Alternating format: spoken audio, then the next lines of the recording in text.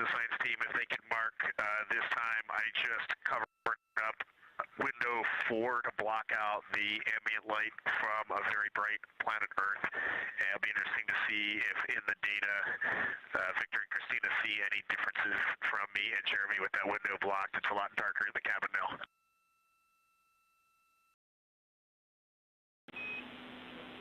Copy, Reed. We're taking note. We'd be curious too.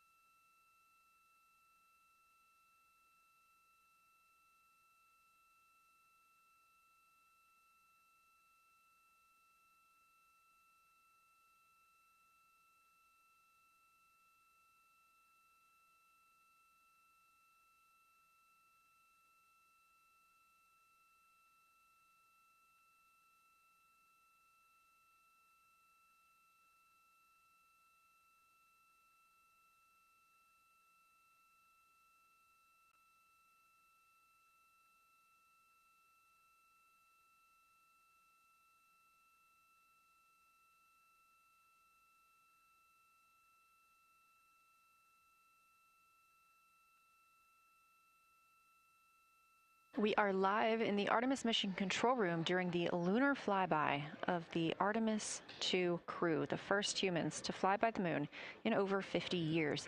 Orion launched 4 days, 21 hours, and 30 minutes ago atop the SLS rocket, Space Launch System rocket from Kennedy Space Center in Florida.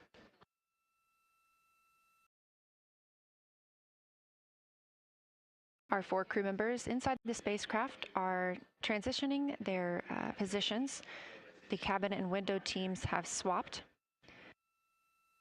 Currently at the window, we have Victor Glover and Christina Cook, NASA astronauts, and serving as support, Reed Wiseman and Jeremy Hansen.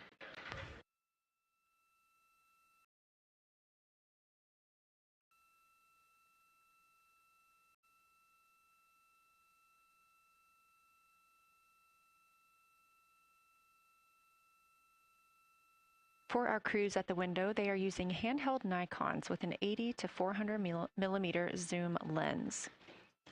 There are also GoPros on each of the solar arrays on Orion, and that's where this view is coming from right now. We have an interior camera of the crew as well, but they have dimmed the cabin lights. They've actually turned off the cabin lights to allow them to better see outside of the spacecraft. This also helps prevent any reflections from lights inside the spacecraft reflecting onto the windows while they are photographing the moon.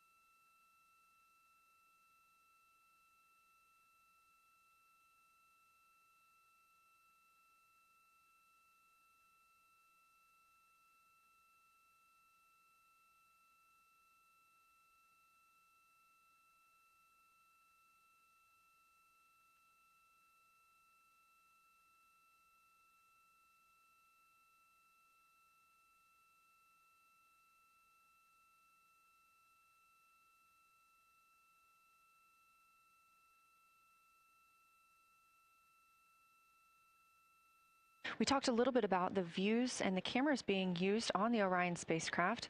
And again, we do have GoPros on the tip of each solar array wing.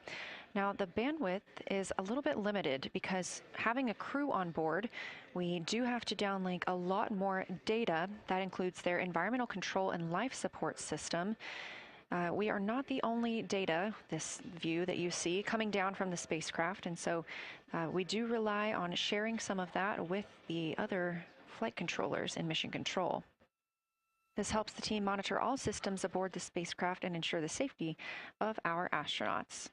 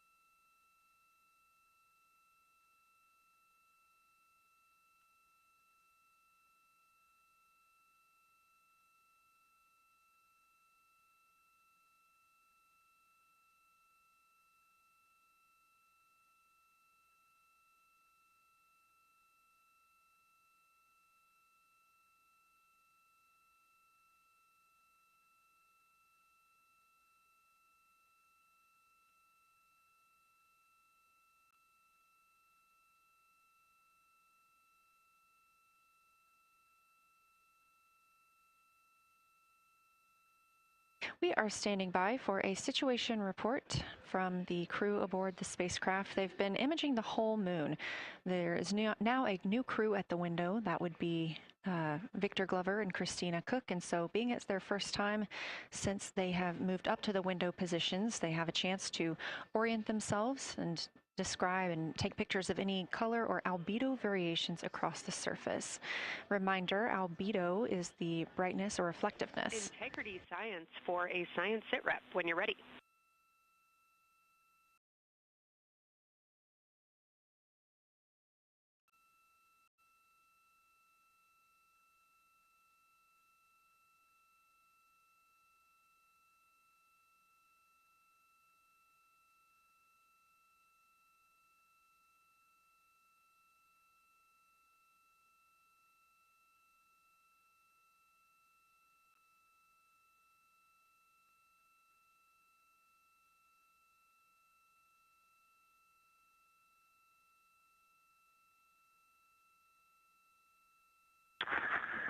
Houston Integrity, we have no external view of the moon right now for the floating crew members, so my only science sit rep is that we have Victor in window 3 doing observations and Christina in window 2 with the long lens.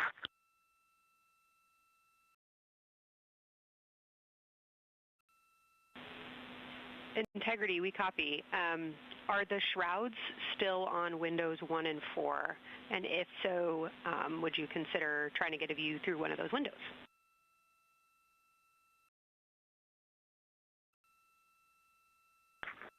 We cannot take the shroud off of 4 because the Earth is too bright and it's impacting Ike's peripheral vision. And then I can get a grazing glimpse out the docking hatch window. I can see Oriental south down to the South Pole. And the primary thing that I see from Oriental right now is just the long trenches that come out. And, you know, when you come out the north side of Oriental, the ejecta kind of boulders across the northern half of the far side. But coming out the southern half of Oriental, I just see those large, here they look like gorges. They're almost like rain when it comes down the Grand Canyon and fingers off into the desert, kind of what it looks like. Also, Burgess Alpha is extremely bright. It's the brightest thing that I can see. Even brighter now than Aristarchus, which is heading off to the Terminator. It's almost impossible now to see Aristarchus, the thing that Jeremy and I looked so much at. I can just barely see the crater rays from Ohm, and I would say for albedo right now, I would go back to Grimati is still extremely dark, especially in that southwest corner, and there are parts of Oriental and the outer ring of Oriental that reach that same level of darkness, especially the rings of Oriental reach the same level of darkness as Grimati. And then south of Grimati, Jeremy and I were noting a few other just really dark areas of cratering, mare there, and those have that same darker albedo. But Burgesshoff is the brightest, and Grimati is the darkest. Integrity Science, that was a great description. Thank you, and thanks for the docking window geometry to give us that description. Any comments before you go on the annular ring in Oriental?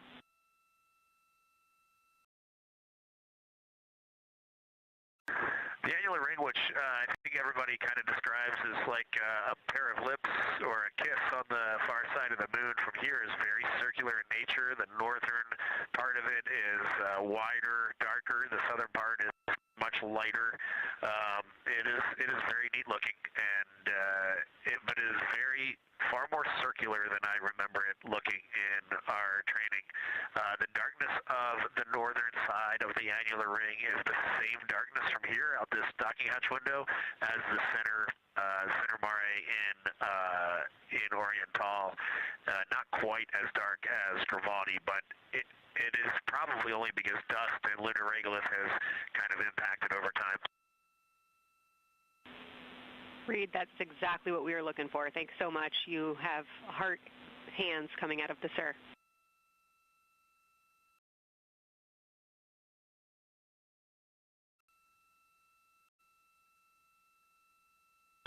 Say that again, Kelsey. Just saying that the SIR was really excited about that. That annular ring was something we were really eager to hear about, so thanks.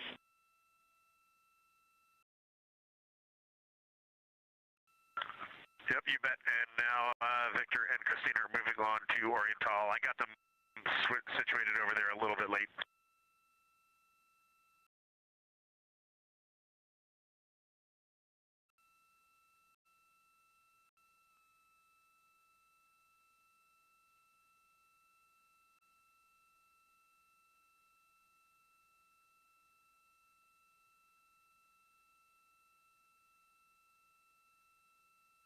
That was NASA astronaut Reed Wiseman, now providing a science sit rep as he is away from the windows most of the time. He is working as the support person along with Jeremy Hansen in the spacecraft, as Victor Glover and Christina Cook are now at windows 2 and 3, able to photograph the moon. Christina and Victor are also providing recorded information to their portable computing devices, that's their PCDs, and the science team will have access to that at a later time. They will then review it and compile all of this data to help further our understanding of the moon. One of the items you heard mentioned was Oriental Basin. This has been a very exciting opportunity for the crew. They have all been very excited about seeing Oriental, as well as the science team has been looking forward to it. It is known as the Grand Canyon of the Moon, as we discussed earlier.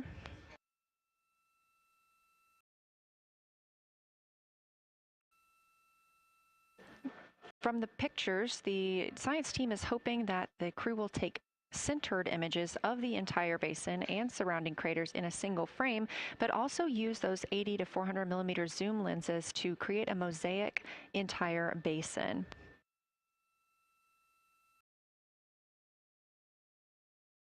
With their unaided eyes, the science team is hoping the crew will describe southern dark annular ring, which you heard Reed just describing, as well as any color, albedo, texture, or topography across the mare patches and ring mountains. Science team reports that the observations will be used to study the geologic evolution of the youngest lunar basin and to inform formation hypotheses for the annular ring.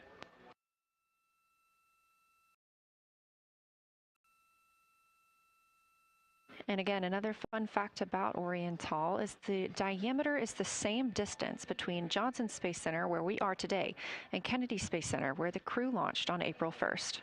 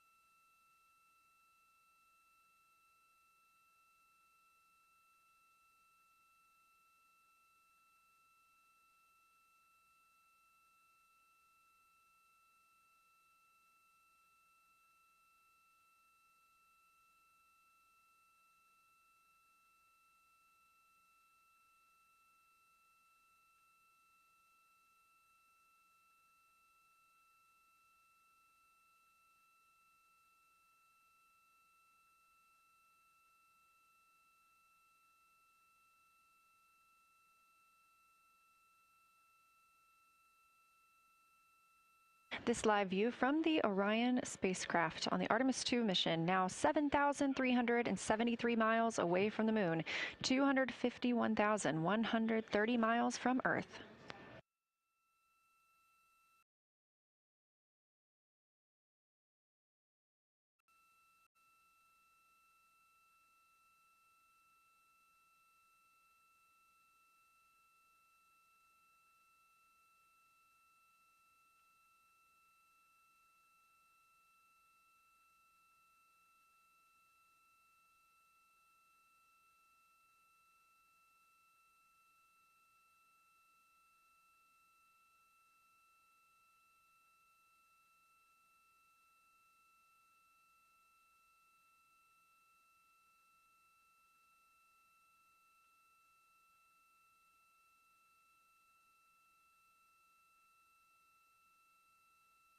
Again, the Artemis II crew passed the Apollo 13 record of the humans farthest from the Earth today at 12:57 p.m. Central Time, 1:57 p.m. Eastern Time.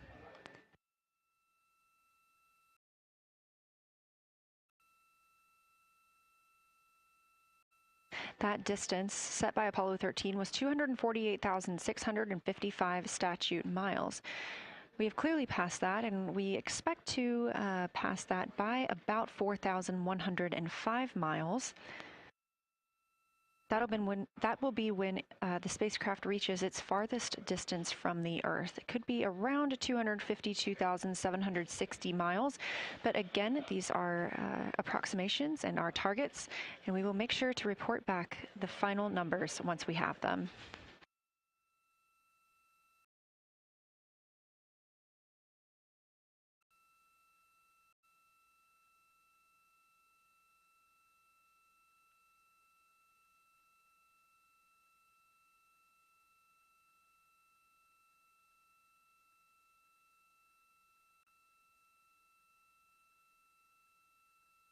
We have some refined times of when we expect to have Earth set of Earth behind the moon while Orion flies behind the moon. That would be about 5:41 p.m. Central, 6:41 Eastern.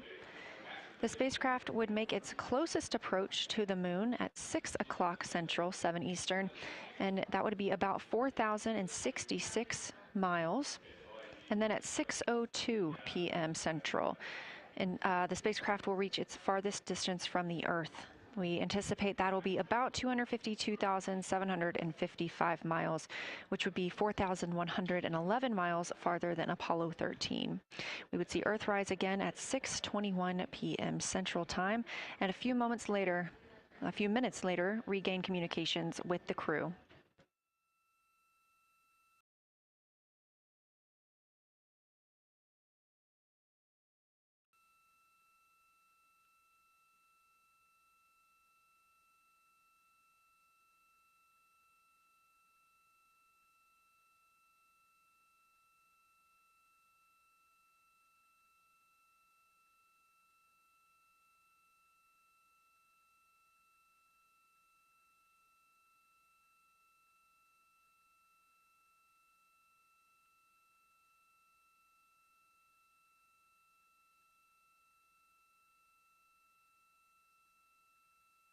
Currently aboard Orion, Victor Glover and Christina Cook are the two team members conducting lunar flyby observations, meaning they are using the Nikon cameras to photograph the moon, and their PCD, or the portable computing device, to conduct annotations.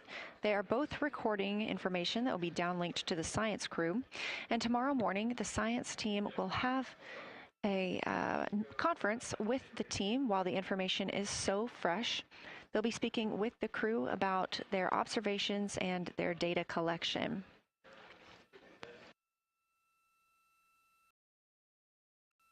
Otherwise, most of tomorrow, Flight Day 7, is considered an off day.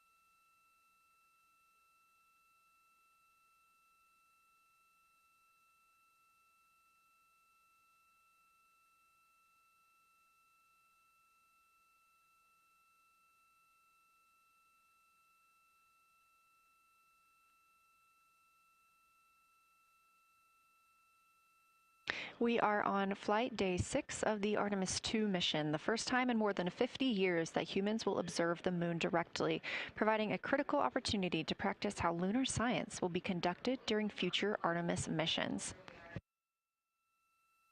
If you're just joining us, the crew is well into their lunar flyby observations, and we anticipate that we will hear from them soon. A few times every hour, they are slated to call down with science sit reps or situation reports. We most recently had one from Commander Reed Wiseman. He and Jeremy Hansen, mission specialist, were first at the windows today to photograph and make annotations of what they were seeing. Therefore, we heard more from Victor Glover and Christina Cook earlier in the day during those first blocks. But now that Reed Wiseman and Jeremy Hansen are on the support side, they are the ones calling down what they are seeing from windows 1 and 4. Earlier, we heard that the Earth is so bright in window 4, they have had to temporarily cover it with a t-shirt.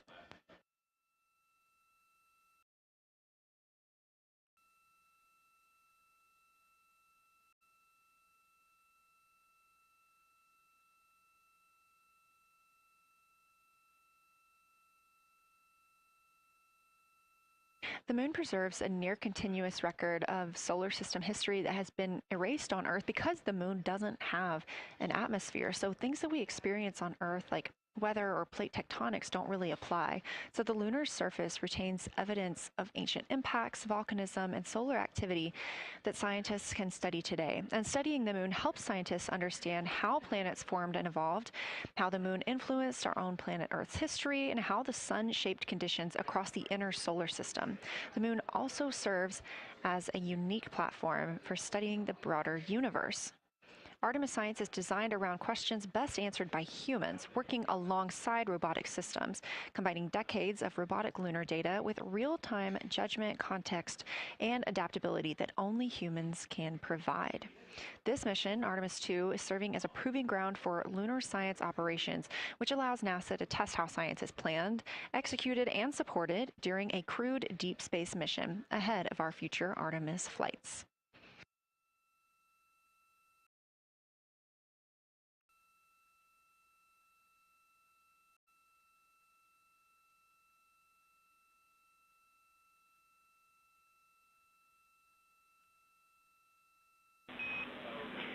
Integrity, time for a window team position swap.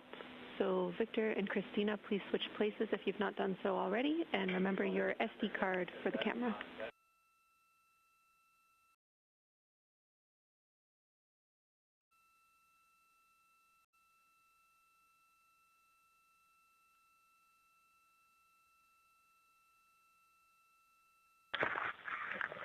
We're in the swap right now. They're wrapping up their last comments, and they'll switch over and change guards in the long lens. Copy.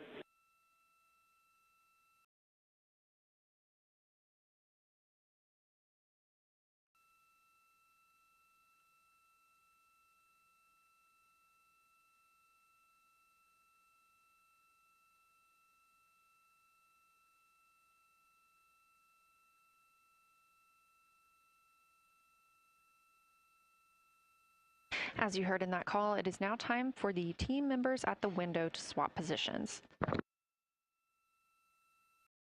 That means Victor Glover and Christina Cook will be switching roles. One of them has been photographing the moon with a Nikon with an 80 to 400 millimeter zoom lens, while the other was making annotations on their portable computing device. And both are recording audio that the science team will be able to listen to.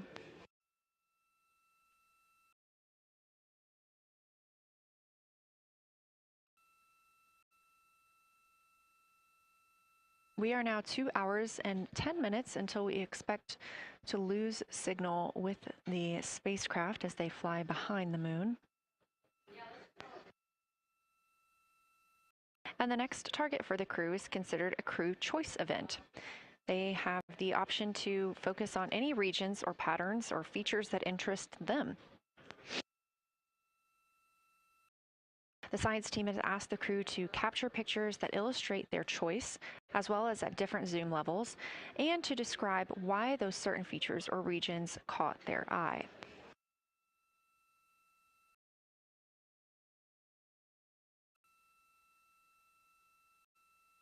Those recordings are part of what are being saved on their PCDs, portable computing device, that will be sent to the science team for analysis.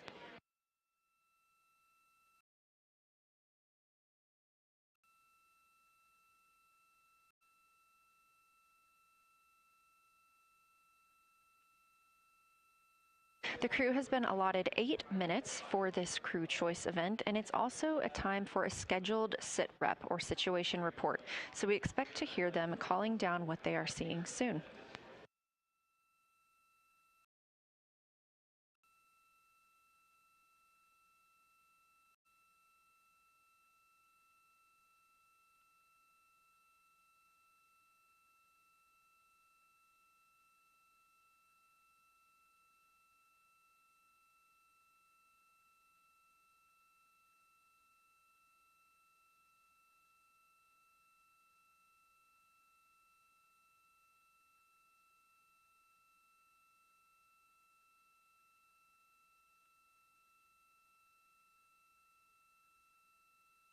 Something that the crew or that the science team has used to help prepare the crew is a cue card. These ask for a feature ID if they happen to know the type or name, and if it is a target. Of course, in this situation, when they have a crew choice, they do not need to, it may or may not be a target. They want to know the location and the observation style. They've also asked for the geometry of what's being captured, the size, shape, boundary, and preservation, as well as the color and shadow. So the color tone, the albedo, that reflection or brightness, and any shadows or illumination. Next, they're interested in structure and texture. That includes slopes, structures, and textures, of course, and geologic relations, like association to other features, any contact to those features, and of course, their thoughts, impressions, or interpretations. They are interested even in emotions and excitement that the crew may be having.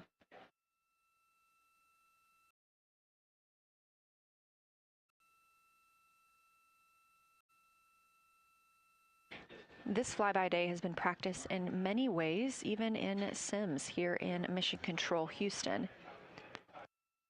The team also conducted some field work, learning how to look for specific geologic features. They also photographed a large globe, and the science team helped them determine which features they would be targeting and how to look at those.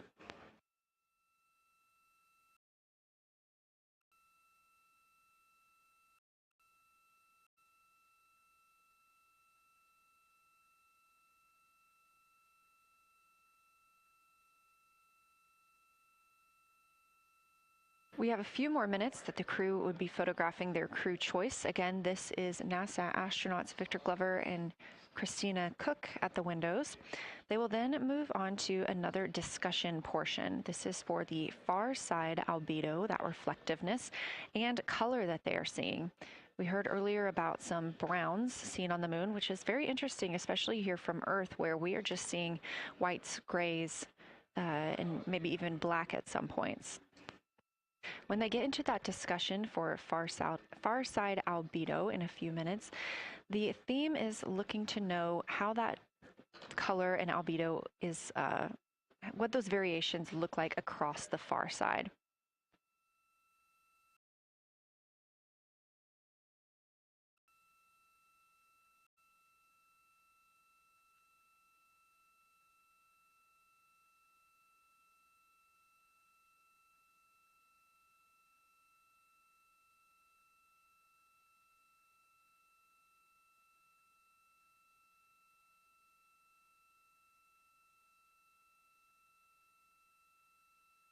On the right side of your screen, the Science Evaluation Room, or SIR, where team members are looking real time at what the crew is seeing.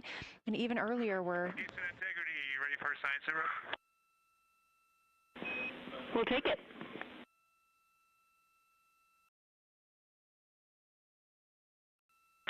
Okay, the crew has swapped positions. They're in their crew choice.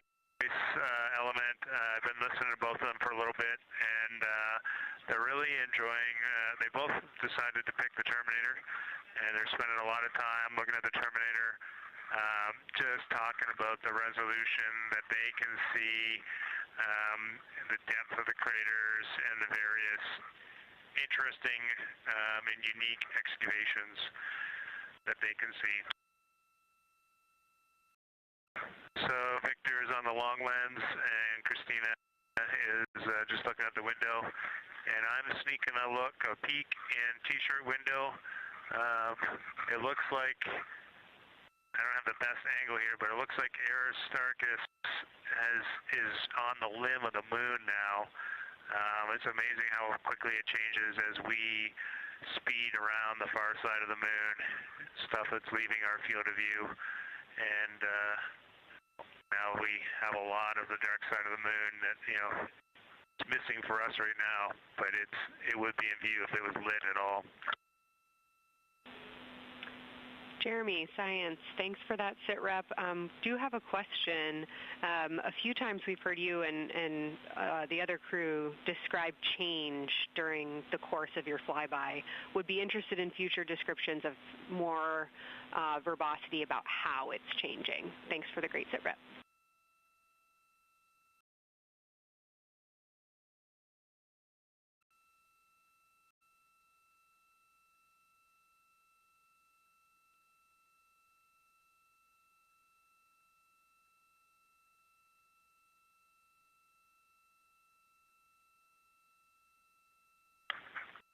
Yeah, Kelsey, sounds good. We are definitely keeping an eye on that.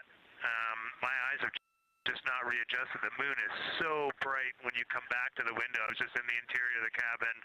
I've come back to T-shirt window, and it's just overwhelming brightness, and my viewing angle is a bit challenging, so I won't be able to give you great observations from this window. But I will talk about something that I was talking a lot about in my recordings earlier, which was we've been talking about some shades, and so we have obviously the dark and the light gray, and then we've talked about naming some colors, a brownish hue and a greenish hue.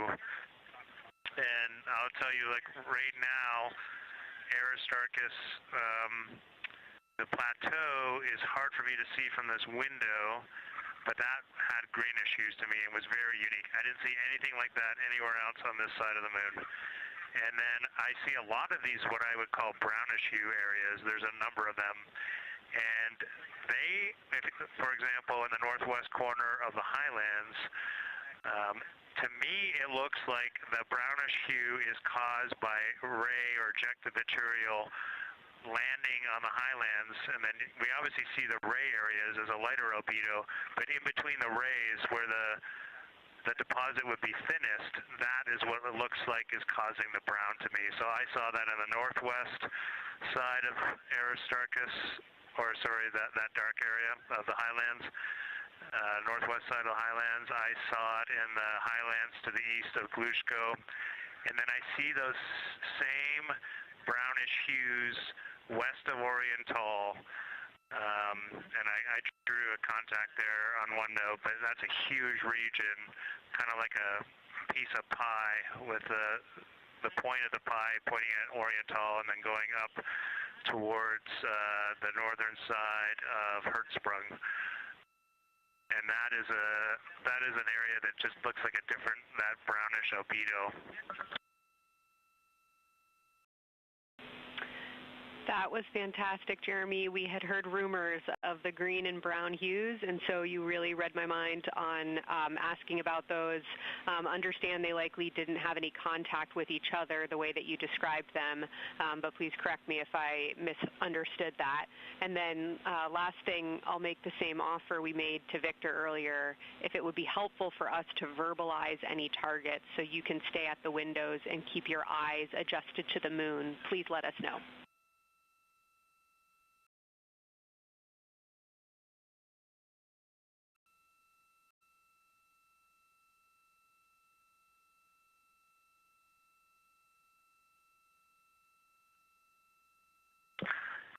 If you got something you want us to look at, Kelsey, you can send it on up.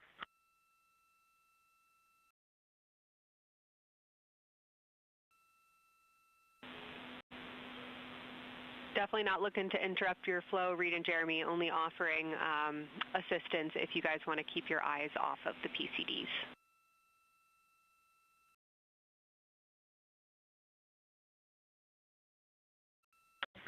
Oh, I see what you're saying, okay.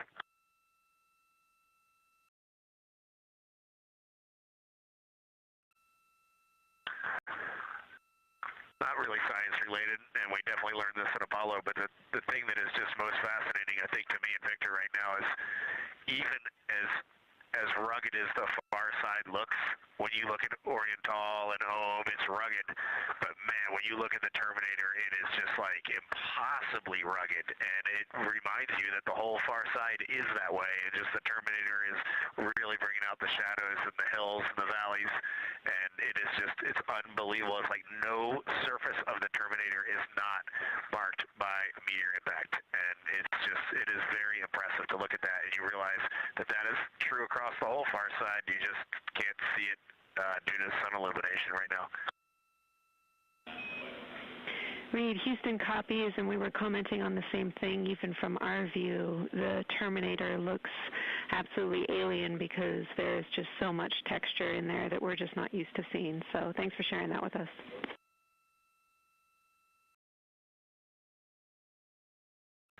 There's also, I don't know the name of it, coming out the south-southwest of Oriental, right on the southern Terminator, is just a massive crater.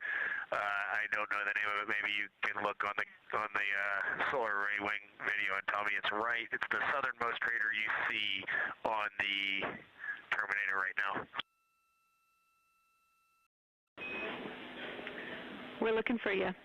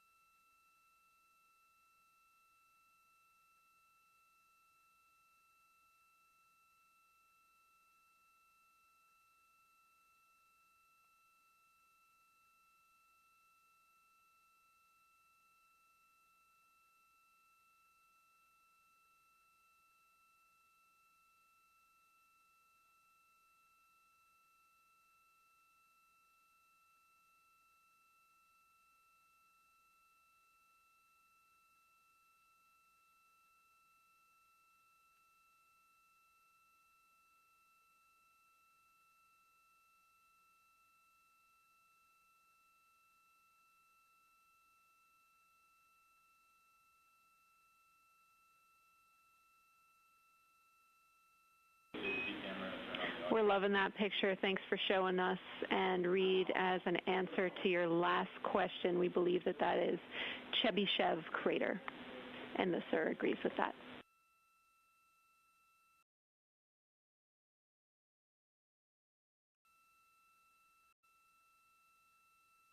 Okay, that picture I was just showing you is an 8X iPhone out the docking hatch with a high grazing angle. It's just amazing.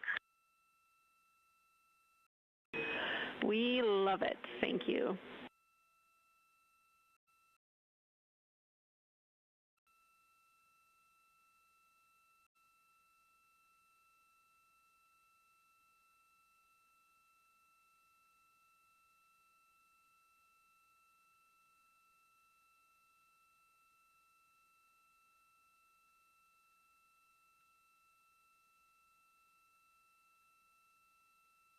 This is Artemis Mission Control in Houston, Texas. Mission elapsed time, 4 days, 22 hours, 12 minutes into the flight of Orion.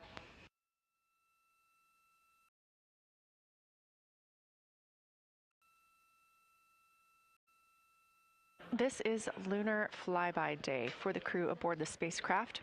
Reed Wiseman, Victor Glover, Christina Cook, and Jeremy Hansen are now the farthest people to have ever traveled from Earth.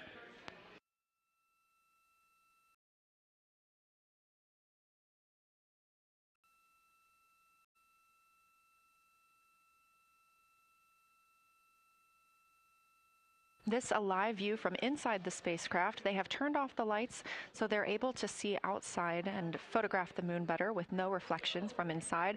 And for a very brief moment there. Integrity Science, thanks for those iPhone views. It's helpful to see what you're seeing.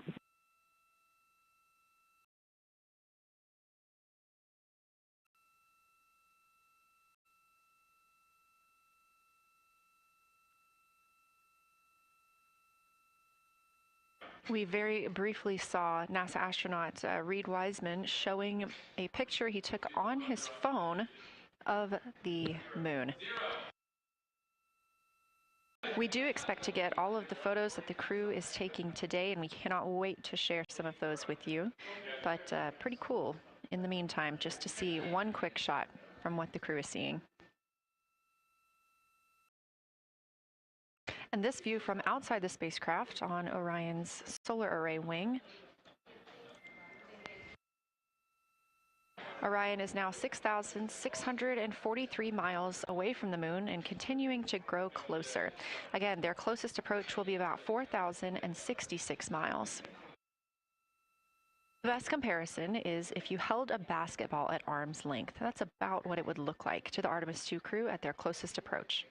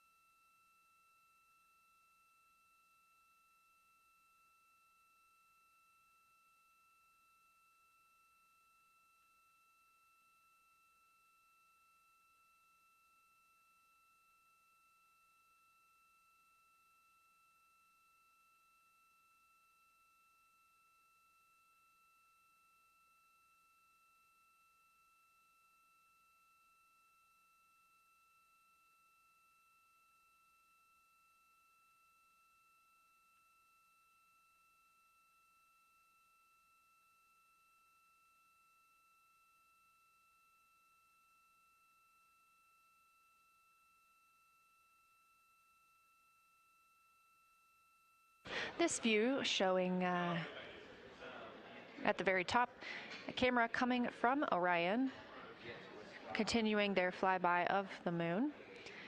We have 3 more flyby observation blocks after the completion of this one. Down in the bottom left of your screen, that's the SIR, the Science Evaluation Room, where team members are continuing to work through all of the targets that the crew is photographing today, and they've helped identify some of the craters and some of the other items that the crew has seen on the moon's surface. Down on the right is Artemis Mission Control here in Houston. Those 2 rooms down at the bottom are just down the hall from each other.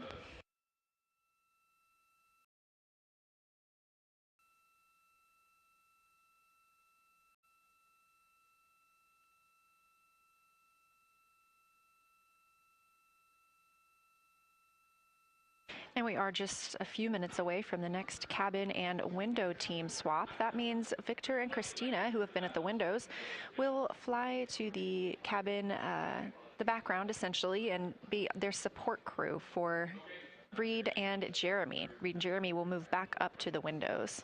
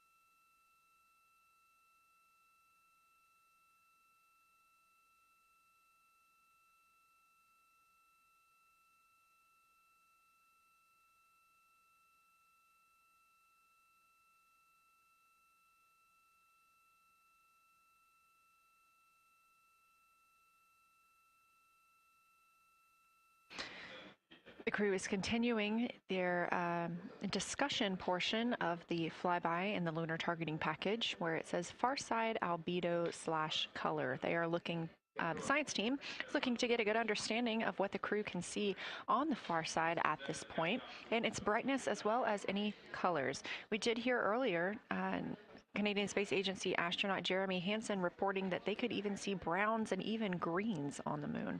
I'm really looking forward to seeing those photos.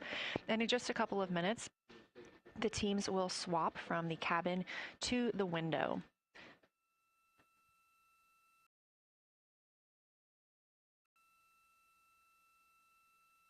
Another rundown of just how this flyby is choreographed inside the spacecraft today. So these activities have been timelined, and there are these 5 blocks of time during which the crew is going to be observing the moon from Orion's windows.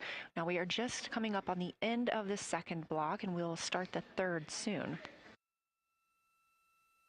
So at any time during those blocks, 2 members are at the windows working in a pair. One is taking photos from window 2 and has a blue shroud over the window to help prevent any reflections from inside the spacecraft. They are also using an 80 to 400 millimeter zoom lens. And the other astronaut on the window team will be in window 3 using their portable computing device to make annotations. Now, again, both of those crew members are making audio recordings of what they are seeing, and we are not hearing that right now. Those are going to be downlinked later to the science team, who will evaluate them and use that data to inform our understanding of the moon. Those 2 crew members at the windows swap roles. Integrity Houston, it is time for another swap between the cabin and the window teams. So we have 15 minutes of handover time, and then we will expect Jeremy and Reed at the windows and Christina and Victor at the cabin. I have no new vehicle updates for you, but I do have a photo location for some photos on Ike's PCD, and I want to let you know that Jeremy's family have arrived in the viewing gallery.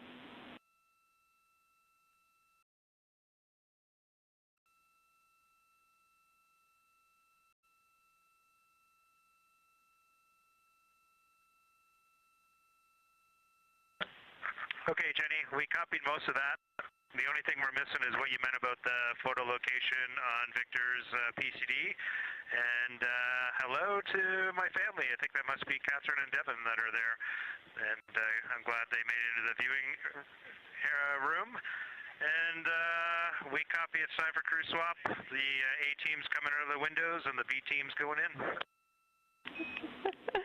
Okay, copy. All I meant to pass for Victor's PCD is that there are some late load photos that were requested that are now in his favorite photos folder. And you're exactly right. We have Catherine and Devin here.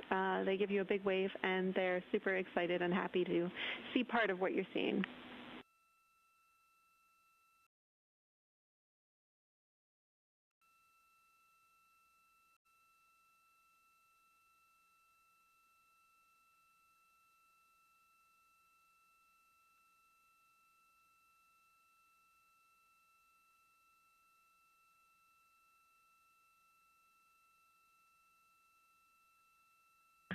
Okay, copy, Jenny. We're not sure what we're looking for in the PCD, but we're going to poke around, and we may be calling you back about that one.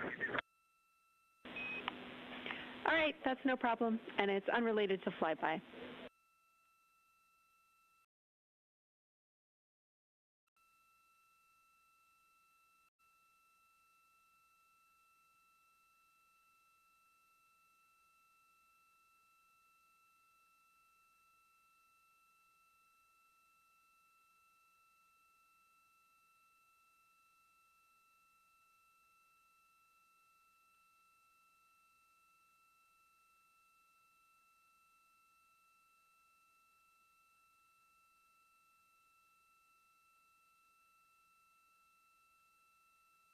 This is Artemis Mission Control here at Johnson Space Center in Houston, Texas. And as you just heard, Capcom, or Capsule Communicator Jenny Gibbons, Canadian Space Agency astronaut and Artemis II crew backup, relaying to the teams in Orion that it is time for a swap from the cabin to the window teams.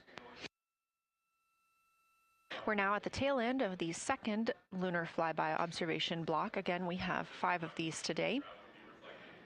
Most recently, Victor Glover and Christina Cook were at the windows photographing and making annotations, while Reed Wiseman and Jeremy Hansen were in the cabin providing support, whether that is SD card help, but also science sit reps calling down any situation reports for what they are seeing on the moon or anything about the vehicle status. With that call to make a swap, Reed and Jeremy will be back at the windows, making observations for what they see at the moon and taking photos.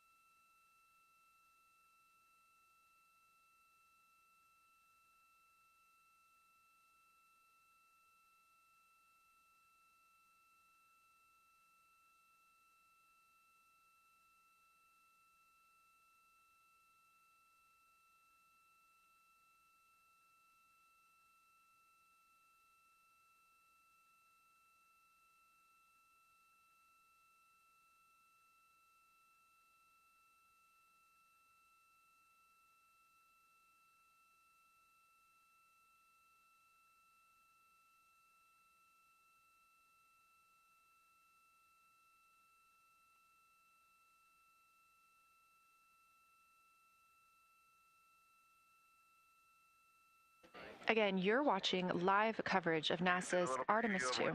But something that's really awesome up here is we now have the moon and the Earth in window 3 simultaneously, and the moon is a gibbous, and the Earth is a crescent. And I'm guessing in about 45 minutes we'll have 2 identical crescents as we change our position in the universe. That is pretty darn cool. Thank you.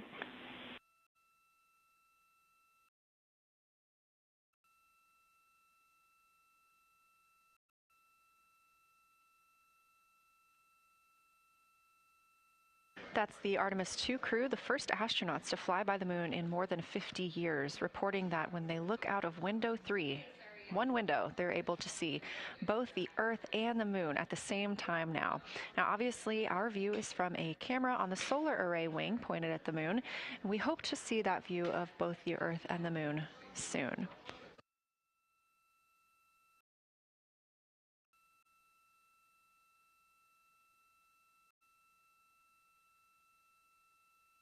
Some upcoming times for what you can expect. In about an hour and 40 minutes, we will have Earth set. And during that time, we will have a view of Earth going behind the moon.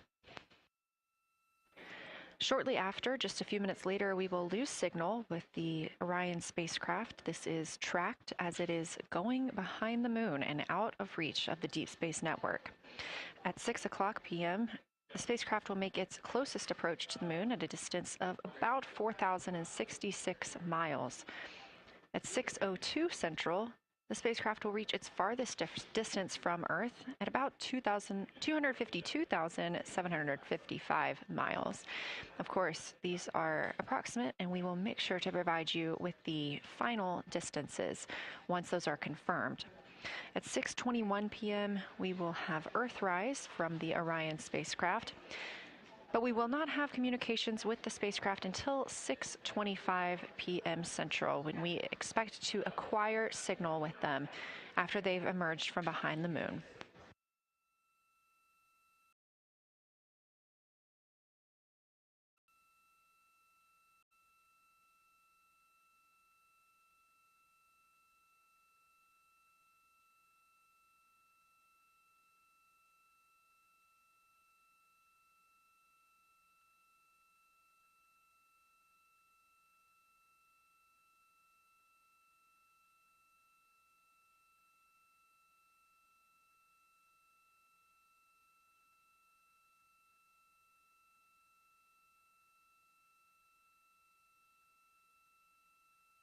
Again, you're watching live coverage of NASA's lunar flyby for the Artemis II mission, the first crew to fly beyond the moon in over 50 years.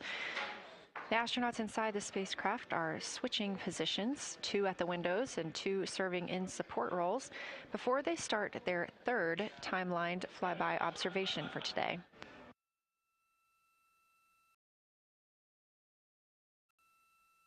We've heard great calls from the crew so far describing what they're seeing, all well trained by the science team here on the ground.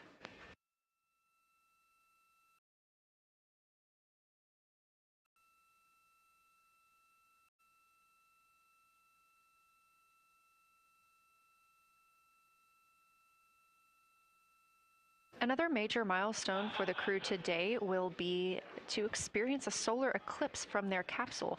No one on Earth will experience this solar eclipse. To the astronauts, this will look a lot like a total solar eclipse on Earth, except the moon will be huge compared to the sun. Whereas if you're standing on Earth and looking at a solar eclipse, the moon and the sun appear to be about the same size in the sky. As the moon begins to cover and then uncover the sun, the astronauts will see a partial solar eclipse, so that's before and after totality, and during that time frame they will have to wear eclipse glasses so they can safely view this phase. They also intend to capture images of the sun's corona during the eclipse. This is a rare glimpse at the innermost corona that will only be captured by the astronauts' cameras. During the eclipse, we also look forward to the crew members describing what they will see, which includes unique light features like the shape and size of the corona and potentially even lunar dust. At the same time, Venus, Saturn, Mars, and Mercury will be near the sun, so they may be able to identify what part of the sky they're looking at. This can help train future Artemis astronauts on what part of the sky they're seeing, which is useful knowledge in challenging situations when they may need to rely on that information instead of instruments for navigation and orientation. That eclipse window will last about an hour, and it'll happen near the end of the day today, closer to 7:35 p.m. Central, 8:35 Eastern.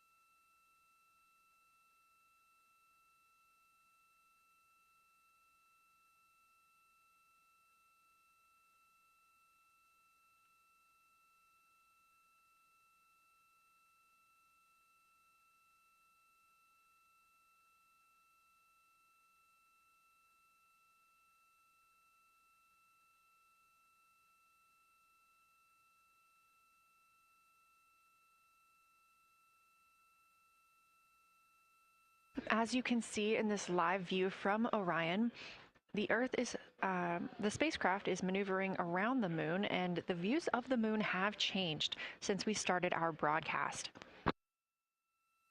The near side is now very far to the right side of your screen. This is the side that we can see from Earth. That darkened portion are ancient lava flows.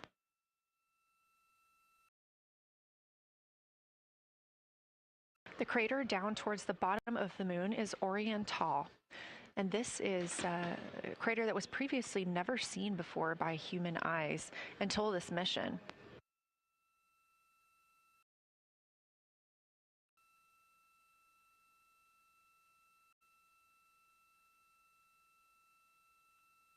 Everything to the left of Oriental is considered the far side. And this is what we typically do not see from Earth.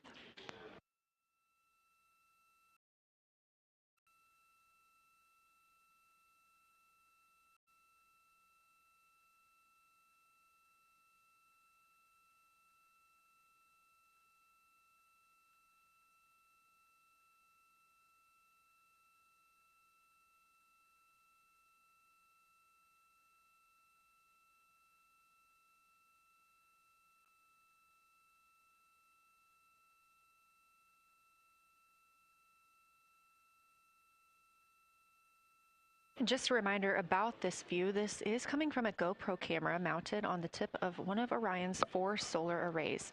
Each solar array has a camera mounted on it, and the bandwidth is limited due to we have a crew on board, and this is our first flight of crew aboard the Orion spacecraft. So having a crew means we have to have an environmental control and life support system. There's a lot of data around, a lot of data to bring down for the crew members to keep us up to date on everything happening aboard the spacecraft. So we have to share our bandwidth when it comes to imagery and data.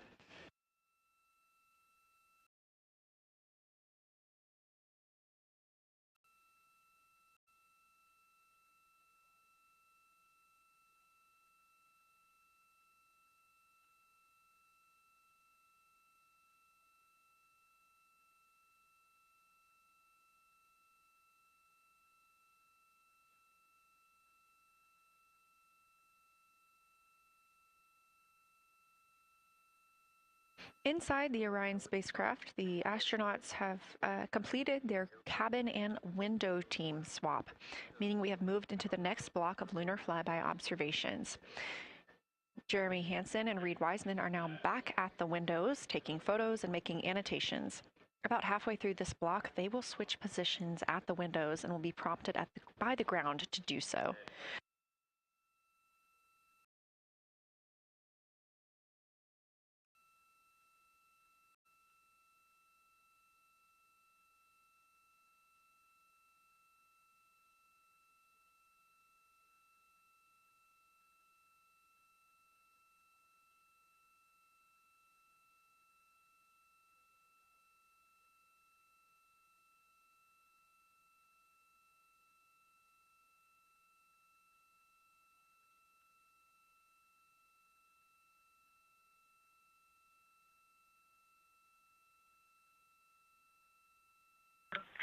Houston, integrity for SITREP. First of all, I'll just talk about the experience that I had during Victor and my observation time. It was an incredible experience. We definitely noted how much more you can see with the zoom lens.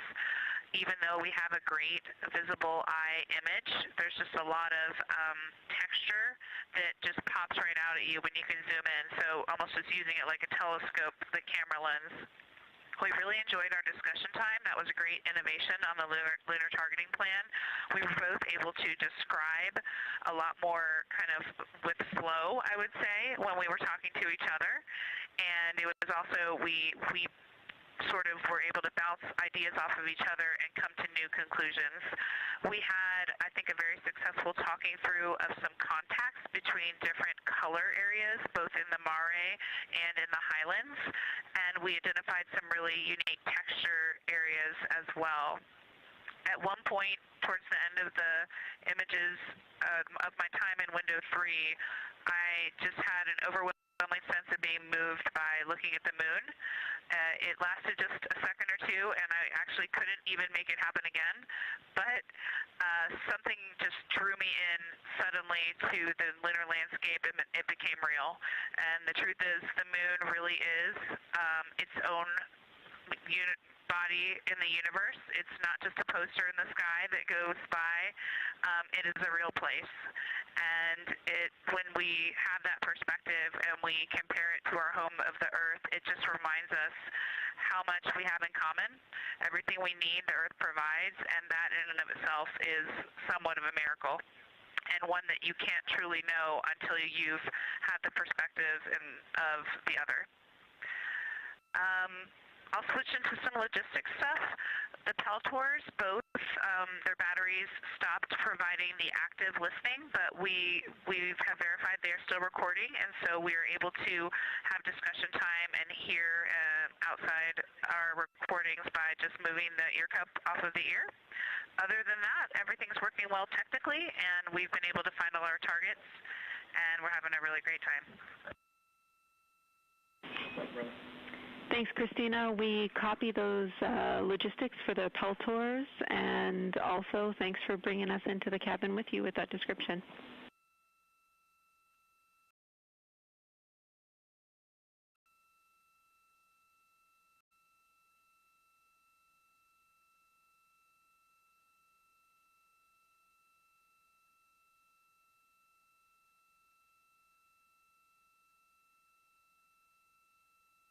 Right on time, NASA astronaut Christina Cook, a mission specialist for Artemis II, calling down a science sit rep, a situation report. Good news, reporting that she and her teammates have been able to capture all targets that were listed.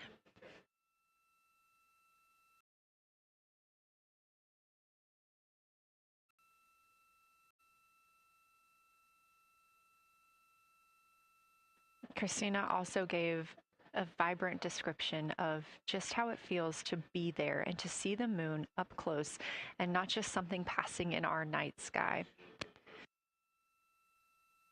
Currently, the team members at the window are Reed Wiseman and Jeremy Hansen.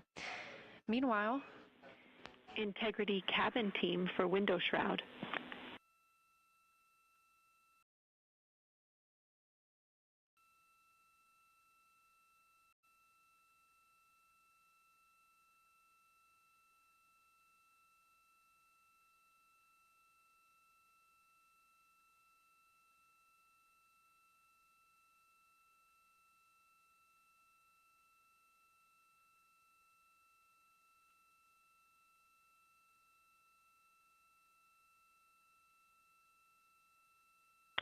We're listening. Go ahead, Jenny. Hey, Victor, we have a temperature constraint on the windows, and the shroud might be getting us close, so we just want to check on the state of window 4's shroud, whether you believe it's still necessary because maybe things have changed with our viewing, and if so, we would like to request to have the shroud removed.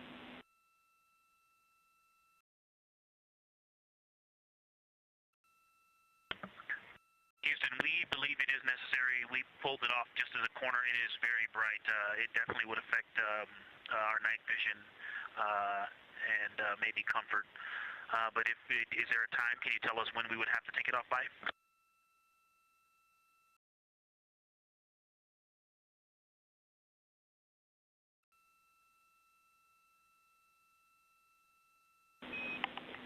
Unfortunately, since it's been on for a while, we are going to have to request that the shroud is removed, and we can recommend something that could block the light but just create a bit of distance between the window and whatever is covering it. Something like a t-shirt would do the trick and help.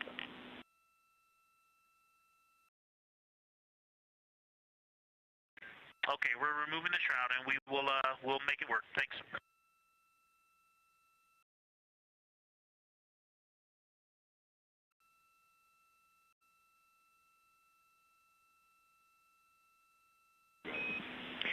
Thank you, Victor.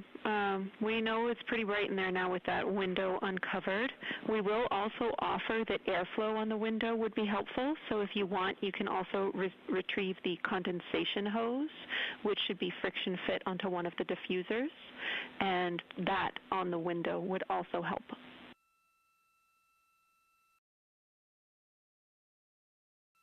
We can easily point a diffuser at the window, so we're going to start with that, and it's pointing at the window now.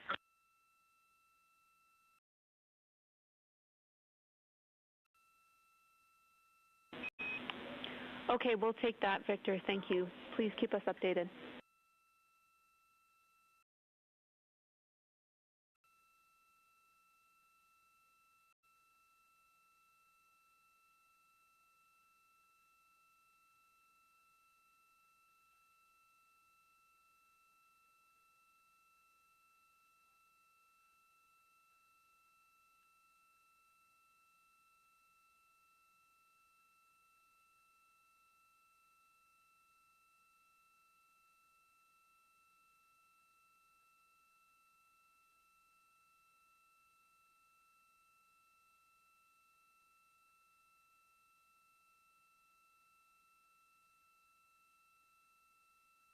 That call from Capcom Jenny Gibbons, CSA astronaut and Artemis II crew backup, to the crew aboard Orion, letting them know that they will need to remove the window shroud they had placed on window 4.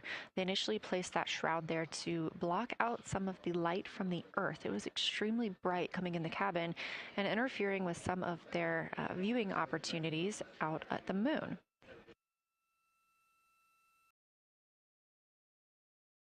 This was a request from ground teams to ensure that they are protecting other systems, and the crew has been offered the opportunity to use something else to cover the window.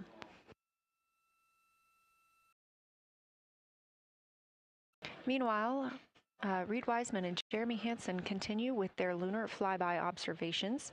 They have just looked at Glushko Crater. That's about when we heard that call down from Christina Cook with that description of everything she had been seeing during her observation period and what she was seeing at that time. The science team asked this crew to take centered images of the entire crater and their ray system in one frame. They're also interested in knowing the brightness, texture, and extent of Glushko's rays and how they differ in the mare, or that sea area, versus the highlands. Glushko is considered a young lunar crater, and these observations can help understand material properties of those craters.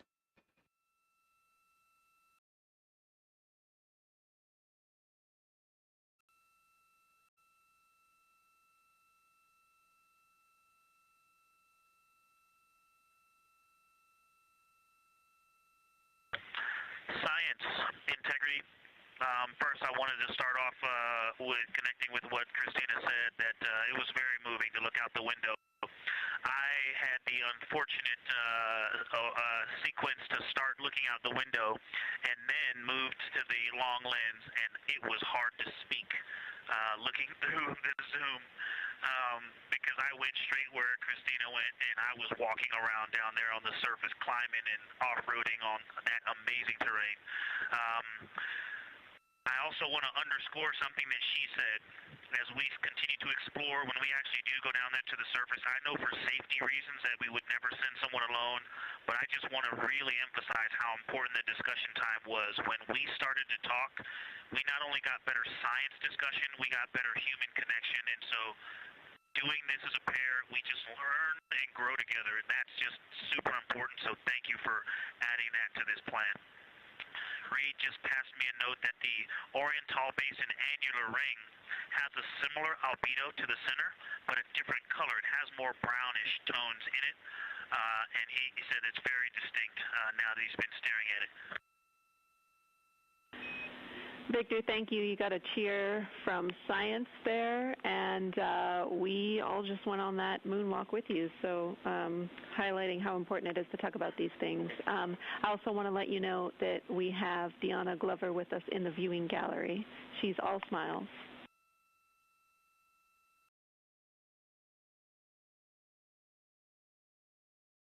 Well, you just got a bunch of cheers up here. Hey, babe. I love you from the moon. We love that we got a hey babe too, and we also have one of your lovely daughters here watching you guys work.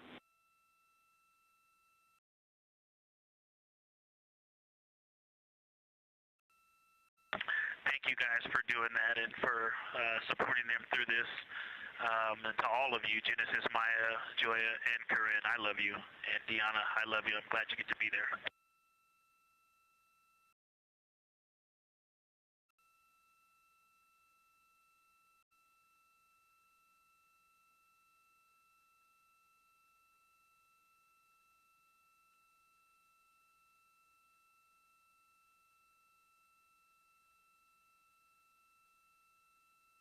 We've had some really sweet words from the crew members aboard Orion today, as their families have been able to filter in and out of the viewing room here at Artemis Mission Control at Johnson Space Center in Houston. Victor Glover also giving a great science sit rep and just a description of how it must feel if you were down on the lunar surface while he was looking through that 80 to 400 millimeter zoom lens. He also expressed how important it was to be able to talk through that real time with Christina Cook and stress the importance of that on future missions, that it not only made their discussions better, but also more human. Glover and Cook are in the support roles right now, not taking photos or making annotations at the windows, but they are also encouraged to have their midday meal at this time.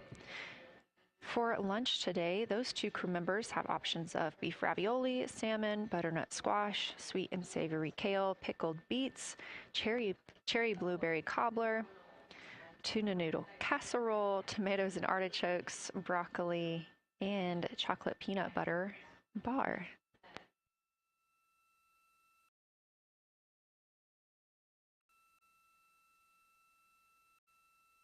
Once Glover and Cook return to the window portion of their flyby today, Reed Wiseman and Jeremy Hansen will get into their midday meal.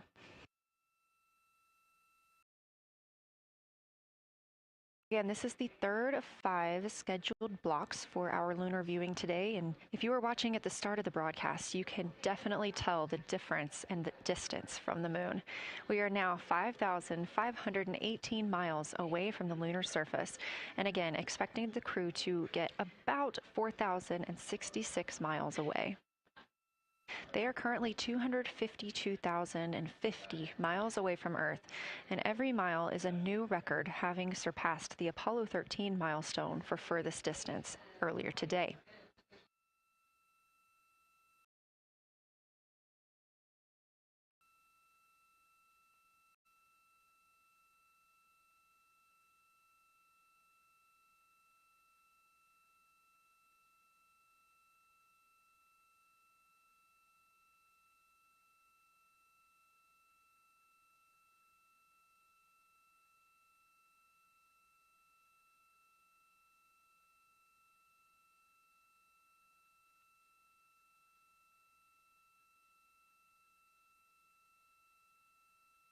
If you look down to the bottom right of the moon in that darker looking area, that is Oriental Basin. We have continued to lose views of the near side. It is just barely visible over towards the bottom right side of your screen. And then you'll also hear later about that terminator. That's the line between light and darkness while on the moon. It is really exposing some of those craters at this time.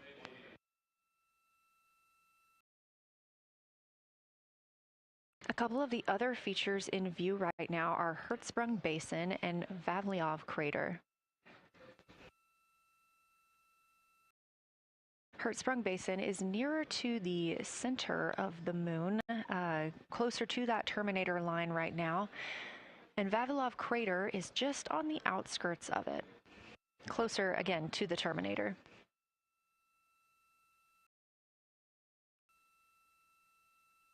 Towards the bottom of the moon and to the left of the terminator line, or currently shadowed in darkness, is Apollo Basin.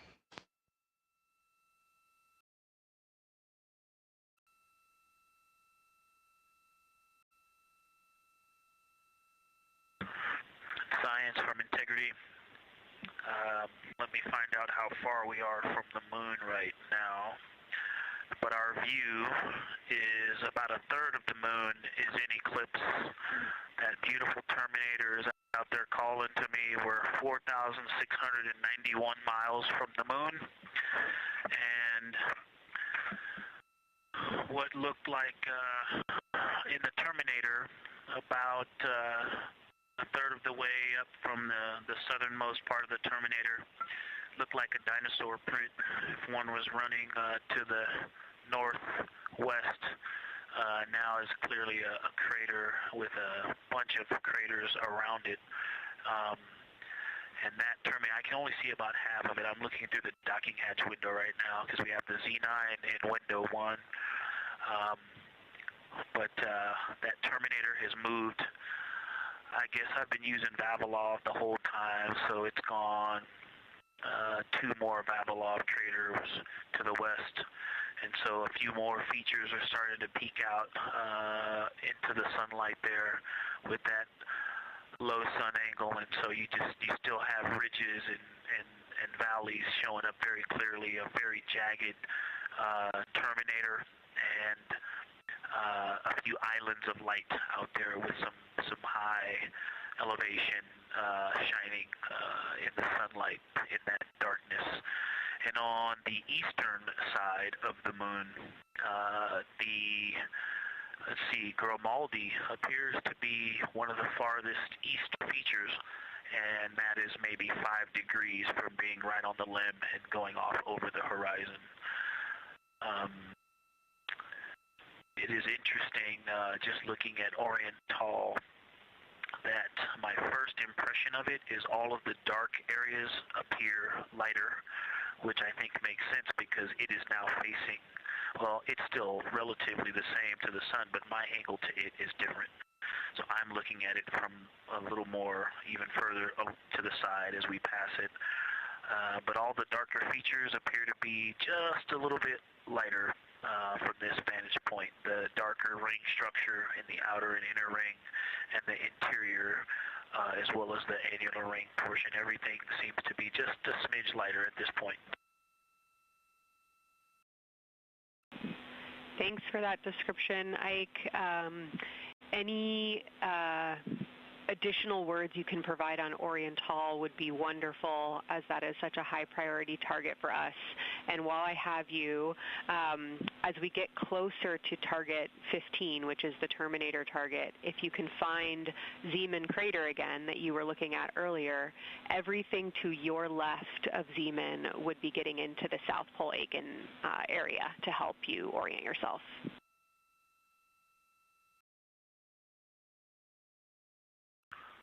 Zeeman is a great waypoint out there. I definitely see it.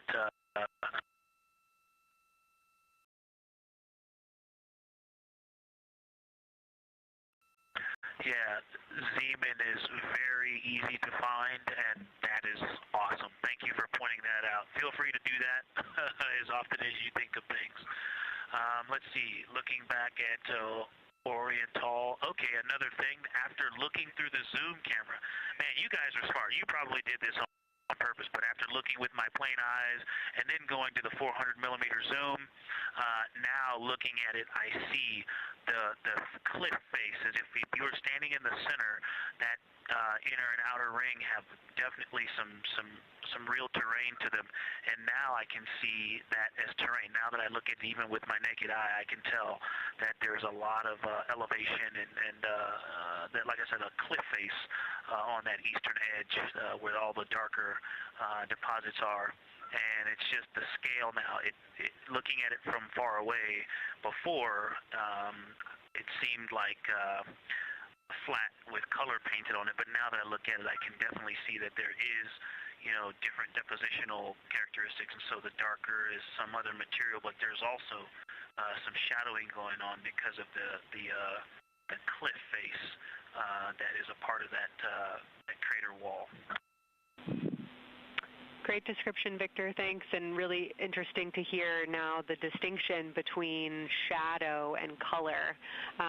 Before I let you go back to other observations, you mentioned that Reed saw a browner hue to the annular ring than the rest of Oriental. Are you seeing that from your vantage point?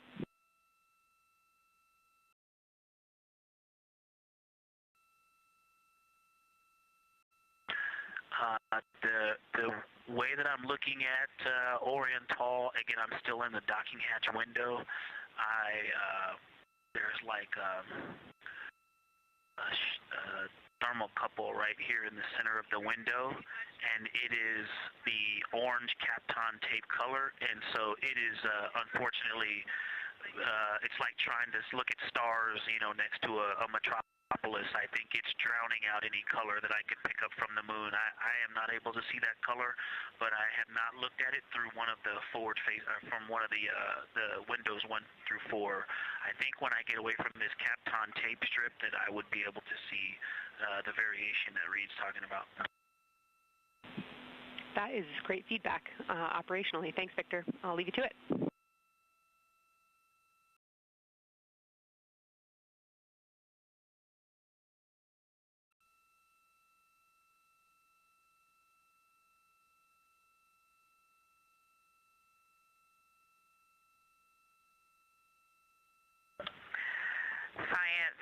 integrity with a question from the window team. Integrity, this is Science here with you.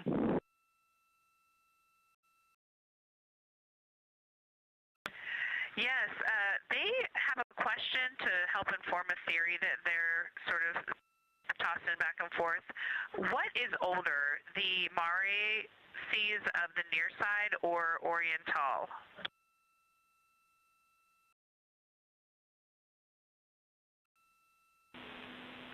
Stand by, Integrity. We're going to get you a little geologic history here.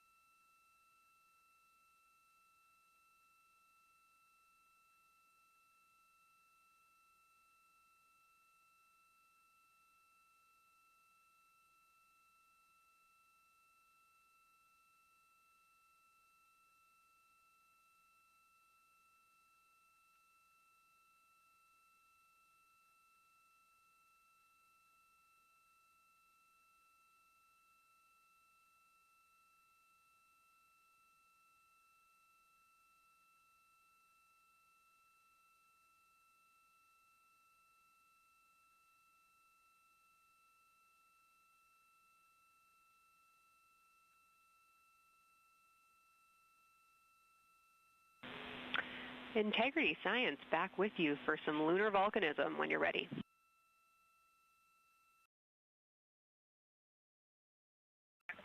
Go ahead. You're making our day down here getting to talk about lunar volcanoes. Oriental, as far as Mare go, is younger than almost all of the Mare on the near side. The exception are features like Aristarchus, which really pop out to you guys and really pop out to us here on Earth. That is younger, but other than that, Oriental is pretty young as far as Mare go.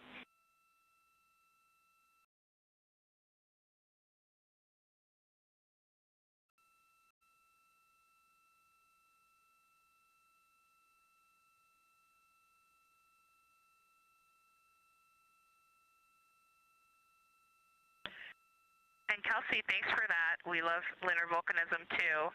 How about when the actual crater was formed?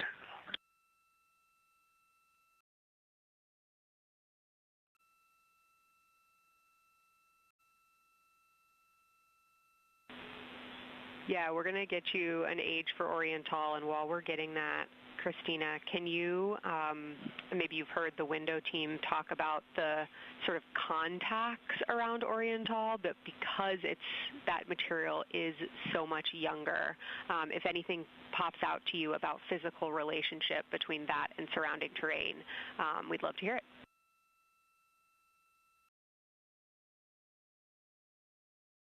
Yeah, definitely. They are discussing a contact relationship that could explain some of the color that they're seeing in certain areas. And so it was really about the ejecta of the creation of the basin and understanding the superposition of its ejecta and Mare on the near side or other features. So thank you. We'll take the insight when you have it.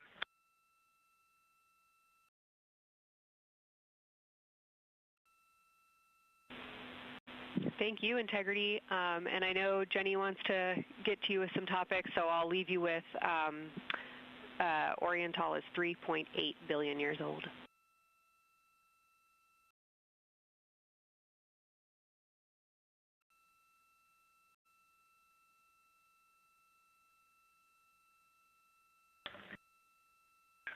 Copy that. So that's on the older side. The actual basin is very old.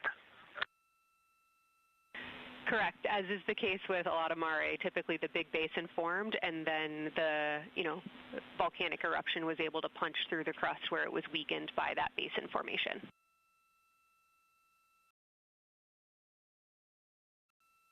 Perfect. Tracking. Thank you.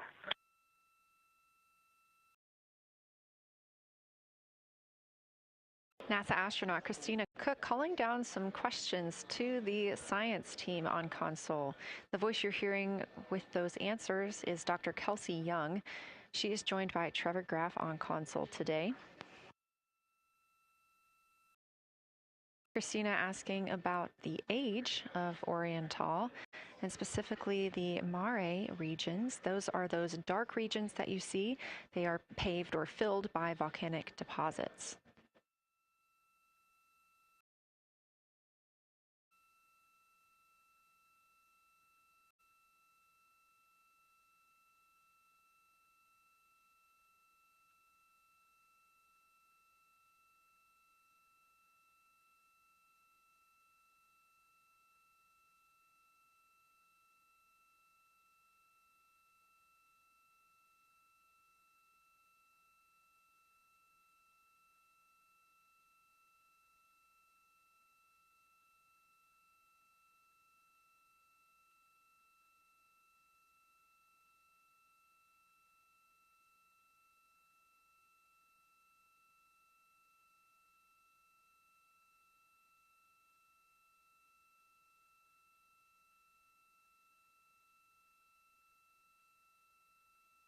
Better answer. Integrity, it's about time for a position swap at the window. So we will ask Reed and Jeremy to swap positions. And I'll remind you again about your SD cards. And Victor or Christina, I have one window task for the cabin team when you're ready.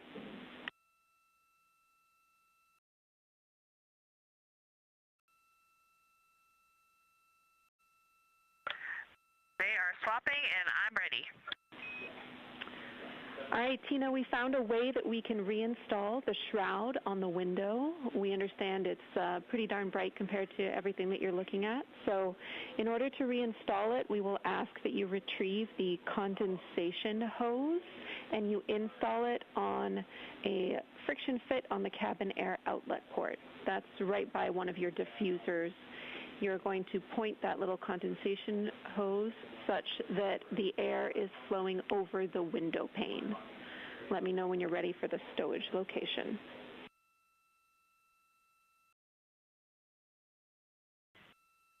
Ready.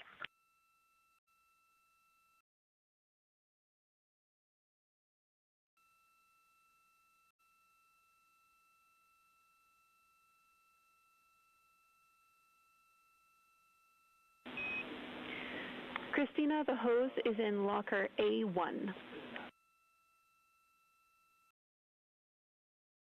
The crew has gotten a go to reinstall that window shroud they were using to block some of the earth shine.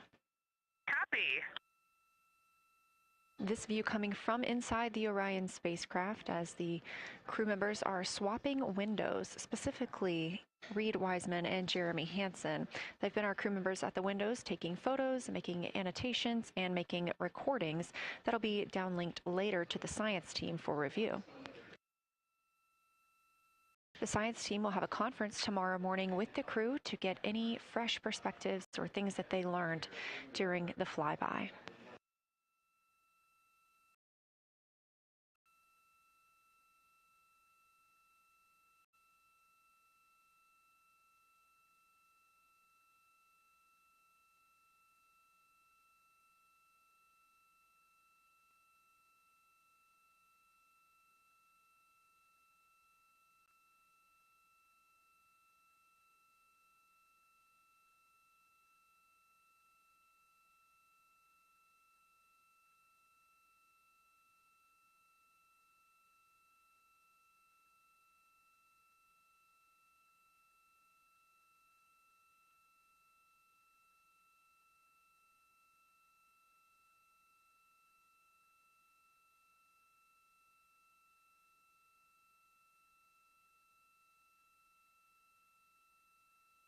Again, we are now in the third of 5 observation blocks for the crew scheduled for today. During this flyby, Orion is passing around between 4,000 and 6,000 miles from the moon and providing the crew with a full view of the lunar surface.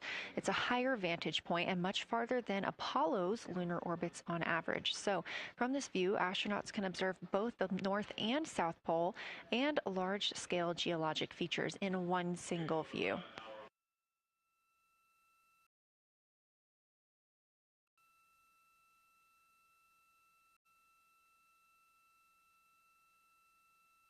We are now just under an hour until Orion passes behind the moon, and we lose communication with the crew. They will be out of reach with any of our deep space network antennas. That loss of signal will last about 40 minutes, and we expect to regain communications with them once they fly behind the other side of the moon. While they are behind the moon, they will also reach their max Earth altitude as well as their closest approach to the lunar surface.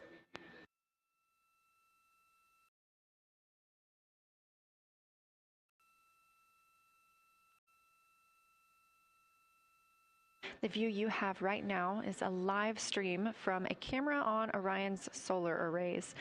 You are looking at a live view of the moon, and 4 people are inside that spacecraft taking pictures of it, telling us everything that they are seeing. The first humans to do so in over 50 years. They'll be sending those pictures down for all of us to enjoy, and of course, especially the science team, who are very excited for what they are learning today.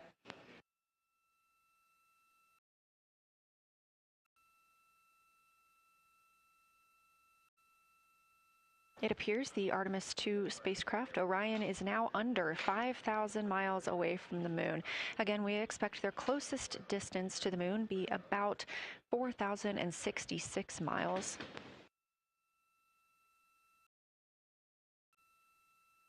That is an estimate at this point, and we will make sure to share that closest approach distance once we receive it.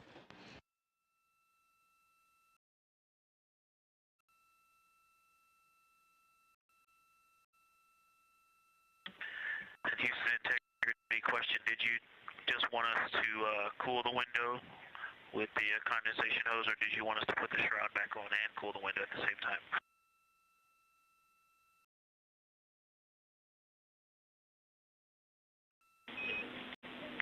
Victor, we definitely want you to cool down the window with the condensation hose. It's crew preference whether you put the shroud back on. The hose will allow you to do that if it helps with your lunar flyby.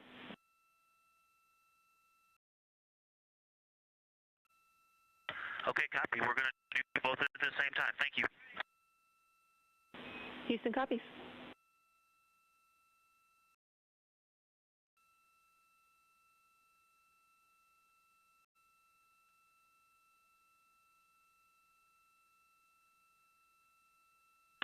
Houston, thank you for that suggestion. The cabin is darkened again, and that makes a big difference for the imagery.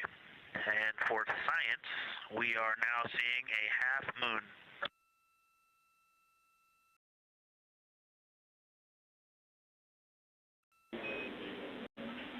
Thank you, Victor. We're happy to hear it, and we see half moon, full moon joy still.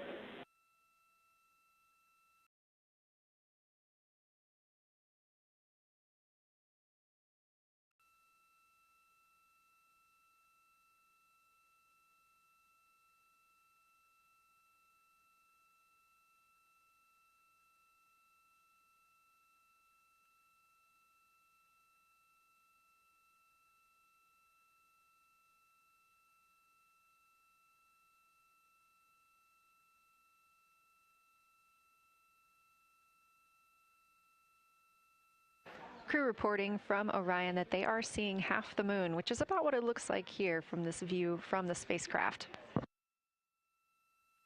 However, what has become a little bit of a catchphrase for this mission, everyone is reporting full moon joy.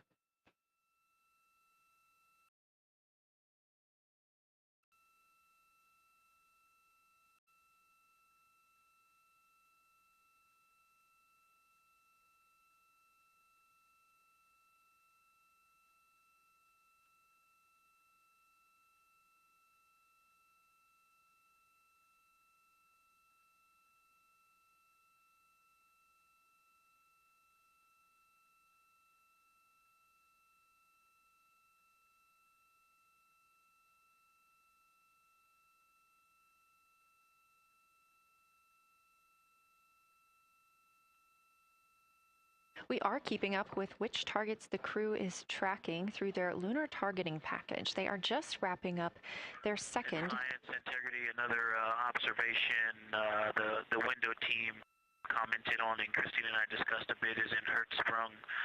The solid and intact crater is very smooth. If it were a dirt road, it's very hard packed, and then you go outside of it, and that outer crater, that's the one that is older, it is a little rougher and more jagged and starts to get into more loose-looking terrain. And the smooth interior also causes the craters that are inside of the larger crater, the smaller craters, to have really sharp edges, sharp, distinct edges. And just a general comment on that area, Hertzsprung, that whole area, the average albedo there is darker. That is, I would say, 3.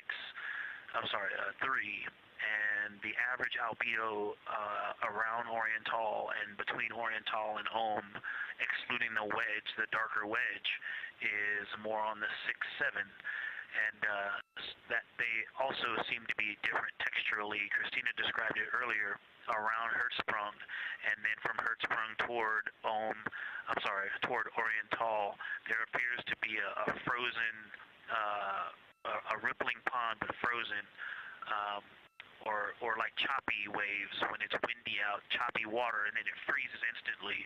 That's the texture. If you walk down there barefoot, it looks like it would be hard on your feet, like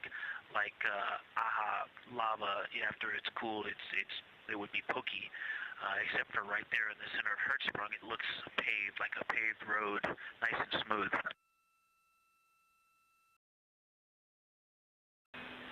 Victor, that's a wonderful description. Going from a paved road to lava reminds us of the Icelandic highlands. Thanks for that.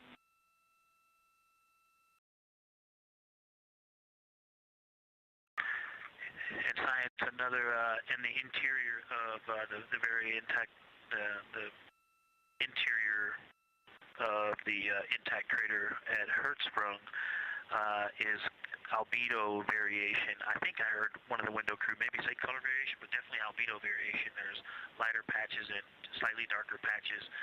It's not swirling, it's just patchy. It just has spots that are lighter, and I would say a predominantly darker average area. Great descriptions, Victor. Thanks. Not swirly, just patchy is really helpful for us.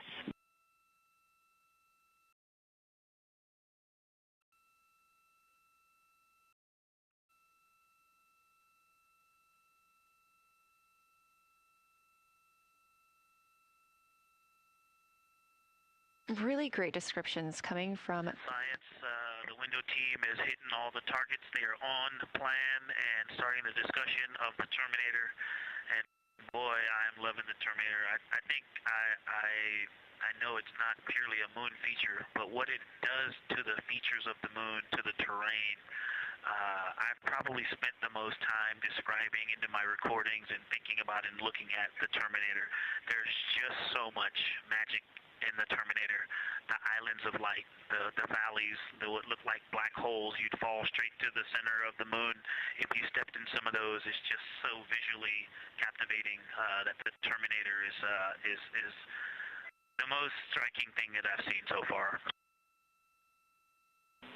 We've been loving your evocative descriptions, Victor. You really are bringing us along with you, and we're following along with visualizations that pale in comparison to your descriptions. Thanks.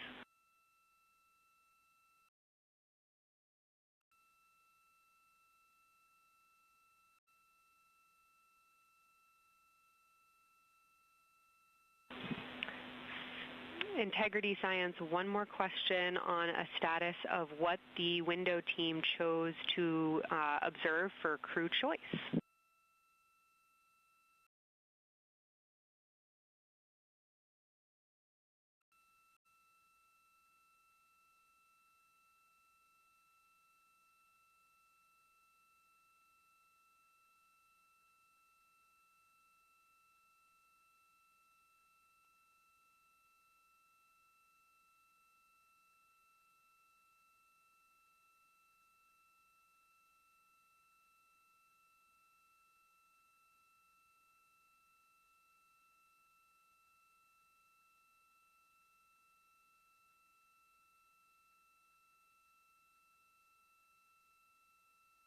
Window 2 talked about Vavilov, looked for suspended dust, and the Terminator. And window 3 about the experience and about the three-dimensionality of the moon this close. Wonderful. And another observation about Oriental, I would say, is the features going off to the southwest, the two large, almost look like scratches in the surface. I don't know if they're rays or canyons or collapsed lava tubes, but two distinct features that are almost parallel going off southwest from Oriental Basin. They are the first things that made me notice parallax of our trajectory looking out at Oriental. That and in the inner walls of the east side of the crater rings, you really get a sense that we're flying over something with elevation and terrain, and they look different from this orientation. Love to hear it, Victor, and you had it that those chains are actually crater rays, secondary craters formed from the formation of Oriental.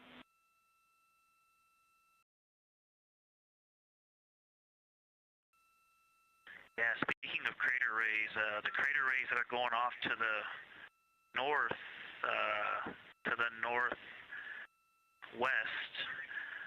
that run off toward Hertzsprung and I believe toward Vavilov. I'm not looking at it right now, but those crater rays are very interesting. They're all very small. I know you've imaged this, but they're all small and they look like, you know, a big impact launched rocks and things that made smaller impacts down the way.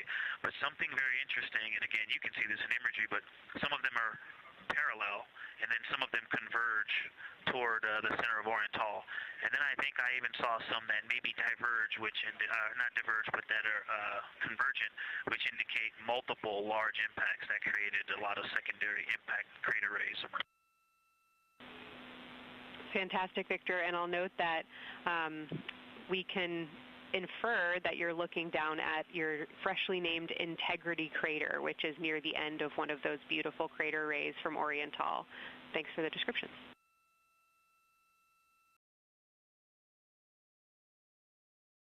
Yeah, you're welcome. And Integrity is easily identifiable with the naked eye from this point.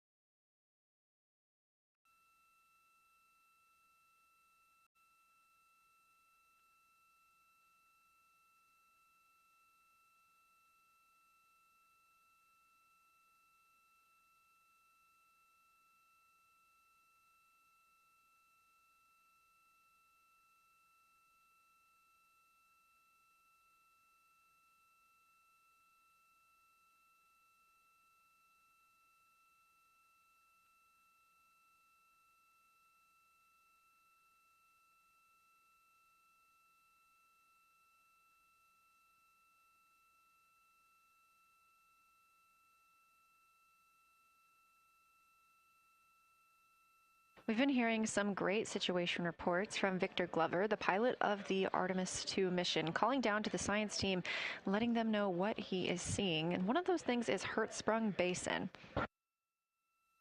If you look just to the right of the Terminator, that is the difference between light and darkness on the moon. You can see what he's describing when he says Hertzsprung Basin and how it looks a little bit paved in the middle there. It's almost in the very center of the moon in this view, coming from the Orion spacecraft and a camera mounted on its solar array.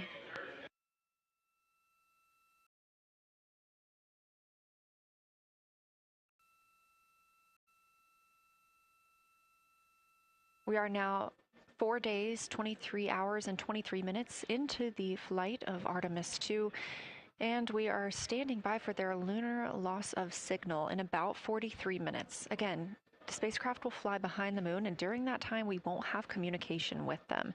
They will be out of reach of our deep space network. However, we will regain communication with them approximately 40 minutes later when they come around the other side of the moon.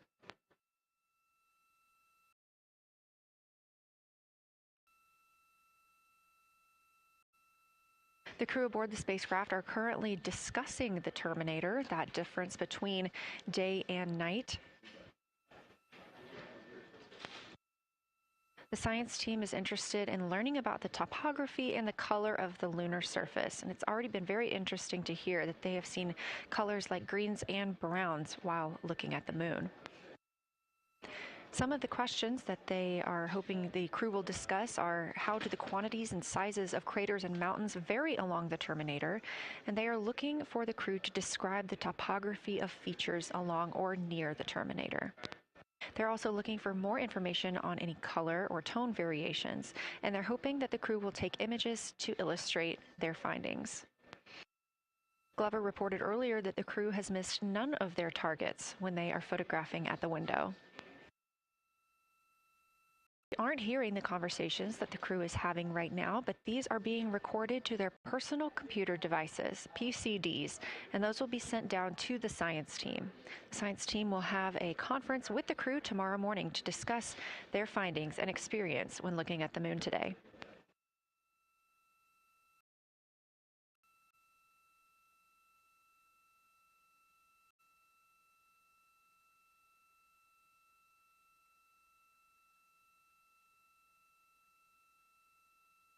We have a few minutes left while the crew is discussing the Terminator. And if you're just joining us, you're looking at a live view of the moon, our moon, from the Orion spacecraft and a camera on its solar array.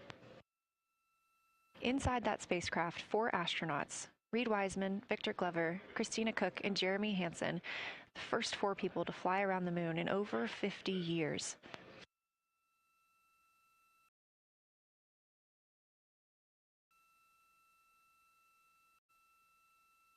This is our lunar flyby day, and the crew has already surpassed one record today.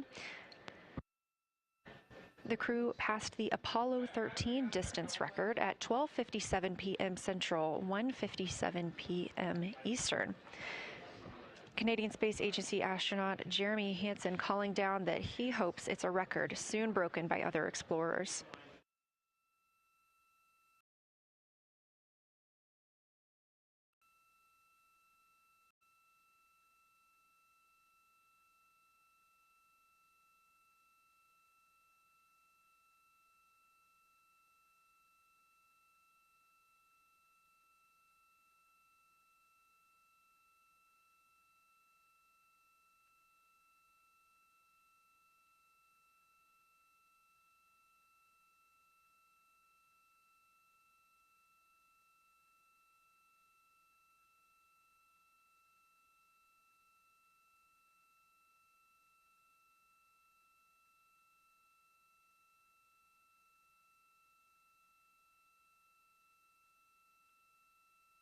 We are live in Artemis Mission Control in Houston, Texas, monitoring the flight of Artemis II.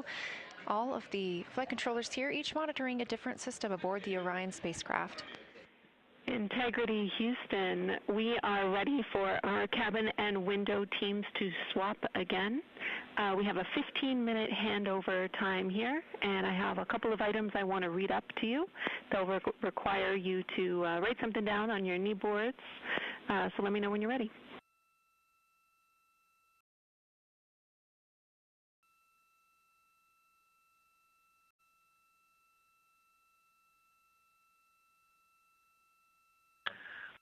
Okay, Houston, we are ready.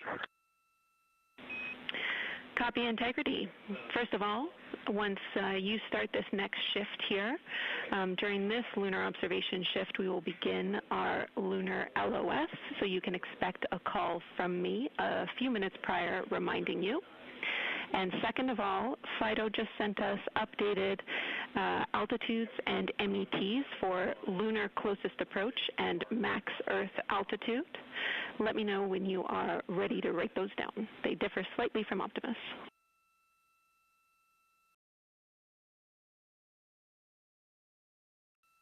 Thanks, Jenny. We are ready to copy.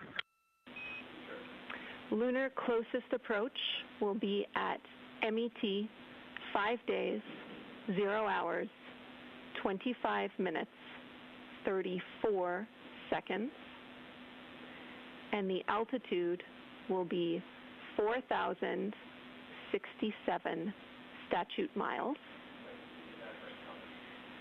Maximum Earth altitude will be at MET 5 days, 0 hours, 27 minutes, 39 seconds with an altitude of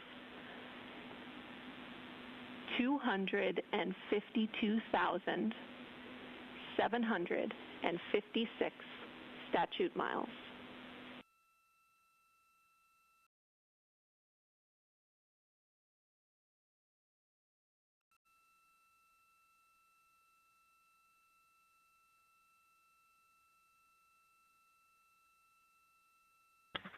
The crew really wants to ask for that in kilometers and in parsecs, but thank you for those. That is great. Thanks for that update. I'll send Fido to work, and I appreciate the metric. Other than that, I have no new vehicle statuses to pass to you. Enjoy your handover time, and we're looking forward to picking back up with you shortly.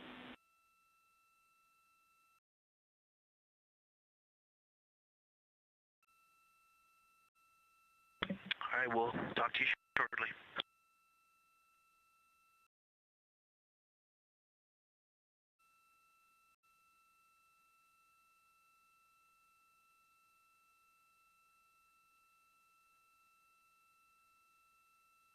Those words called from Capcom Jenny Gibbons, CSA astronaut and Artemis II backup crew member, to the crew working aboard the Orion spacecraft. Had a little bit of a view inside the cabin. As you can see, it is very dark. The crew has turned off the lights, and the light that you were able to see is coming through the window, a reflection of Earthshine and from the moon.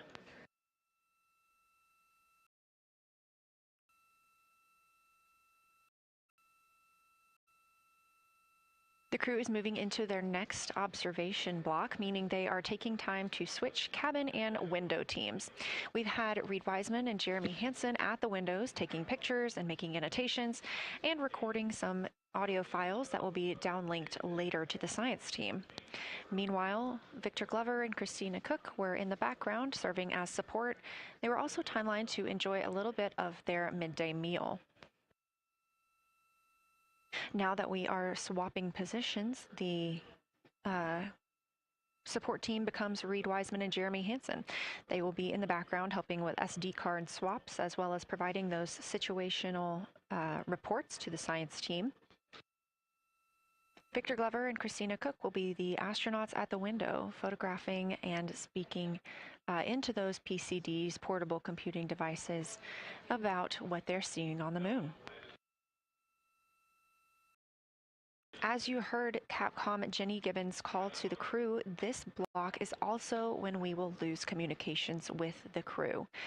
That LOS, or loss of signal, scheduled to be less than 35 minutes from now.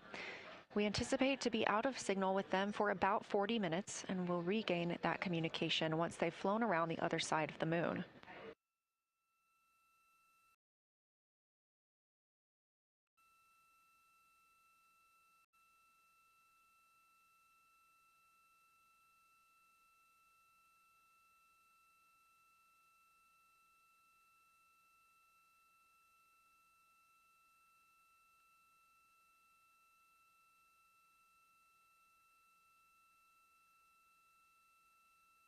Now, even though the crew will be flying behind the moon, their observation period does not stop. They will still be taking pictures and making annotations of what they are seeing.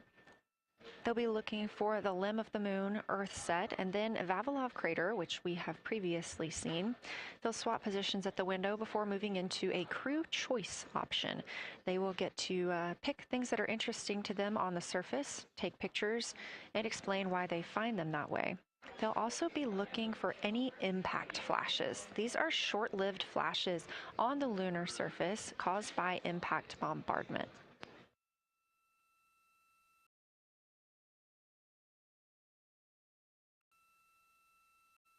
Just before Earthrise, the crew will be looking for lofted lunar dust. This may be lofted just above the lunar surface, and we could only see it just before Earthrise along the dark western limb. Any Earthshine would illuminate potential lofted dust. But once the crew is all the way around the Earth, the brightness of the Earth will wash out any of that dust they might be able to see. These were based on observations from Apollo missions and orbital spacecraft, and so we're very interested to see if the crew might be able to capture some of that lunar dust today.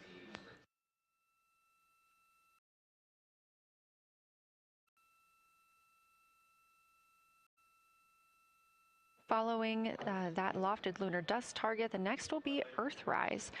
We will regain communications with the crew shortly after Earthrise.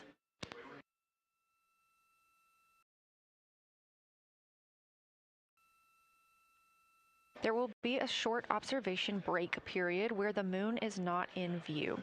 That's because we are also anticipating the crew seeing an eclipse today. The moon won't be in view because the team here in Mission Control Houston will need to change the attitude of the spacecraft and ensure that its solar arrays are gathering light from the sun heading into that eclipse period. So we will have communication with the crew, we just won't be able to see the moon. However, we will have views during that eclipse time frame. During that time, the science team is looking to know, it will only be illuminated by Earthshine at that point, so they want to know what the whole moon looks like overall, but they also want the crew to look into deep space and potentially see if they can spot any planets.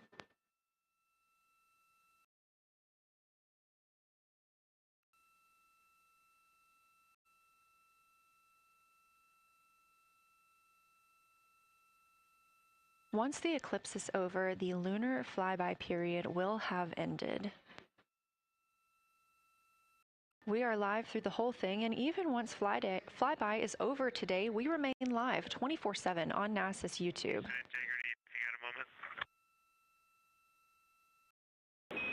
Go ahead.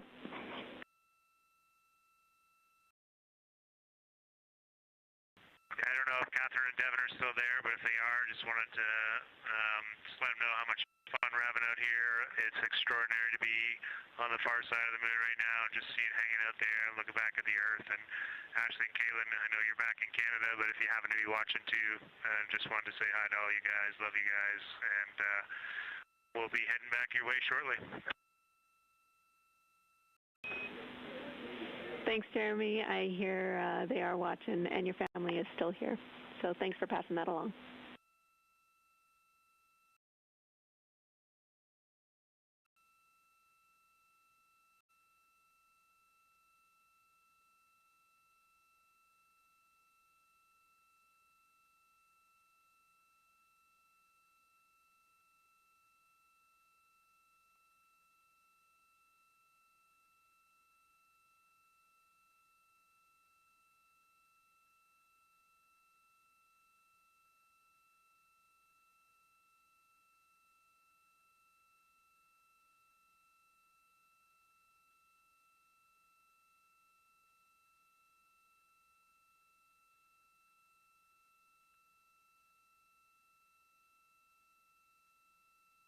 This view inside the Orion spacecraft, and it's a little hard to make out, but on the left there, that is Jeremy Hansen, just calling down some well wishes to his family, joining us in the viewing room and watching online.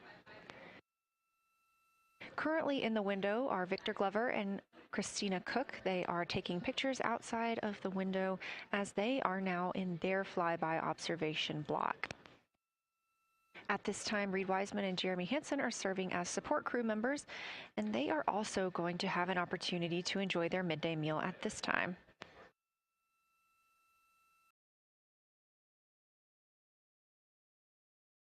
On the lunch menu today for Reed Wiseman and Jeremy Hansen, we have vegetarian chili, salmon croquettes, chicken with peanut sauce, sweet and savory kale, pickled beets, chocolate pudding, barbecued beef brisket, spaghetti and meat sauce, Italian vegetables, butternut squash, candy-coated chocolates, and maybe even a little bit of coffee.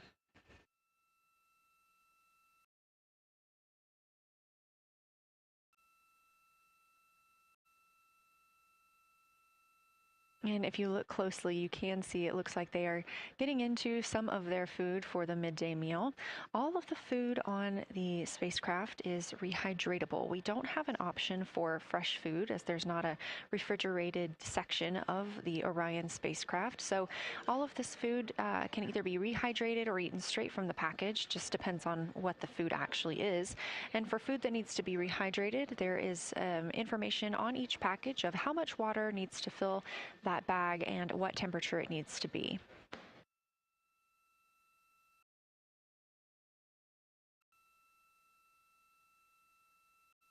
We are now 4 days, 23 hours, and 39 minutes, 40 minutes actually, into the flight of Artemis II, the spacecraft now under 4,500 miles from the moon.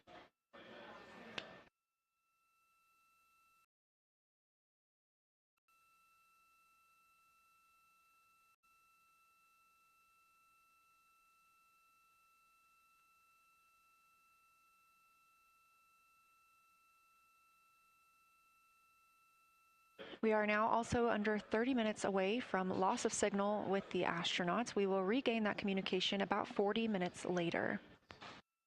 They will still be photographing the moon and documenting what they're seeing while they're behind the moon. And we especially look forward to potential Earthset and Earthrise views.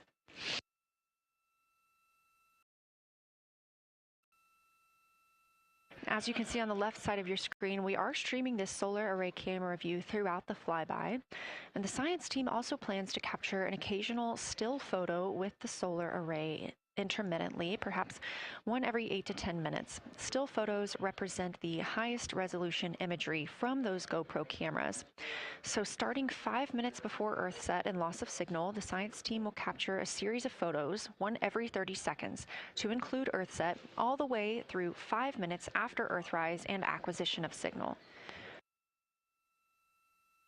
In order to capture these frequent photos, the solar array camera that we were streaming will need to switch to time-lapse photo mode.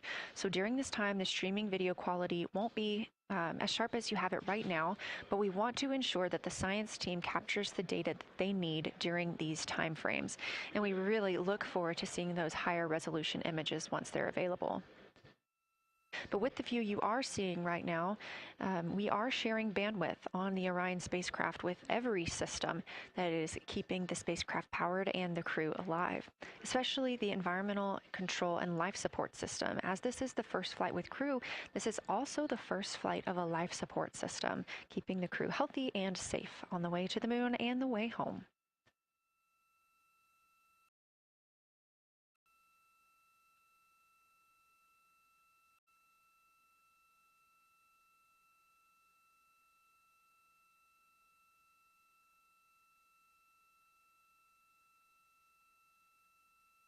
On the timeline, we're getting towards the end of the cabin and window team swap period, but it looks like our astronauts, Victor Glover and Christina Cook, are already photographing the moon outside of those windows. The next target is Ohm Crater, and this is something that they have photographed previously during the flyby. This is a small, complex crater with a prominent ray system, and as referenced earlier, it's the size of the Eye of the Sahara. That Eye of the Sahara is a feature in Mauritania. Seeing this crater more than once throughout the flyby allows the crew to photograph it at different lighting conditions.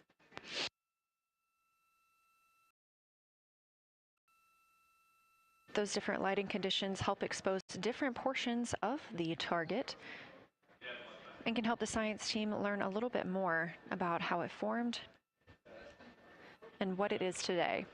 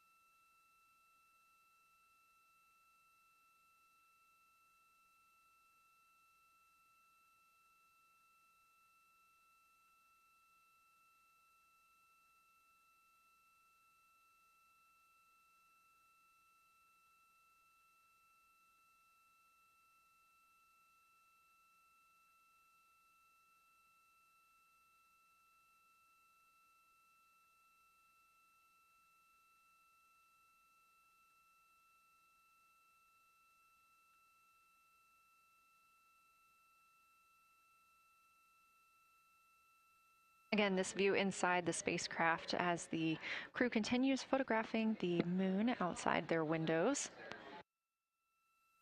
They have turned the lights off to allow them to better get photos of the moon, preventing any reflections from coming in from the spacecraft.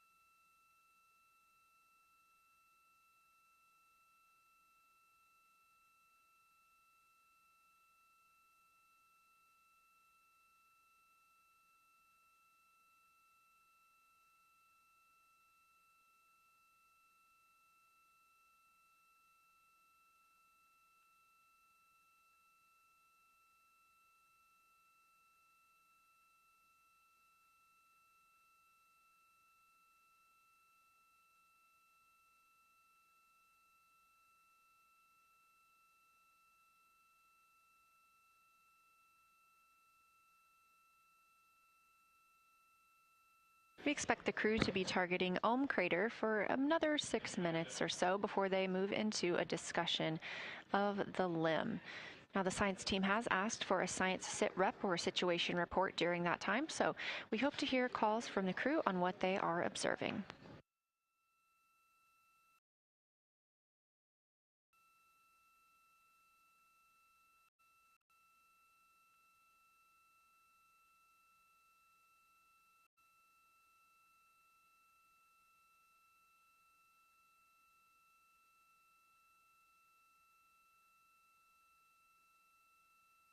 If you've been following along, at the start of the day, we did have much more of the moon visible.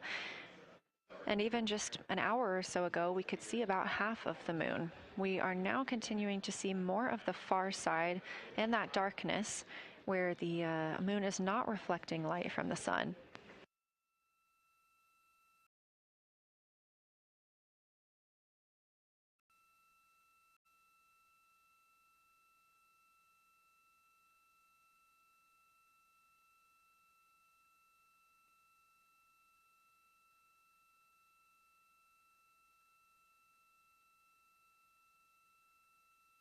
Earlier, we were also able to see some of those darker portions, that old lava flow that we often see on the near side of the moon and that we can all see from Earth.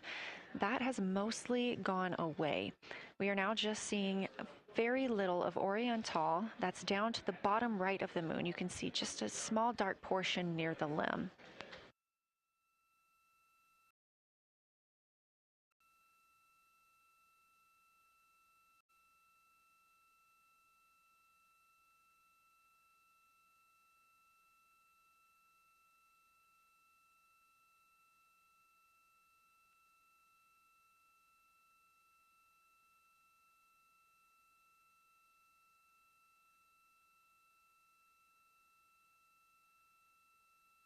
We are now about 18 minutes away from loss of signal with the Orion crew. Again, we use the Deep Space Network to communicate with the crew members when they are this far from Earth. This is the first mission since Apollo when we have had humans on the Deep Space Network.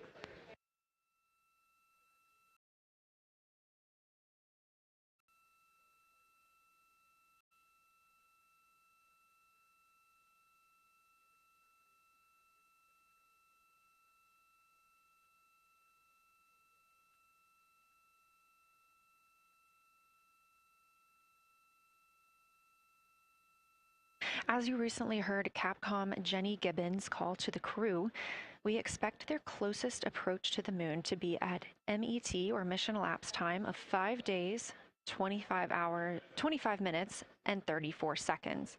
At that time, their altitude would be 4,067 statute miles above the Earth's surface.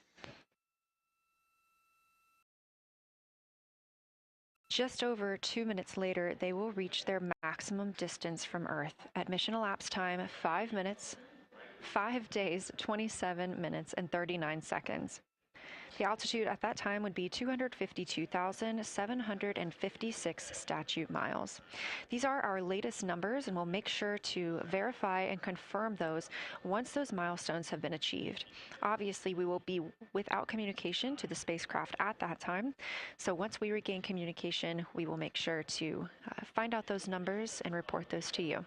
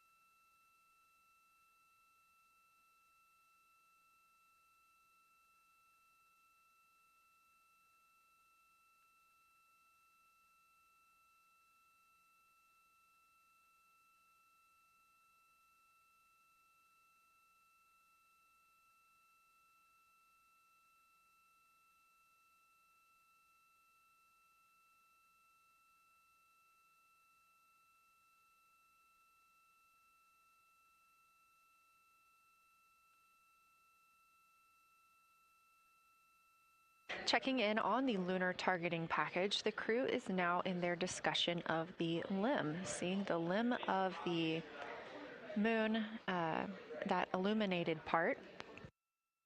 Currently at the windows taking photos and making annotations are Victor Glover and Christina Cook. We are expecting loss of signal in about 13 minutes. We will regain that signal with the crew about 40 minutes later.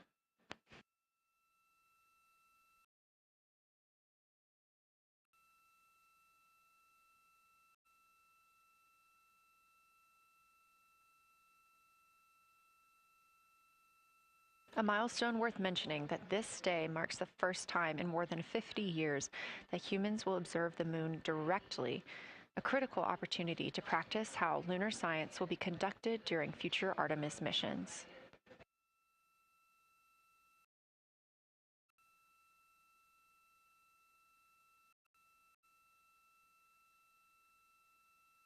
I've continued to reference the lunar targeting package throughout this broadcast, which is the primary tool guiding the crew observations, and that consists of two key components. The first of those is the Lunar Geography Review, which helped the astronauts study major lunar features in advance. That also helped them learn to orient themselves during the flyby. The Lunar Targeting Plan provides a detailed timeline of observation targets, background science context, and specific instructions for the picture the crew should take, and verbal descriptions of what will be helpful to the science team reviewing those pictures later. That's what we've been tracking real time and what the crew is using right now to keep up with their next milestones.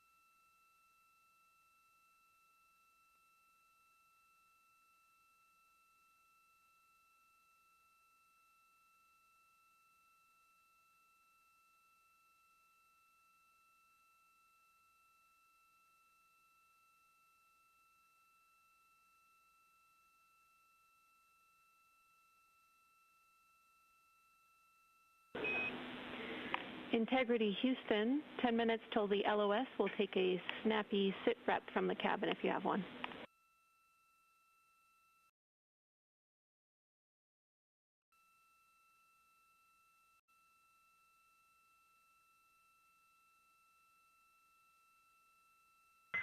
Okay, Jenny, that came, we missed most of that, but just a 10-minute warning, is that what you're saying?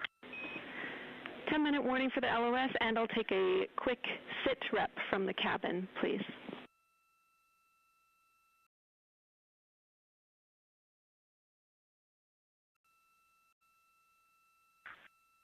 All right, cabin is still full of excitement. We've got Christina in window 2, Ike in Victor in window 3. Reed's actually been trying to get some images out of the docking tunnel. We can see the Earth and the Moon and part of the Moon out of the docking tunnel, which is pretty good. And I'm just grabbing some footage right now with our interior cameras.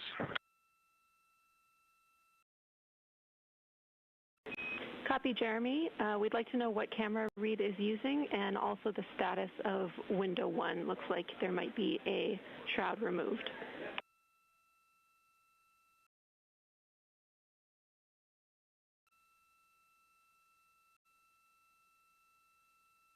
Okay. Reed was using the Z9, and the T-shirt shroud is still on window 1, but we took the camera out of it, so maybe that's what you're noticing. But when I looked in there, I saw a lot of sunlight reflecting around. Copy. That makes a lot of sense to us, Jeremy. I want to remind you, coming up on this LOS, that we'll take sit reps in the blind, and as more and more of the moon is in darkness, we will take any report you have on impact flashes.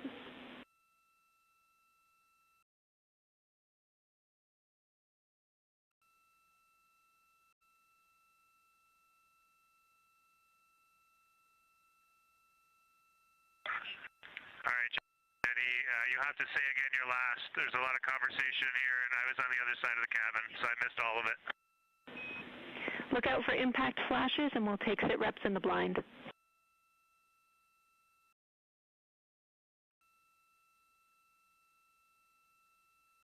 Okay, impact flashes, sit reps in the blind. We got it.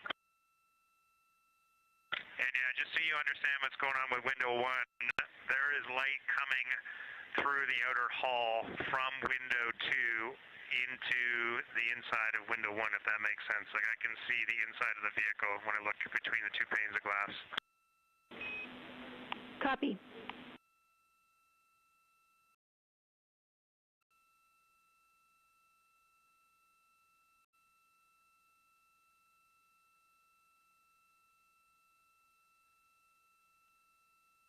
You're getting your first live look at Orion, the Moon, and the Earth. Everyone in this picture.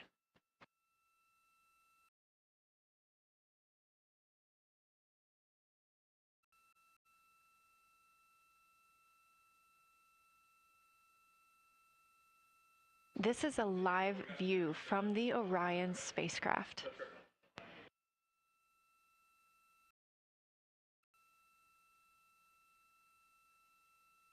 Currently aboard Orion, 4 crew members, Reed Wiseman, Victor Glover, Christina Cook, and Jeremy Hansen.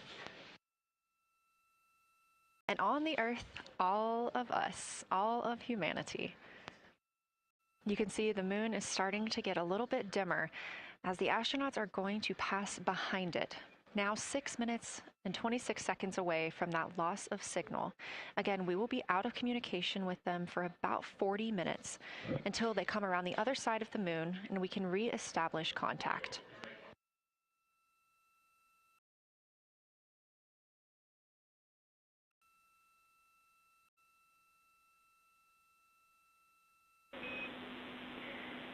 Integrity Houston, you are 6 minutes from your 40-minute lunar flyby LOS. From all of us, it's a privilege to witness you carrying the fire past our farthest reach. Thank you. Godspeed.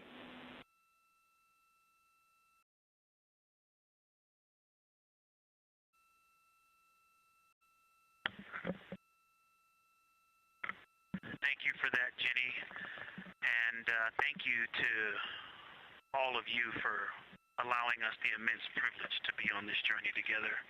It's quite amazing. And as we go on this journey, thinking about the NASA mission to explore the unknown in air and space, to innovate for the benefit of humanity, and to inspire the world through discovery. And as you've gone along on this journey with us, hopefully we're doing just those things.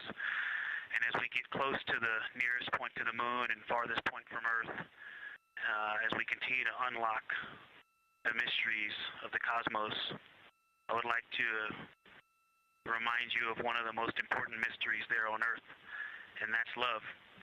Christ said in response to what was the greatest command, that it was to love God with all that you are. And he also, being a great teacher, said the second is equal to it, and that is to love your neighbor as yourself. And so, as we prepare to go out of radio communication, we're still to feel your love from Earth, and to all of you down there on Earth and around Earth, we love you from the moon.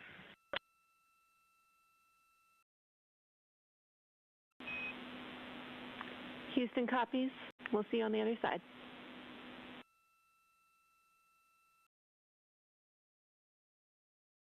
We will see you on the other side.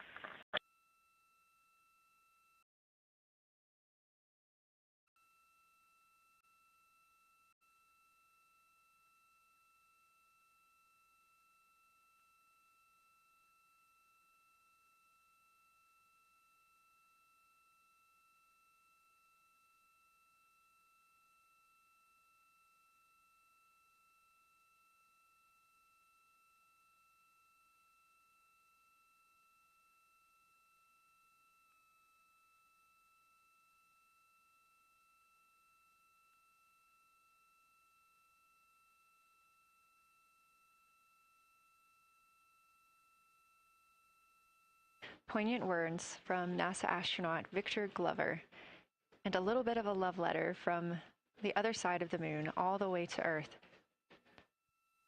Glover touching on the teachings of Jesus, including to love your neighbor as yourself.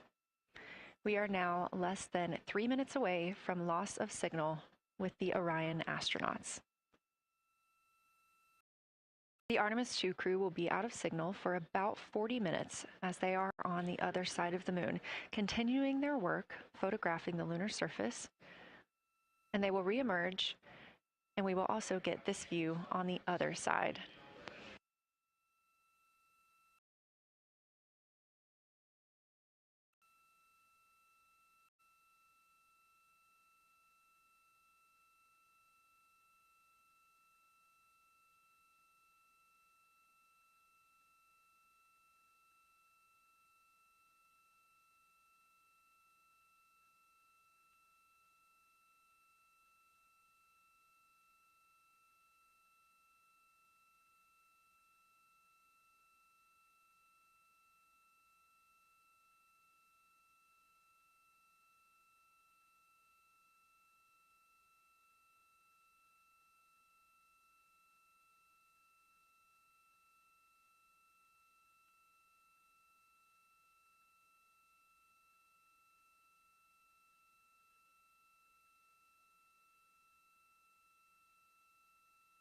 Just about a minute and a half now until we lose communication with the astronauts aboard Orion on the Artemis II mission. Now 5 days and 6 minutes since their launch on April 1st. Again, we'll be out of communication for about 40 minutes. And this really beautiful view of a crescent moon and a crescent Earth. How great thou art.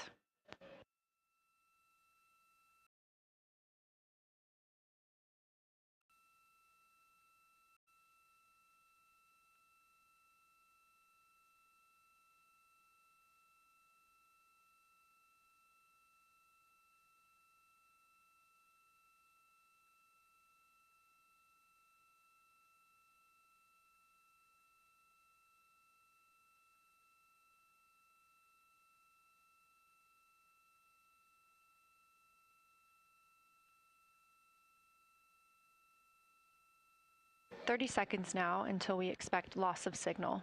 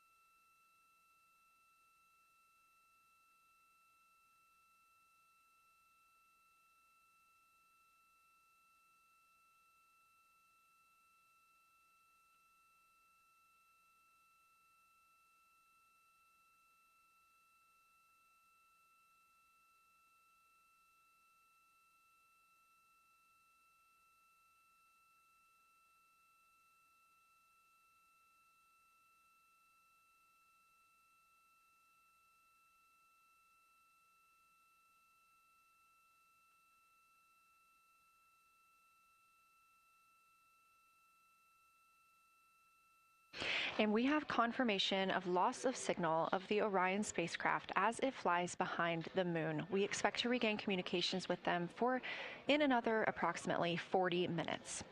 This was expected as their spacecraft is now out of direct line of sight with Earth and behind the moon. And this is a poignant moment as it's the first time in over 50 years that we have humans completely unreachable by anyone else on Earth. No matter how distant or secluded, we could reach anyone living on Earth, but while the crew flies behind the moon, it's simply impossible to make contact with them. This is a live view inside the Science Evaluation Room here at Johnson Space Center and just down the hall from Mission Control. This team has been monitoring the flyby all day as the team has continued capturing targets on the lunar surface.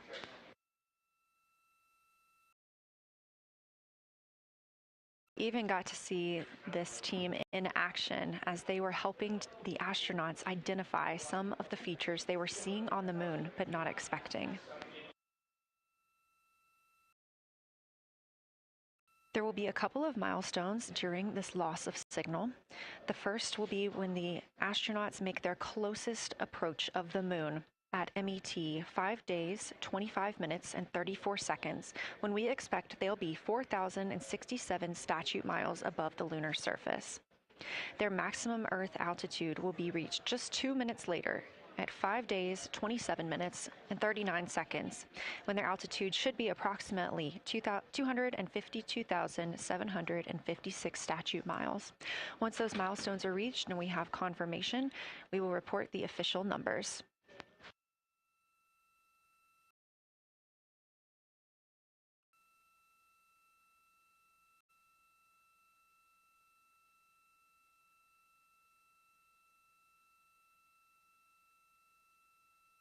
Throughout the Artemis II mission, astronaut voice, images, video, and vital mission data must traverse thousands of miles, carried on signals from NASA's powerful communications systems, the Near Space Network and the Deep Space Network. Let's learn a little bit more.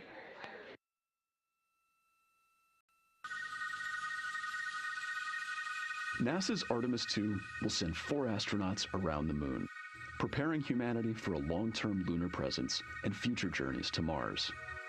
Enabling communication and navigation for this test flight are NASA's Near Space Network and Deep Space Network. With antennas around the world and a fleet of relay satellites, the networks will deliver vital data to and from Earth through all phases of the mission. The networks are seamlessly integrated at NASA's Johnson Space Center in Houston, Texas, where Mission Control coordinates the network handovers. These transfers represent a delicate dance between the 2 networks, exchanging support as the mission shoots toward the moon. On the launch pad and during their early orbit phases, NASA's Orion spacecraft and Space Launch System rocket will rely on communications and tracking services from the Near Space Network.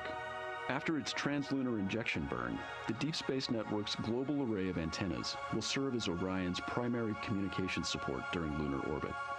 As the mission journeys farther into space and away from Earth, signal strength weakens and bandwidth is conserved for crew communications.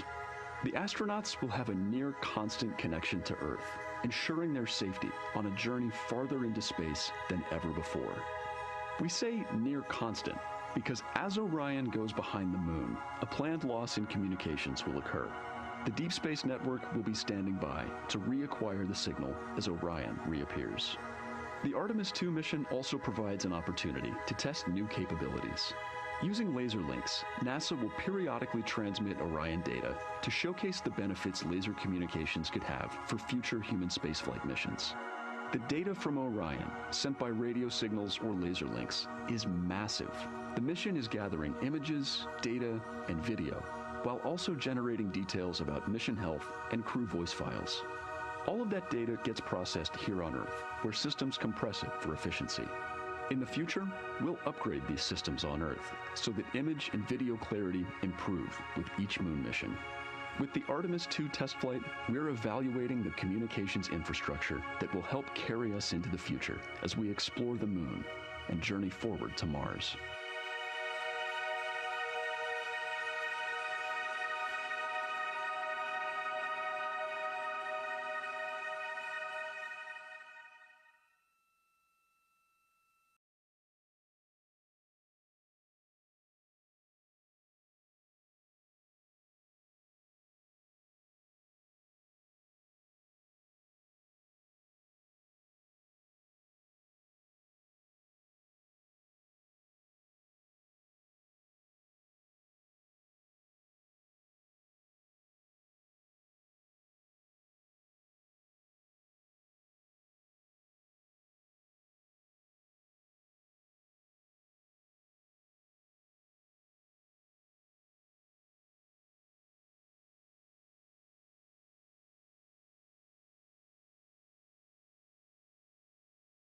We are now about 33 minutes until we expect to regain communications with the astronauts aboard Orion. And in the meantime, I've got Dr. Kelsey Young, Artemis Science Flight Operations Lead, here with us. Thanks for joining me, Kelsey. Thanks for having me. This is such an exciting day. Oh, no kidding. It has been so cool to hear you communicating directly with the crew.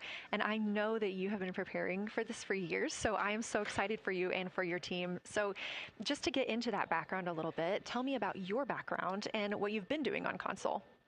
My background is as a field geologist. actually, I studied impact cratering in the field for my PhD, so all these descriptions of impact craters have me just absolutely swooning.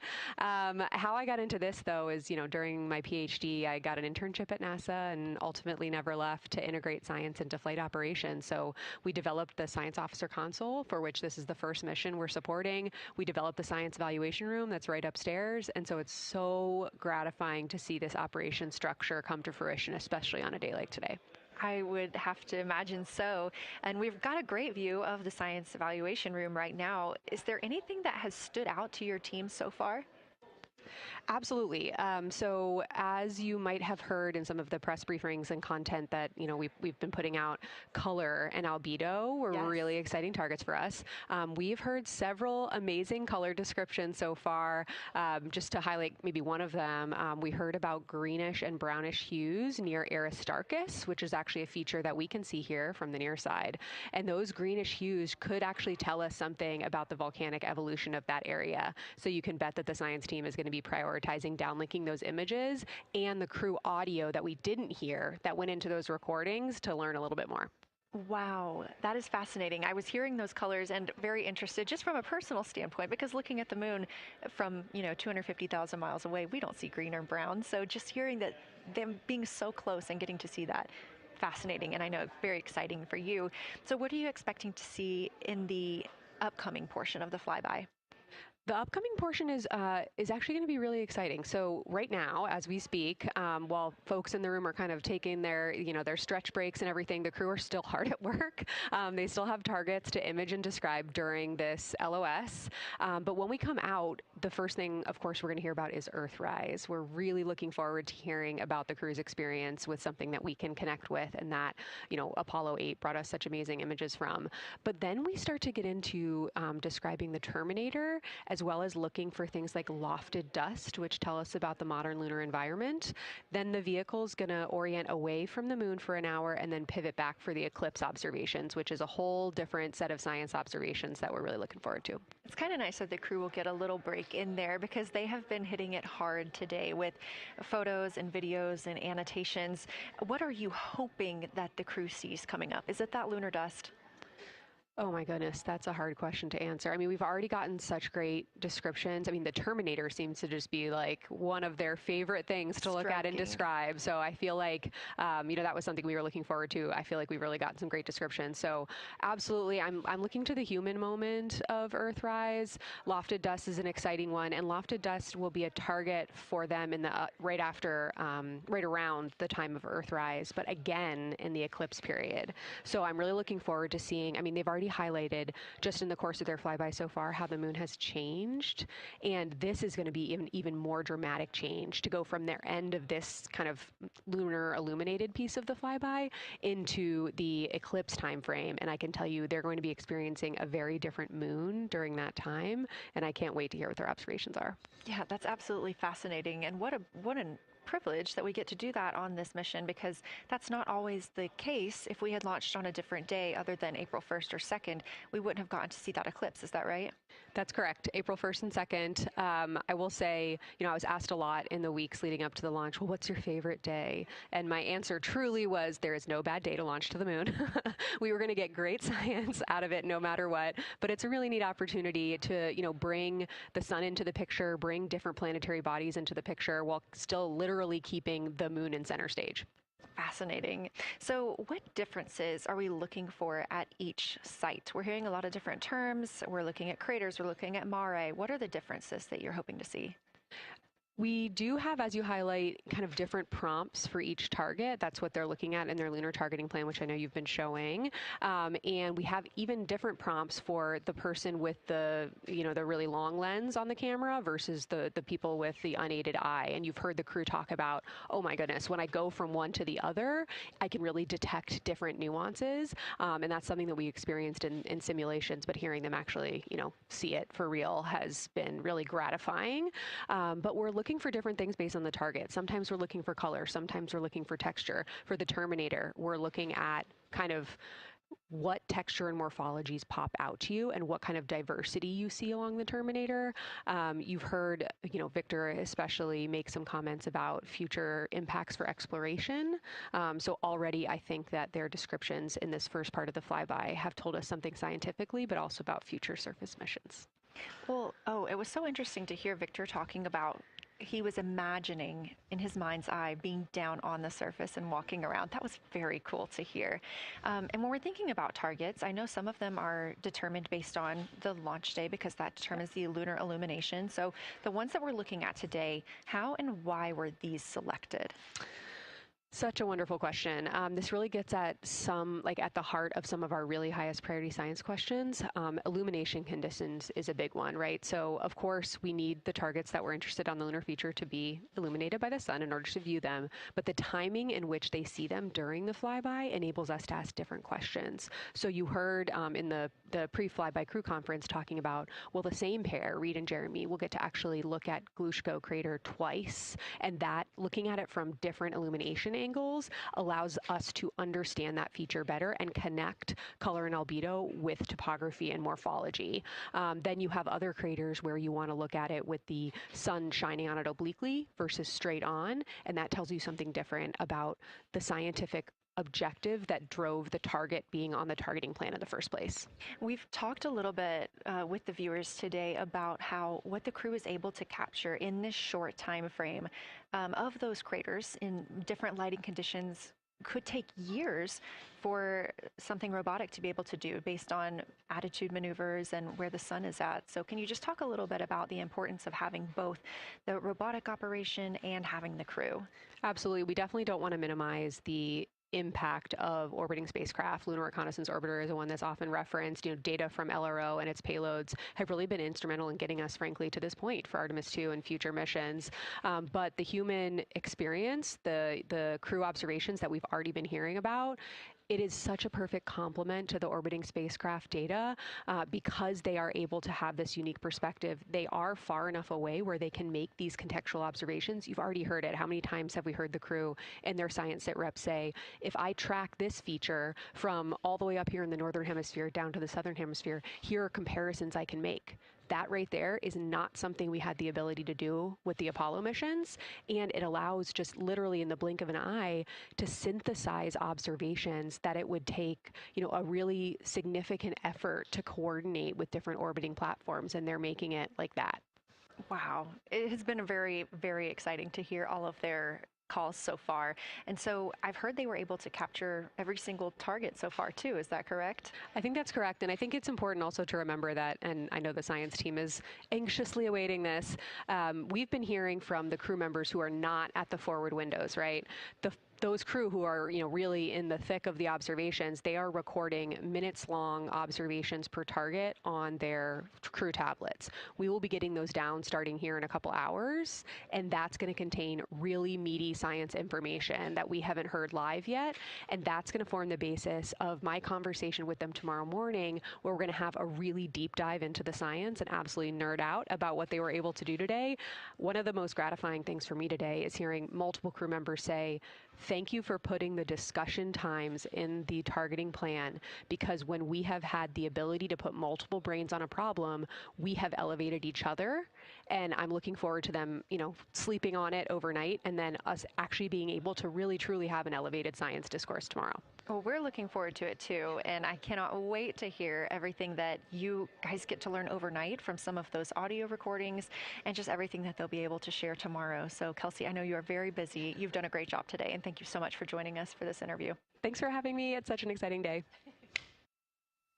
We are now expecting acquisition of signal in about 24 minutes. As a reminder, the Orion spacecraft has flown around the other side of the moon, where they are out of contact with our deep space network.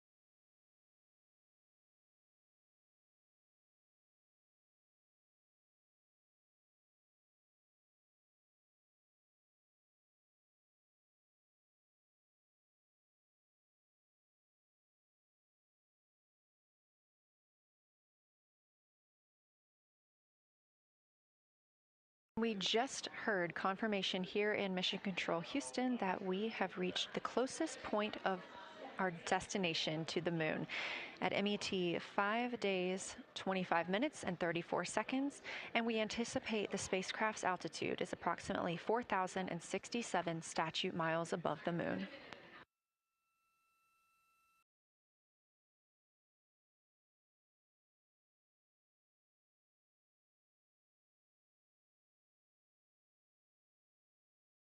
We're continuing to track what the crew is doing while around the other side of the moon. They are continuing to take pictures of the moon, the Earth now out of sight. What they are in right now is a crew choice event. The science team has encouraged them to find interesting features on the surface, to take photos of those, and describe why they were interesting. Something else that they'll be looking toward next, just momentarily, will be impact flashes. They've got a few minutes allotted to look at the darkest portions of the moon. They're interested in short-lived flashes on the lunar surface because these would be caused by impact bombardment. After their impact flash targeting, the team is interested in if the crew can see lofted lunar dust. This would only be visible just before Earthrise. Now 20 minutes until we expect to regain communications with integrity and the astronauts for Artemis II.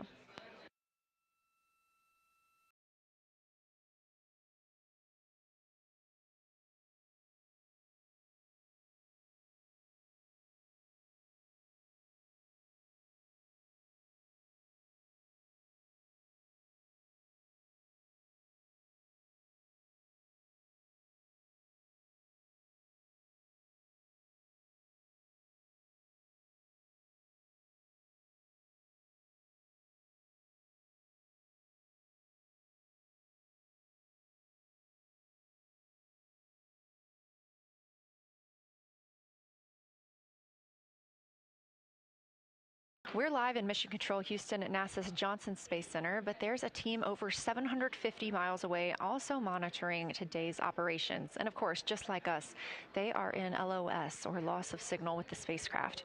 This is LUCA, the Lunar Utilization Control Area, and it's joined by LISA, the Lander Engineering Support Area, which are twin control rooms that will support missions and operations in lunar orbit or on the moon's surface in real time at NASA's Marshall Space Flight Center in Huntsville, Alabama.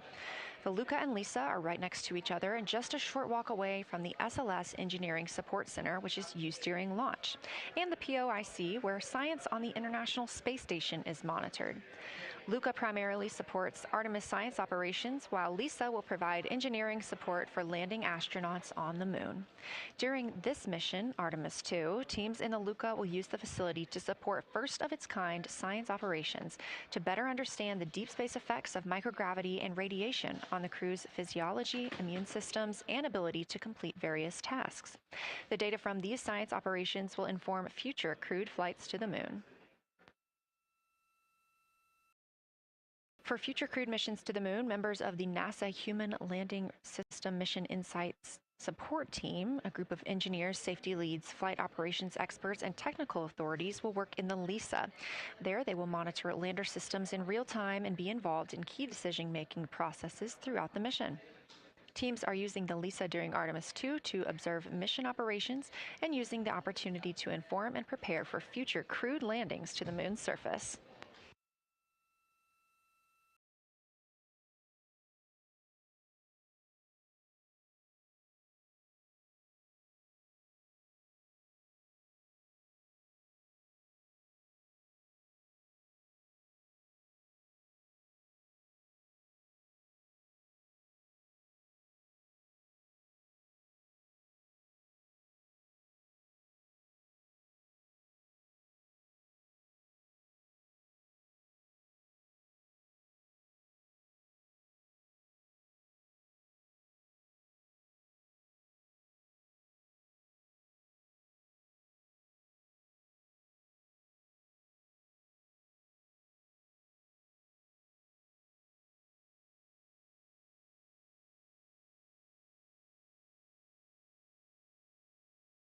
We now expect to regain communications with the astronauts aboard Orion in about 17 minutes. In the meantime, a little overview of how our crew members flying by the lunar far side at an altitude of between 4,000 and 9,000 miles are testing the capabilities of the Orion capsule. Artemis II visualization lead Ernie Wright has simulated views of the flyby using detailed topographic maps of the lunar terrain and photorealistic lighting scenarios. The Artemis II crew members have been using these visualizations to prepare for this historic mission, which is paving the way for future exploration of the moon's surface and beyond. So the most exciting thing to me about Artemis II is just the return to the moon. We haven't been there in 50 years. Human eyes are going to see parts of the moon that haven't been seen by anyone before. It also recommits us to exploring the solar system in a way that we haven't in a long time. And I think it provides an opportunity for younger generations to understand the excitement of doing that kind of exploration.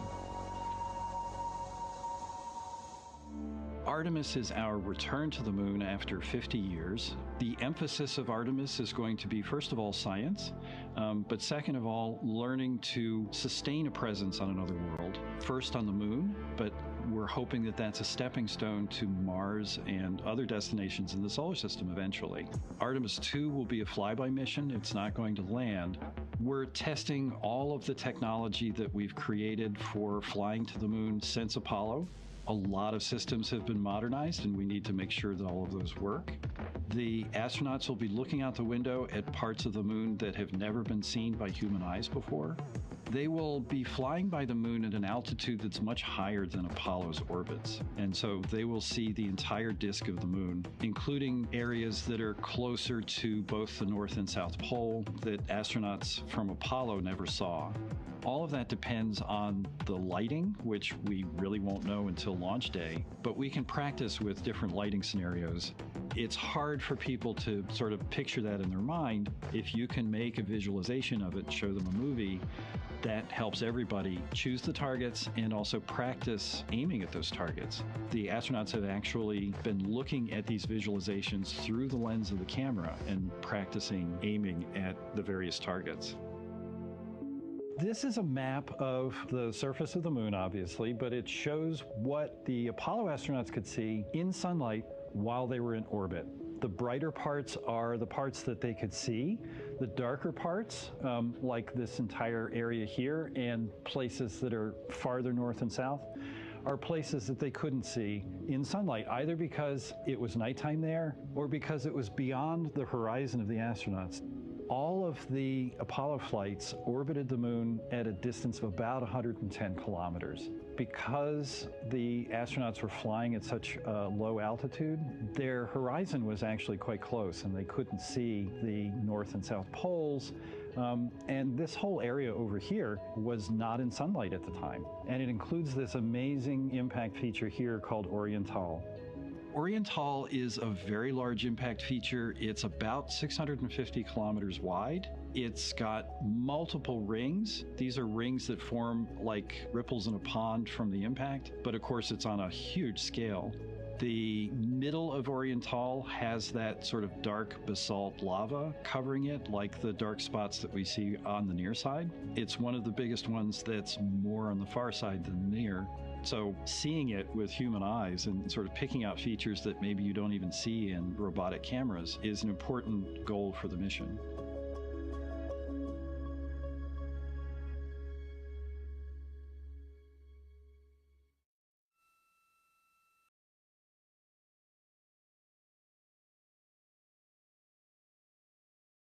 This live view in the Science Evaluation Room, or the SIR, here at Johnson Space Center in Houston, Texas, just down the hall from where we're at in the Artemis Mission Control Room.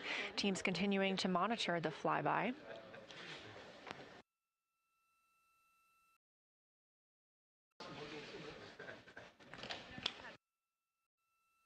The crew continues their observations of the moon, even though they are out of touch with Earth. We expect to hear from them in 12 minutes and 26 seconds. Again, this is approximately 40 minutes loss of signal while they are out of reach of the Deep Space Network. Right now, they are imaging or attempting to image lofted lunar dust. Throughout our coverage, we've talked a lot about the science and engineering behind today's lunar flyby, but we also spoke to the crew about what the moon means to them and how they see its place in human history.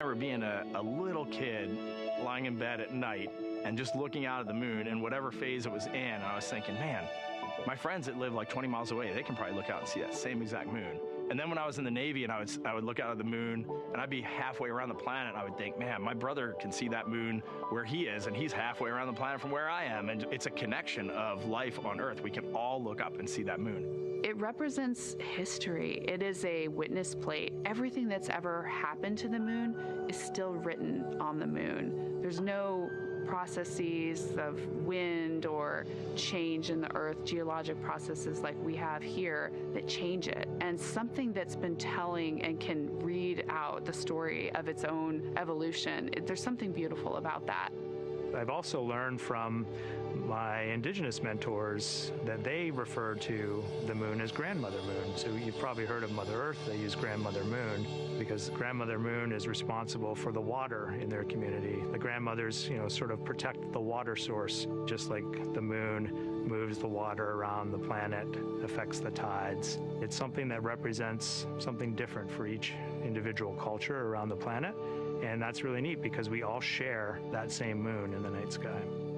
We all have seen the same side of the moon in different lighting conditions our whole lives. And so it seems very familiar to us, but it's also kind of unknown. When we get up close, some of the imagery that we'll get to describe and to share with people will be very unique.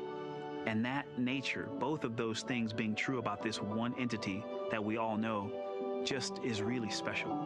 It's just the epitome of a symbol of both something that's in each of our hearts, but that's also represents exploration and reaching.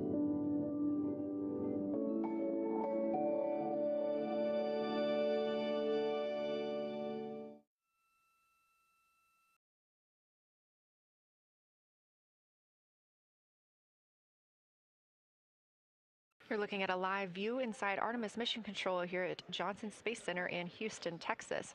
We are currently out of contact with the Artemis II crew.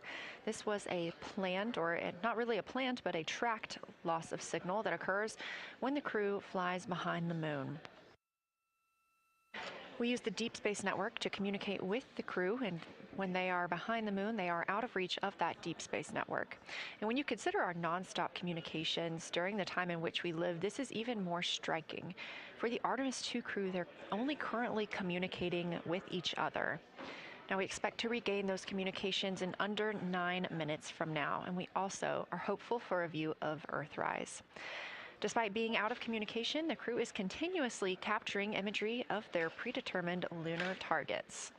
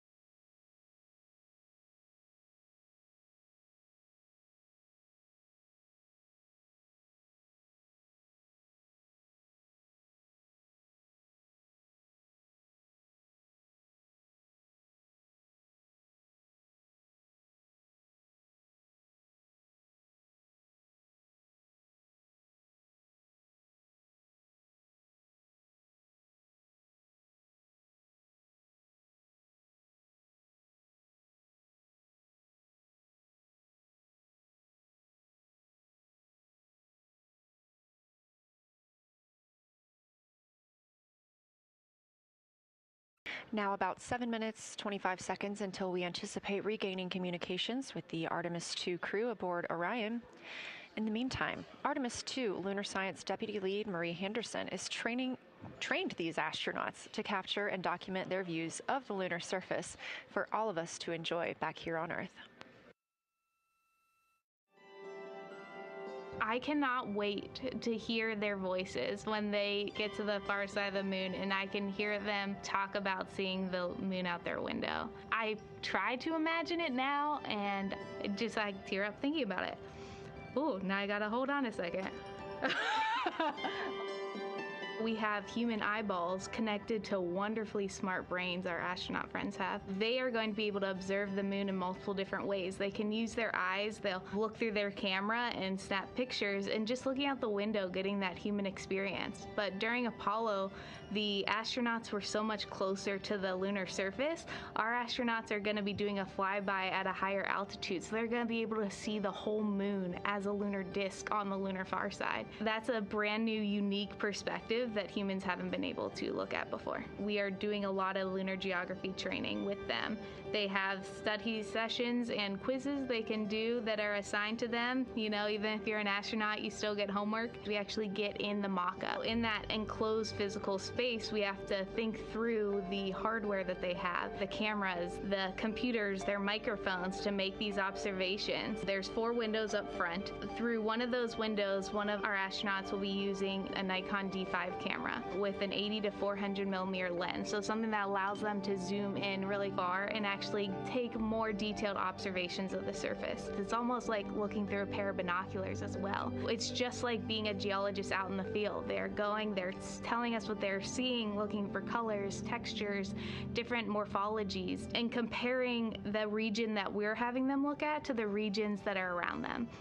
We have a science team that is planning the targets that are going to be observed, putting them all on the timeline of how they're going to be observed, and then taking the first look at the data when it comes down.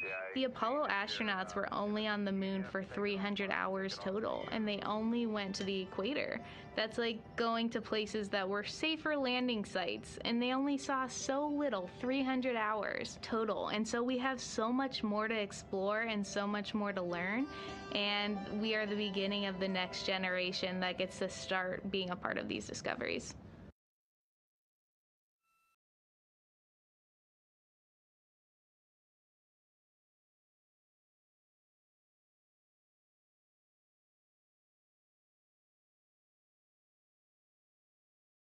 We are now 4 minutes and 28 seconds until we expect to regain communications with the astronauts flying aboard Orion on the Artemis II mission. They are now flying behind the moon. While behind the moon at an MET, or mission elapsed time, of 5 days, 25 minutes, and 34 seconds, we expect this was the point in which they made their closest approach, 4,067 statute miles above the lunar surface.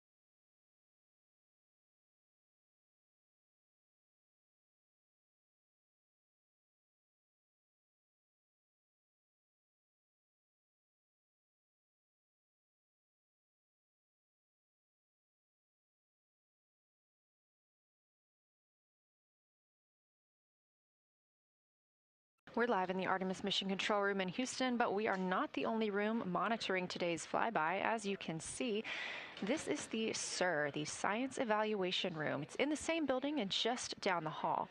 It's a multidisciplinary science team supporting the Artemis II crew in real time, including experts in lunar geology, impact cratering, volcanism, polar science, imaging, and visualization. You can see the SIR here. That's the Science Evaluation Room. It's embedded within Mission Control to provide science input during live operations like what we see today. But additionally, the Science Mission Operations Room is a back room that processes data, evaluates imagery, and supports rapid analysis. We also have our science officer, Kelsey Young, here on console today. She's serving as the primary interface between the science team and the flight controllers, ensuring science priorities are represented during mission execution.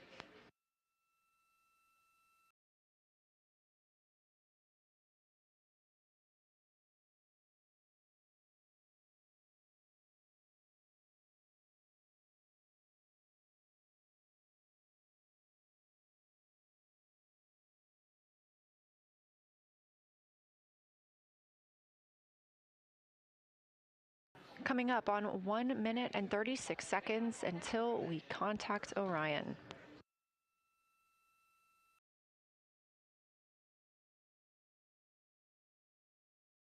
Meanwhile, aboard the spacecraft, the crew has continued executing their lunar flyby tasks. As we discussed earlier today, these activities have been precisely timelined, and this is the fourth of 5 blocks of time during which the crew will be observing the moon from Orion's windows. At this time, pilot Victor Glover and mission specialist Christina Cook are observing the moon at windows 2 and 3. One crew member is in window 2 with a blue shroud over the window, taking photos and using an 80 to 400 millimeter zoom lens, while the other astronaut is in window 3 using their portable computing device, also known as a PCD, to make annotations. And both of those crew members are making audio recordings of what they are seeing. They are wearing headsets connected to their PCDs, and those audio recordings are being sent to the science team tonight. We are not hearing those live. However, we have been hearing quite a lot of great descriptions from the crew who have been serving as the support. Right now, the support team members are Reed Wiseman and Jeremy Hansen. Those team members are providing science sit reps, situation reports, calling down a few times each hour to discuss what they're observing. And even though we're out of contact with them right now, they are still conducting those science sit reps as they'll be available once they come back around the moon. The situation reports include how the crew is positioned, any missed targets, or anything unexpected they saw. They're also including lunar target descriptions, any hardware issues, and their emotions and reactions.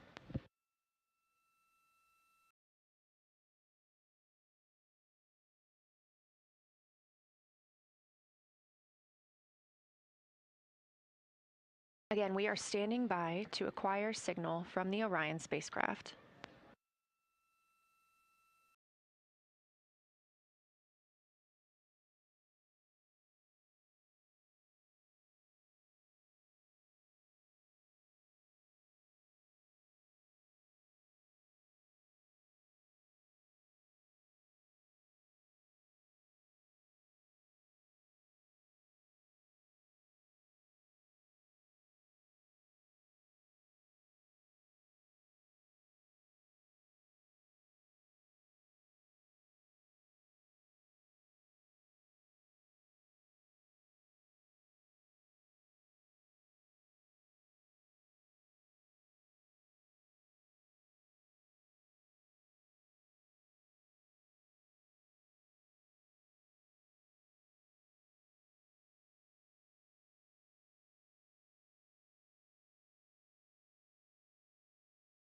We're in the Artemis Mission Control Room at Johnson Space Center, getting our preliminary contact with Orion, that acquisition of signal coming after a 40-minute loss of signal, during which the crew was flying behind the moon, out of contact with anyone on Earth.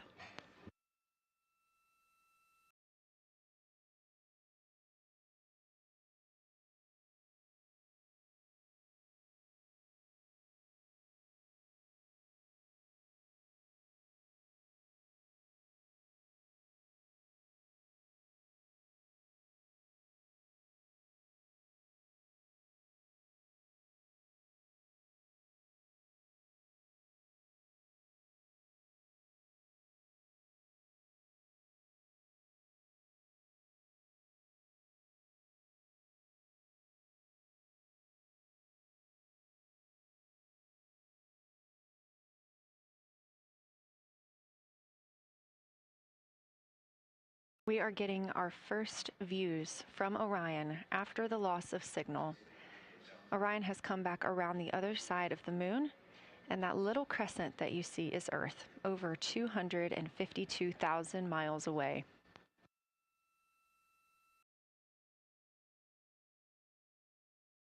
With this transit complete, lunar flyby continues, but Orion has also technically begun its journey home.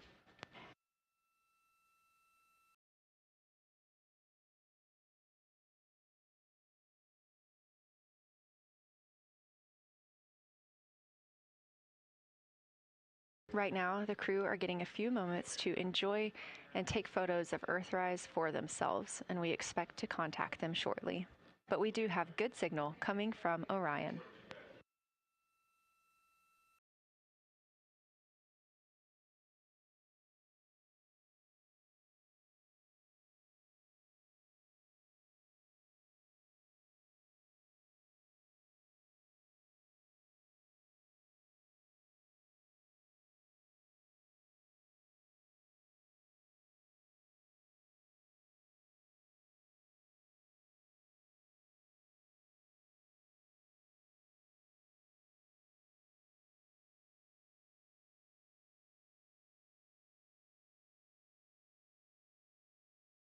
This view from inside the Orion spacecraft, all 4 astronauts now back on the other side of the moon and in contact with us on Earth.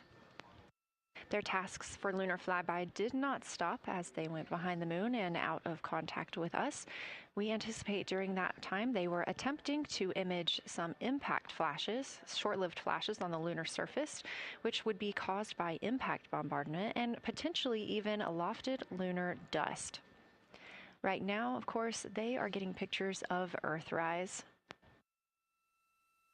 After this target, they will get a short observation break.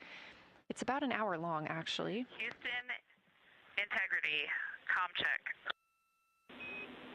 Integrity, we have you loud and clear. How many?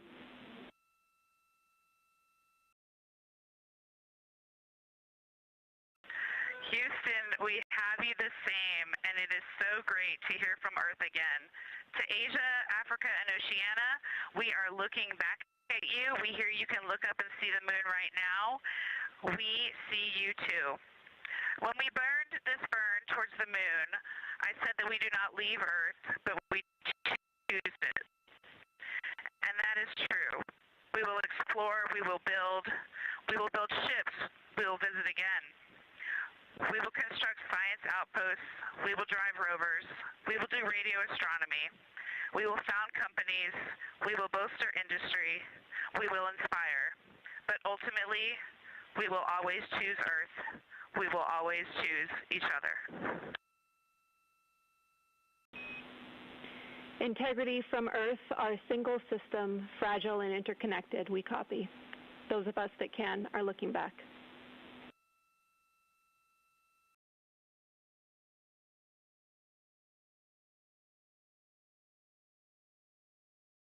We are happy to say we copy.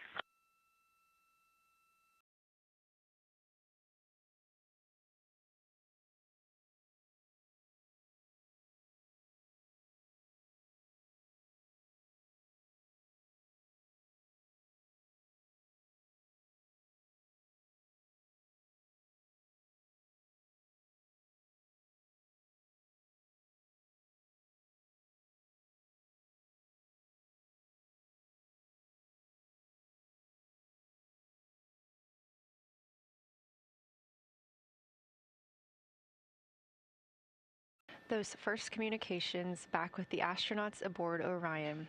Christina Cook calling back to what she said just before translunar injection burn, that with this burn, we do not leave Earth, we choose it. The translunar injection burn served as not only what put them on this trajectory to fly around the moon, but what also committed them to splashing down in the Pacific Ocean on Flight Day 10.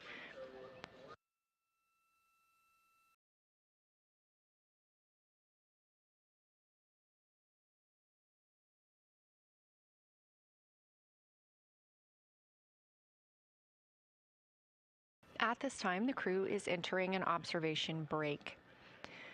We expect this to last about an hour, and it's probably a welcomed break following their very, very busy day taking pictures, making annotations, making audio recordings, and communicating all of the wonderful things that they are seeing on the moon. This observation break is also partially due to the fact that we will be entering an eclipse later. This will be the first solar eclipse that humans have seen from the moon. The astronauts will need to wear eclipse glasses for the first 2 minutes until the sun is completely covered by the moon, and then they have additional targets that the science team is hoping that they will photograph. We will have communications with them during that eclipse time frame. Because of that eclipse, Orion's attitude must be changed right now so that its solar arrays are in the sun. This will help it charge the batteries needed to power it through that eclipse time frame. This view on your screen is a visualization. The spacecraft now 4,224 miles away from the moon, and that number will now continue to grow, while the number of distance from Earth, 252,699 miles, will continue to shrink all the way until our crew is back home.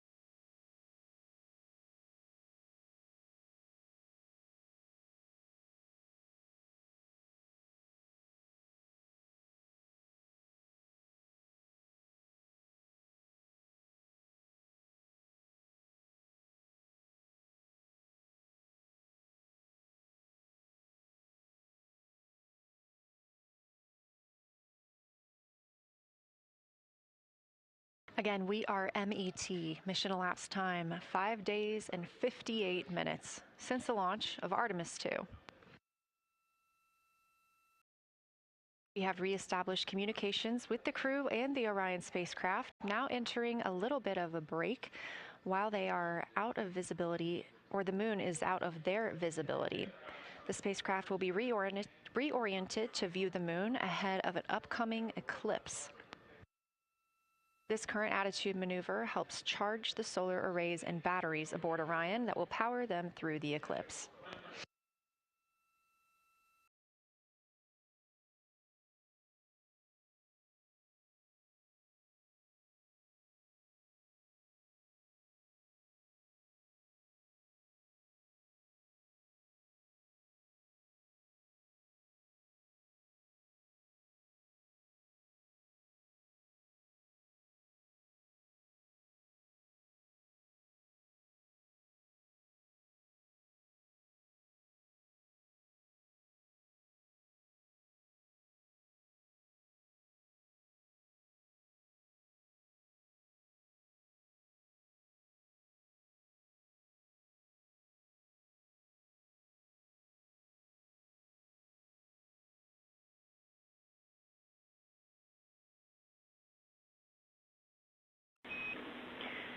Integrity, Houston.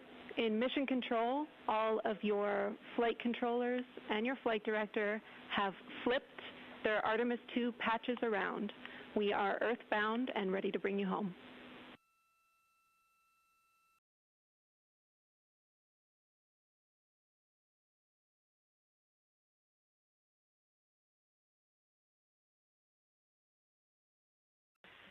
That's great. See the light of day as we head back to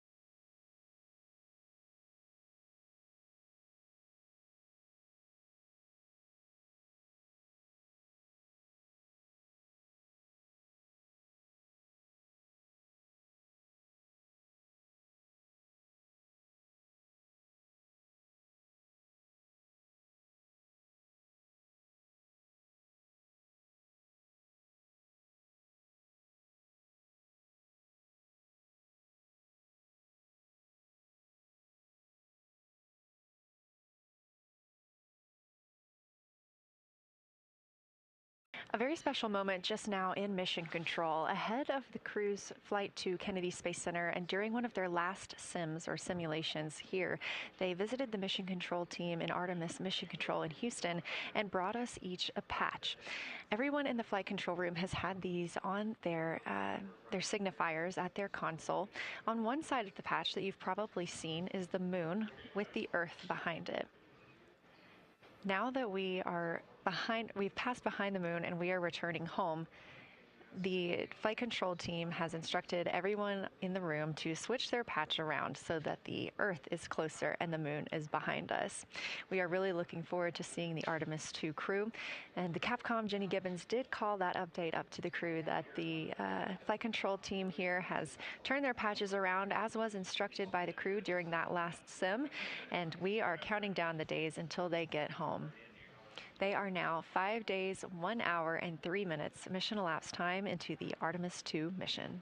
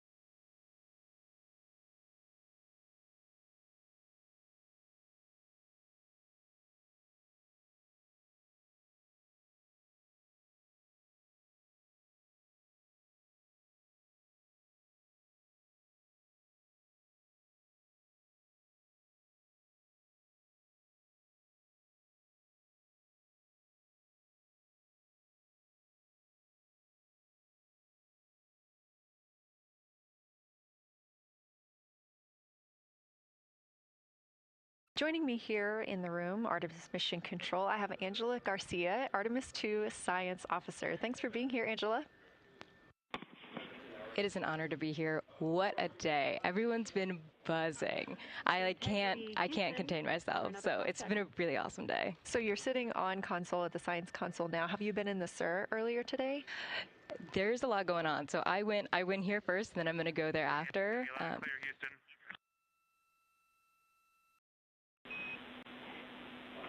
All right, Integrity, we hear you. That was a little clipped, but I think we have a better link now. We experienced some blockage from a solar array. We moved it, and we are in bias, tail to sun.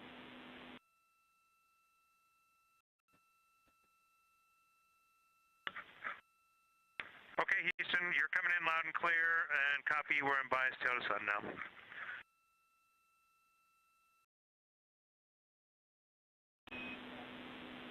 Affirm and Integrity, just so you know, we did not hear your response once we flipped our patches. Jeremy, we heard you call down, but you were clipped, and then we briefly lost comm. Glad we're back.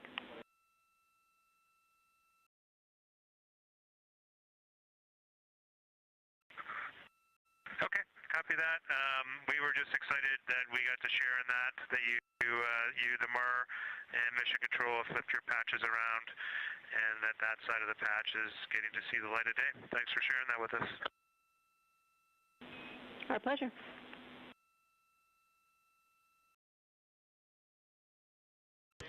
Okay, Angela, so can you tell me a little bit about your role supporting Artemis II and the science preparation for the mission?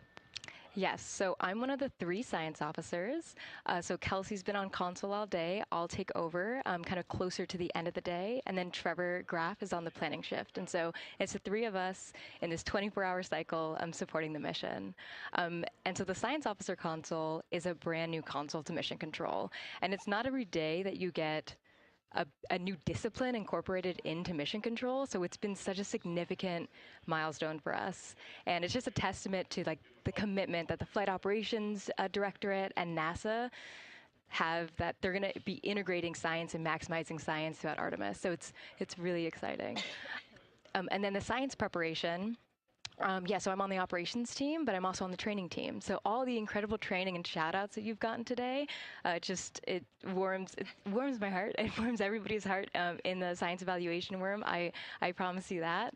But so all the classroom training, the field training, the mission simulations, right? We were part of all of it. And, that is what we did to get the crew to be, they are a part of the science team. And they are the forefront, that nice edge. And they're just been doing such a great job today. I know. I imagine that you have to be pretty proud of them. Their reports have been fantastic.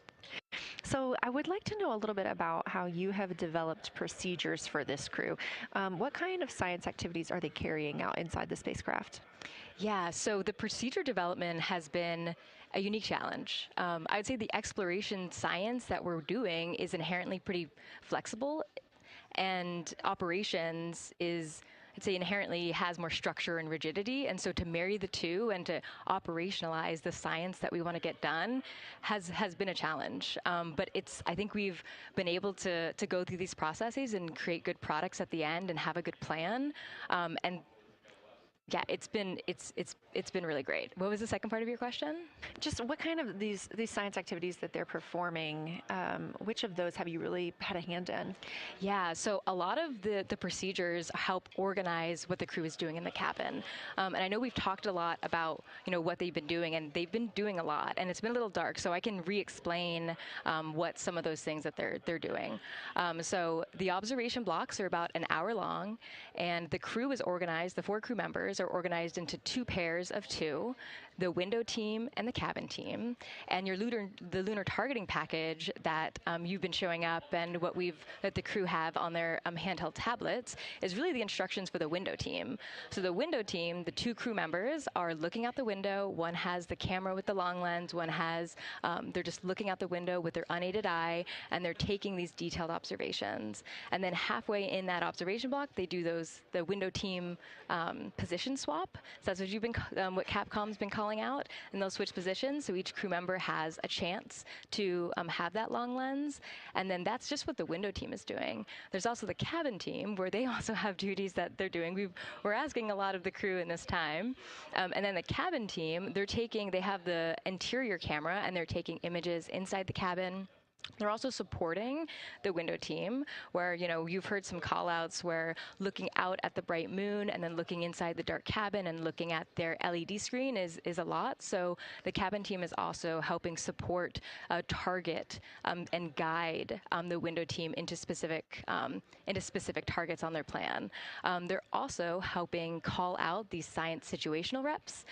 So they're looking out a different window and listening in to what the crew who are really down and in the science on the window team are doing, and they're giving us insight. And those recordings that the window team is doing are going to be uplinked or downlinked overnight, and we're going to be able to chew on that data.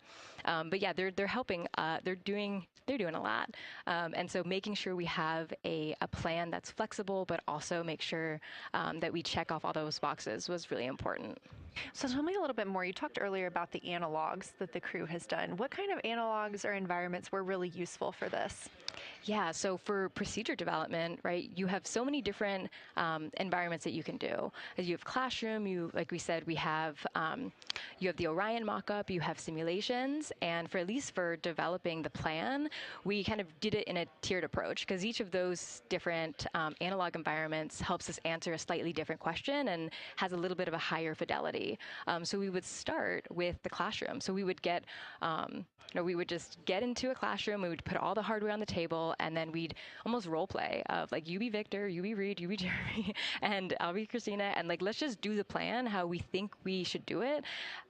Write that down, and then just keep iterating on that, and then Integrity Houston for a tag up pre-forward link LOS in place of the Flight Director Conference.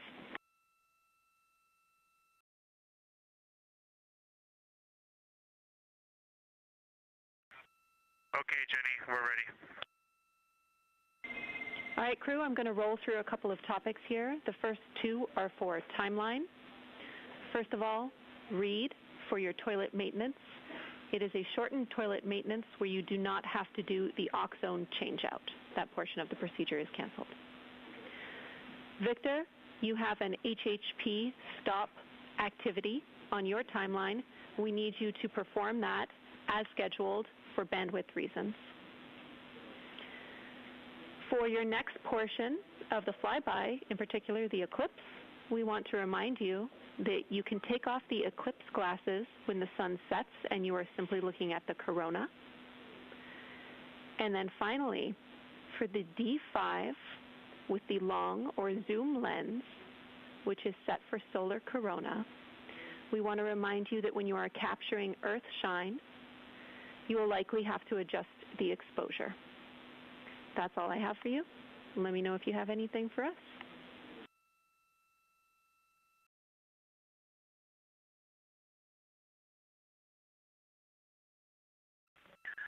Okay, Houston, we copy all. Thanks for those words, Sydney.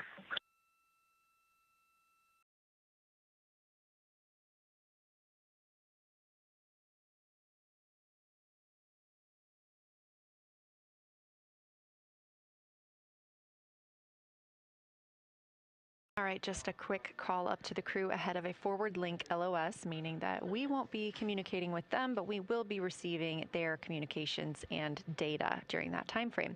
So, Angela, we were talking about analog environments. You were telling me about the classroom and getting in there and pretending who's Victor, who's Reed. Tell me more about this. Yeah, it works pretty well. So you're going to do the plan how you expect it to be, and then once we finalize that plan, we'll give it to a completely new group of people and have them practice it.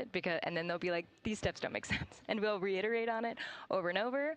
Then we'll take it to a higher fidelity environment like the Orion mock-up, and we'll do the same thing because that volume is smaller, the window placement, their seating, what things have we forgotten with this addition of this environment. And then once we reiterate on that, we'll take it then, we'll give it to the crew and have them execute off of it during mission simulations. That's the highest fidelity that we can do before we send it to space. So this is the first time we've had to do this because we're a brand new console, and it just sparks so many neurons of like, how are we going to do this for surface missions and integrate this in so many different ways. So excited to have kicked off this process, but there's so much more to come. Fascinating. And I think it was really well thought out too, because each crew member gets an opportunity to do each task. And so you're getting different perspectives and different insights from each crew member, maybe even about the same target, but something that one person sees could be completely different than something another person notices. So we also know that Artemis II has traveled. They're now on their way home, but they traveled farther from the moon than the Apollo missions did. So what makes that vantage point scientifically interesting? Yeah, observations are so fundamental in the scientific toolkit, particularly observations from different perspectives, different scales, and with different techniques. And so for this, so we really tried to make the plan to optimize those. There's pros and cons for all those things for this mission. So we really just focused the plan to have all those pros. So in terms of scale, this zoomed out scale, you can learn different things. This different perspectives. So their perspective, as Kelsey talked about, photometry around when they orbit the moon. And then also just their different the different things they're able to observe. So yeah, let me talk a little bit about scale, because I think observations at different scales, you can gain a lot of different information. So like, for example, if you were an astronaut on the surface looking at a rock, and you describe at this micro scale. So in training, we kind of talk about observations from micro to macro, or from outcrop to orbit. So looking at a rock at this scale, you can describe its components, you can describe what it's made of and its colors and its minerals, and you're like, okay, and this rock came from this boulder, and it's this part of this boulder, and these are the different things that I'm observing around. That gives me context to this sample. And then you zoom out a little bit more, and you're like, okay, well, I can see that this boulder came from, it rolled from this mountain ridge, or this high ridge feature. And then because I can see the trail that it came from, okay, now let me describe this ridge and, different parts in it and maybe other boulders that I'm seeing. And then you zoom out further of the orbit scale and you're like, this ridge is a part of this larger crater. So all of those different steps give you different information. And so that's why observations at these different scales and these different perspectives are so important. So this zoomed out kind of far view is this full lunar disk view. It's the full lunar on Earth, we see the full lunar disk as well, but now we're able to see it on the far side, and we're able to see it, all at the same time, which enables the astronauts to compare very quickly to different parts of the surface. And the color particularly is very compelling because you can just be able to very quickly compare from 3 different regions. Is it in the same family? Is this actually a little bit different? Compare that to what they see in their orbital data that they have access to on their portable computers, and really just be able to tease out that nuance and information. Yeah, we heard them make a lot of those connections today, and especially the color. We talked with Kelsey about this a little bit, just how exciting it was to hear the browns and greens and things like that. I cannot wait to see those pictures. So one last question. We are coming up on the last lunar flyby observation block, and this is when we are going into a solar eclipse. So can you tell me what you're interested in the crew learning during that time frame? Yeah, so the data set. So yes, there's so many things. How to pick one. So I would say the thing that I'm most interested in seeing is some of their annotations that they're taking. So in this opportunity, it's a very dynamic type of experience in that we don't normally see this activity. And so being able to have crew observe the solar corona and then also annotate it in their on their portable computing device is just such a unique thing that humans can give to missions, and also particularly being able to annotate what they're observing while they're talking about it is also unique to being able to have astronauts in orbit as well, because we won't be able to have annotations on the lunar surface because the astronauts will be in suits. They're going to be collecting samples, they're going to be deploying instruments. And so personally, I'm really excited to see some of these annotations and to see how that develops over time, because you've heard a lot of descriptions. And I think, when people are describing something that's unique and different, you can interpret it differently. But if you're drawing and you're marking, particularly just going back to like the color provinces, for example, and those boundaries, you know exactly what they meant. And really, I'm just very excited about those annotations. There's been some famous annotations that the Apollo crew have made, particularly about solar coronas and the structures that have, and lofted dust that have given a lot of debate within the scientific community of they're observing this phenomenon, and now it's our job to hypothesize of like, why are they observing this? Like, what is going on? So I think that's just a really cool part of exploration and science, and this beautiful thing that we're about to do. Well, now you've got me excited about the annotations too. I mean, I've been excited about the pictures and the audio, but now don't sleep on the annotations. I am very excited to see these little sketches that they're able to draw out, and we have pictures that they can just draw right on. It's like this particular thing is different than what we've seen. So I'm excited about that. I'm excited too. Angela Garcia, thank you so much for joining us today, and have a great time tonight on Console. Thank you, and you've been doing a great job, and it's so excited to see where we go from here. Thank you so much.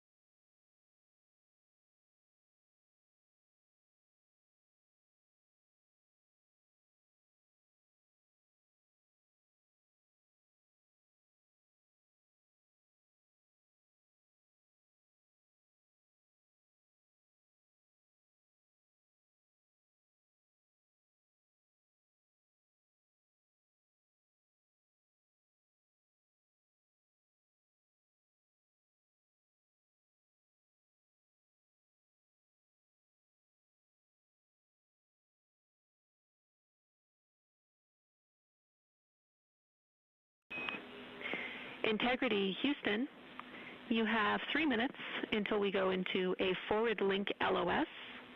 We will be back up with you in about an hour during the eclipse on Madrid.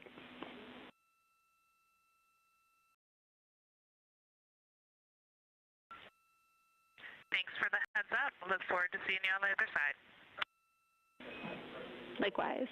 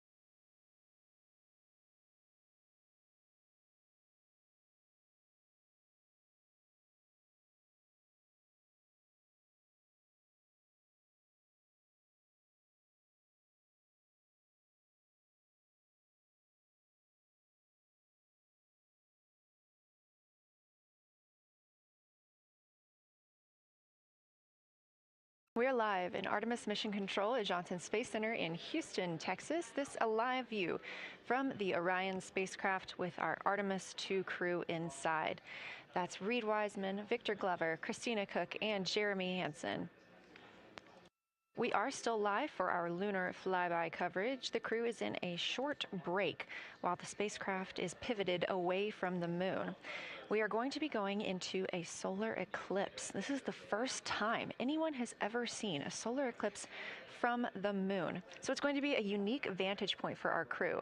But ahead of heading into that solar eclipse, we need to charge the batteries on the Orion spacecraft. Therefore, we have positioned the solar arrays into the sunlight to allow time for those batteries to charge. We will get back pointed at the moon just in time for that solar eclipse. We are also in a forward link LOS. What that means is essentially we cannot send calls or commands to the crew right now from the ground. However, we clearly get all of their data and communications. The spacecraft is now 4,632 miles away from the moon, and that number will only continue to grow as the distance from Earth shrinks, now 252,523 miles away. Our closest approach to the moon today was approximately 4,067 statute miles in altitude. Our maximum distance from the Earth is suspected to be 252,756 statute miles. Both of those moments came while Orion was flying in their loss of signal time frame behind the moon. The crew also set that new record today, beating the Apollo 13 record of distance from Earth. This is an animation or a visualization that you can track anytime, day or night, by visiting nasa.gov/track-Artemis. This shows you how the spacecraft is positioned as well as their distance and velocity, now traveling 930 miles per hour.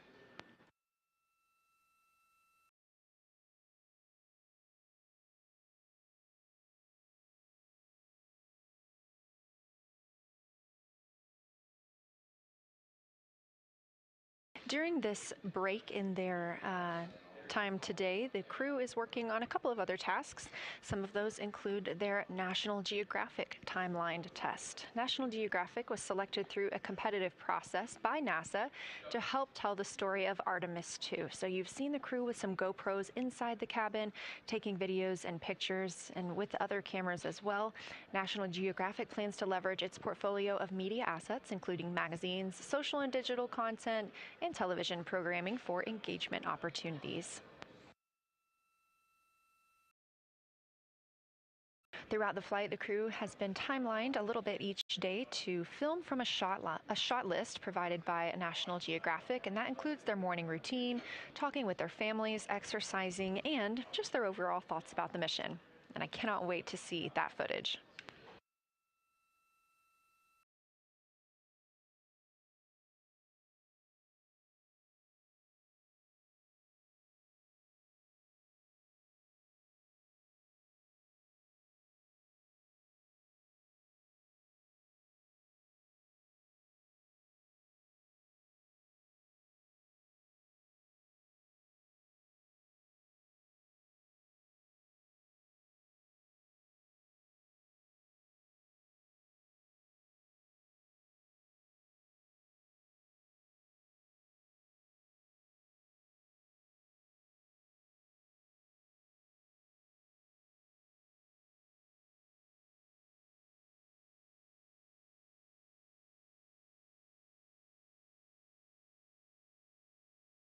Teams on the ground reporting that the spacecraft is looking good and that the power aboard is good as well, all setting us up in a proper position before eclipse.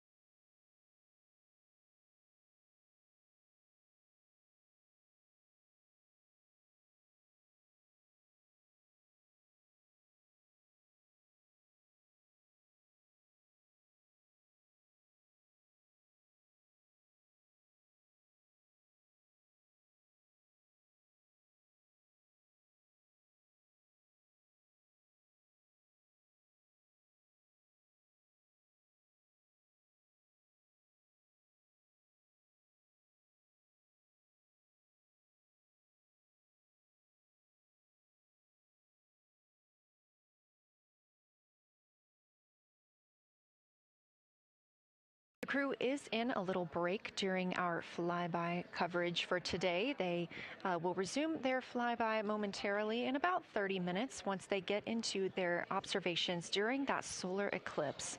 Now, the moon is our nearest celestial neighbor, orbiting Earth at less than 250,000 miles on average. When our astronauts venture there for future Artemis missions, they'll target landing sites near the lunar South Pole. There, ancient rocks, minerals, and trapped water ice will not only provide resources for human explorers, but they may also contain clues to the formation and evolution of our planet and the solar system. Let's learn more about the lunar South Pole with this video featuring Dr. Kelsey Young, Artemis Science Flight Operations Lead. We learned a lot from the Apollo samples, but we still have a lot left to learn about the moon. The Apollo missions visited only a pretty narrow swath of the moon. All the missions were concentrated near the near-side equator. Really interesting and really critical insights were unlocked with the Apollo samples, but we have so many questions still to answer about the moon and the evolution of the moon. And liftoff of Artemis I. We rise together, back to the moon and beyond. NASA's Artemis missions are NASA's plan to send people to the surface of the moon. We'll be sending people and roving assets and scientific equipment to, among other things, answer a lot of really compelling science questions. Scientists have a lot to learn about the moon. It's our nearest celestial neighbor here to Earth, so what the moon has experienced, we've experienced. Except here on Earth, we have things like plate tectonics, oceans, forests, people that erase the rock record. Whereas on the moon, that whole record of our planet's history, of the moon's history, is just kind of waiting there at the surface for us to explore. The South Pole, which is where Artemis missions are going to target, is specifically interesting for a couple key reasons. We think there are volatiles at the South Pole of the moon that are not present near the equator. Things like water and water ice that are trapped in the lunar regolith, which basically just means lunar soil, that can easily become untrapped from that lunar regolith, and scientists can scoop up and study for return to Earth. The lunar South Pole is a really exciting scientific target, and it also comes with some challenges for operating. For example, the lighting environment will change drastically within the course of one mission, and even over sometimes the course of one spacewalk. So preparing the crew members, preparing the hardware that we're sending to the moon, and preparing the mission control teams is really, really important. The South Pole Aitken Basin is particularly exciting. We think it's one of the oldest and largest impact basins in the solar system. And if we can get the right rock from the South Pole Aitken Basin and bring it back to our labs here on Earth, we can use that sample to constrain the entire evolution of our solar system and really understand the timing of how the moon and our planet and the entire solar system evolved.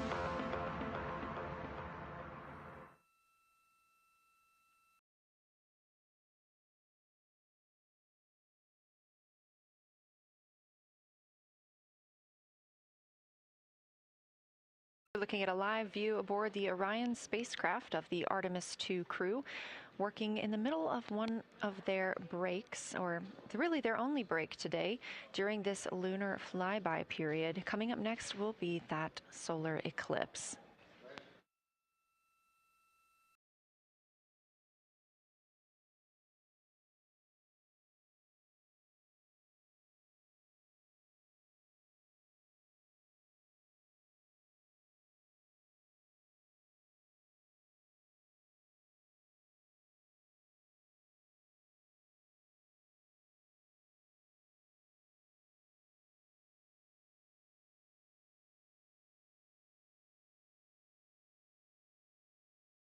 Throughout the Artemis II mission, and of course throughout today, you've likely heard the crew being called with the name Integrity.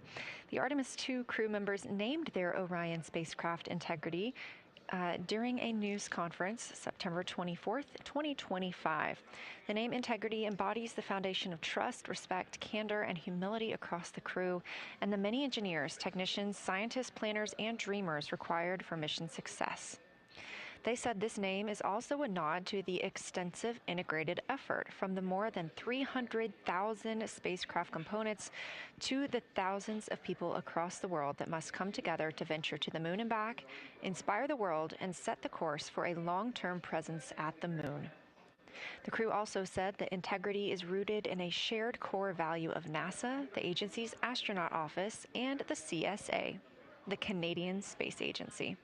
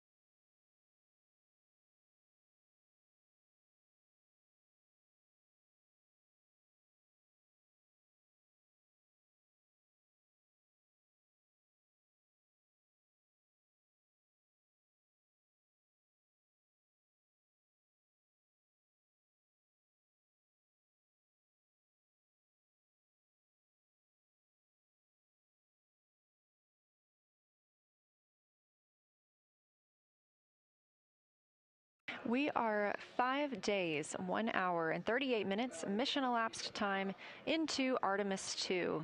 In this view on the screen, you can see the crew starting to even look through some photos that they may have captured today. We really look forward to sharing these photos with you as soon as we possibly can. And the best way to keep up with those is to follow NASA on social media. You can do so at NASA, and for this mission specifically, at NASA Artemis.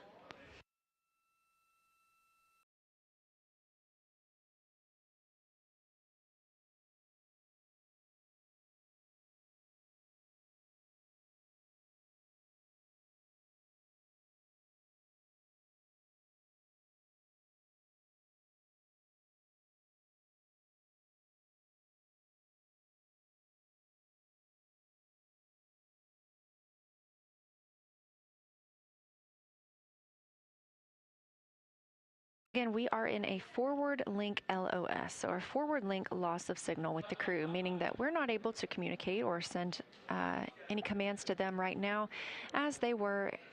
This is a tracked event that occurs at times, but they could still provide communications down here to us, and we are obviously still receiving their video and their data.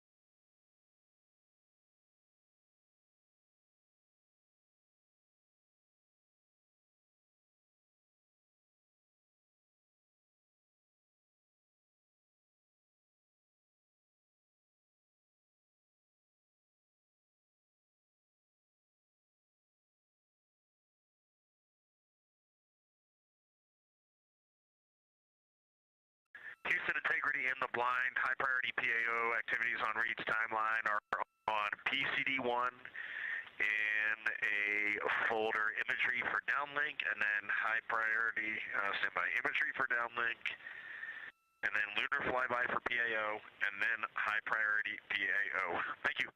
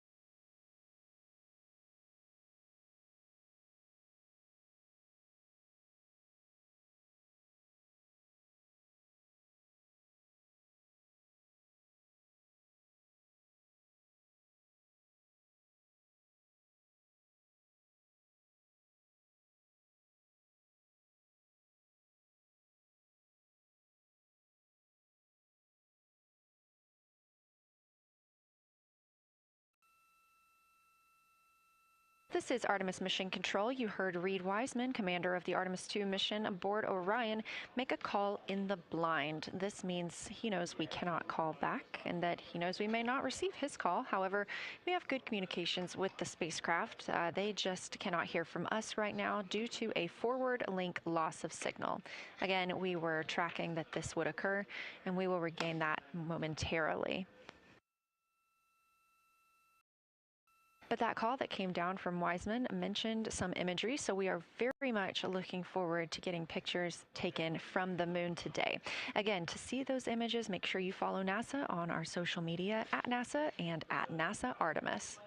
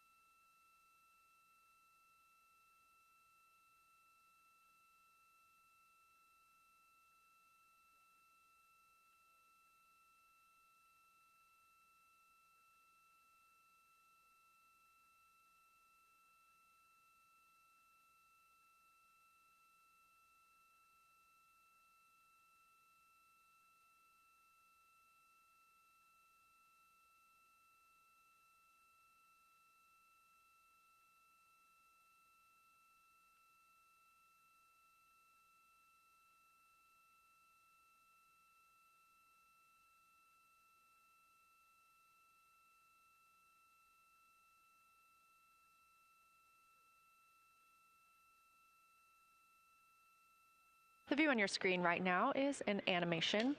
This is called Arrow, or Artemis Real-Time Orbit website. You can visit this for yourself at nasa.gov/trackartemis, and you can watch as we continue to grow closer to Earth and farther away from the moon. It's all seemed to happen so fast so far, and we're coming up on splashdown now in 3 days, 23 hours and 31 minutes.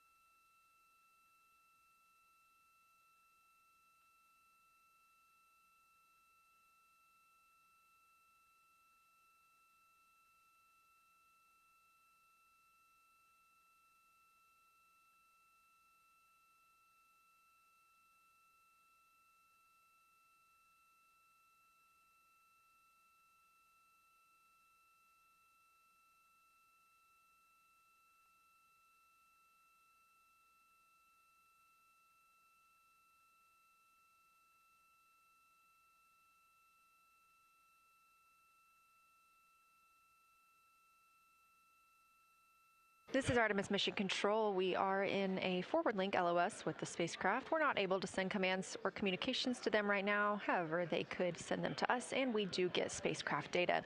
This is tracked as we are on the Deep Space Network.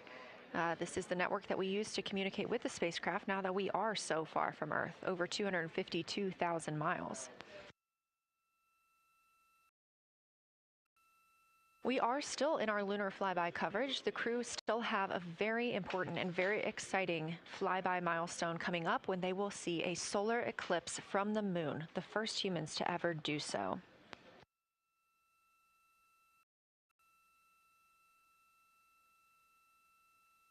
Something that we also have to consider when it comes to our missions and launches is space weather. So since the Apollo 16 and 17 missions, there were some solar eruptions near that time frame that could have been dangerous to our explorers. Over those 50 years since those storms, the data, technology, and resources available to NASA have improved, enabling advancements towards space weather forecasts and astronaut protection, which is key to NASA's Artemis program to return astronauts to the moon.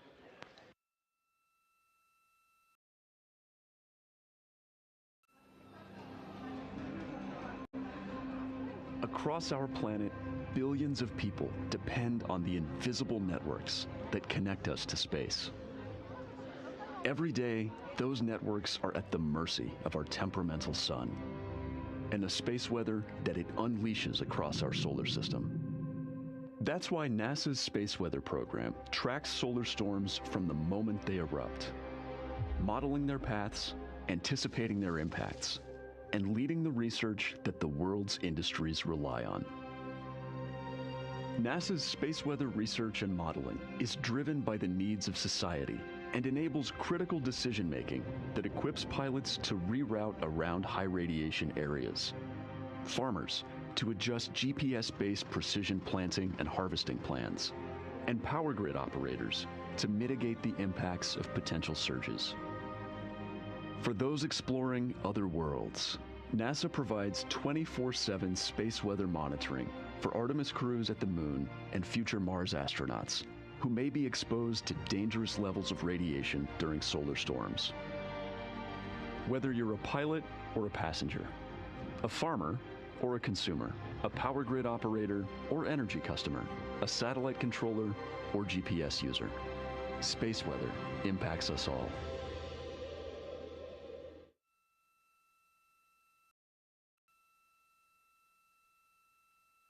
This is a live view from the Orion spacecraft on the Artemis II mission. It's now been 5 days, 1 hour, and 54 minutes since we launched.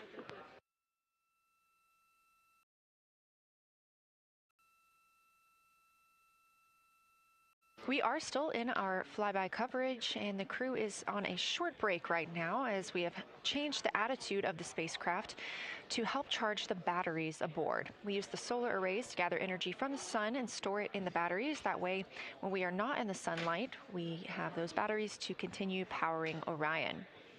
Now, we're doing so because the Artemis astronauts are about to experience a solar eclipse from their capsule.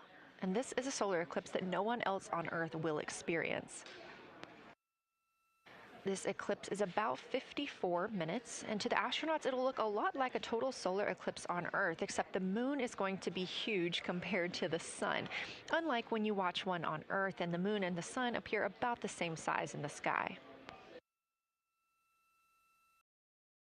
We're interested to learn if they see the outer corona when the sun is fully obscured by the moon.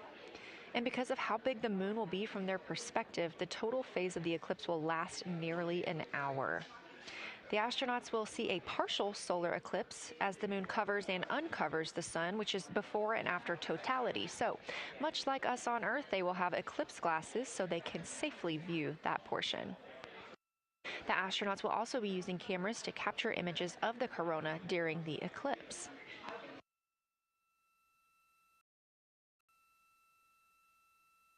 There also may be some other planets visible during the eclipse, including Venus, Saturn, Mars, and Mercury.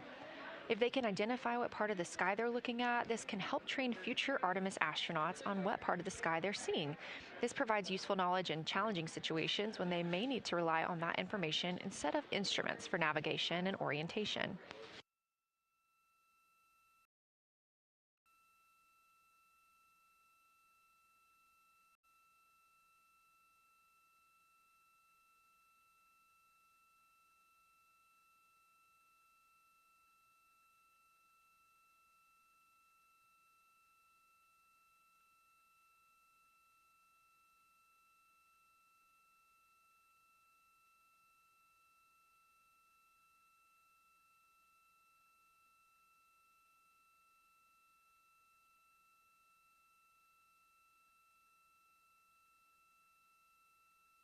Confirmation from teams here in the ground that we have reached the eclipse attitude, meaning Orion is in the proper position to observe it.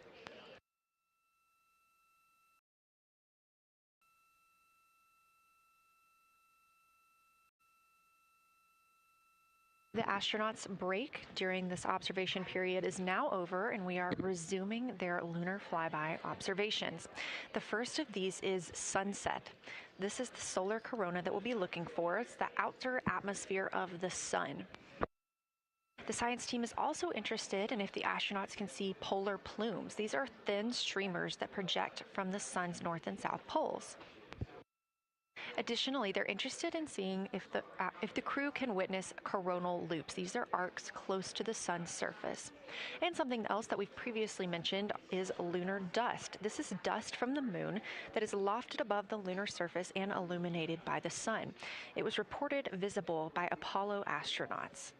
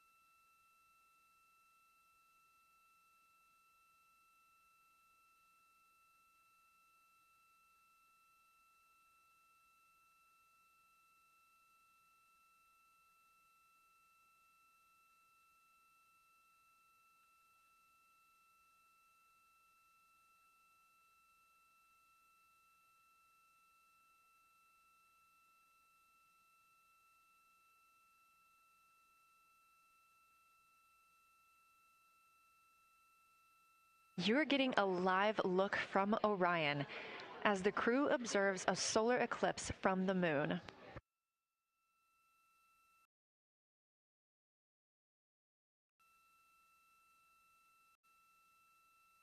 And this solar eclipse is only visible to the crew on the spacecraft. It's not visible to anybody on Earth. The science team is interested in several different targets for them during this time frame. And we're personally looking forward to getting those images as well. Again, during the beginning portion of this eclipse, the astronauts will need to use eclipse glasses, just like we do from Earth, to safely view it. Once the moon has completely covered the sun, they'll be able to take off those glasses for almost an hour. Totality on Earth during a solar eclipse lasts only a couple of minutes. So this opportunity gives them a chance to look out into deep space and to look into see if there are other planets nearby.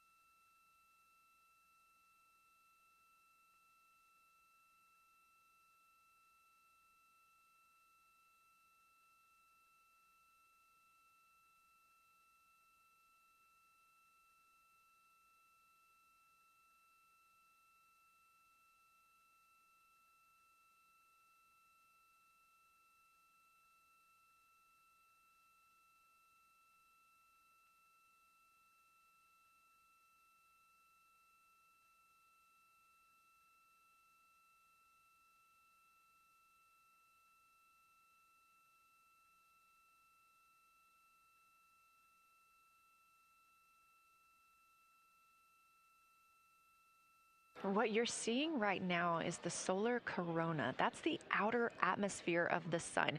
And the science team is very interested in any images that the crew can capture of this.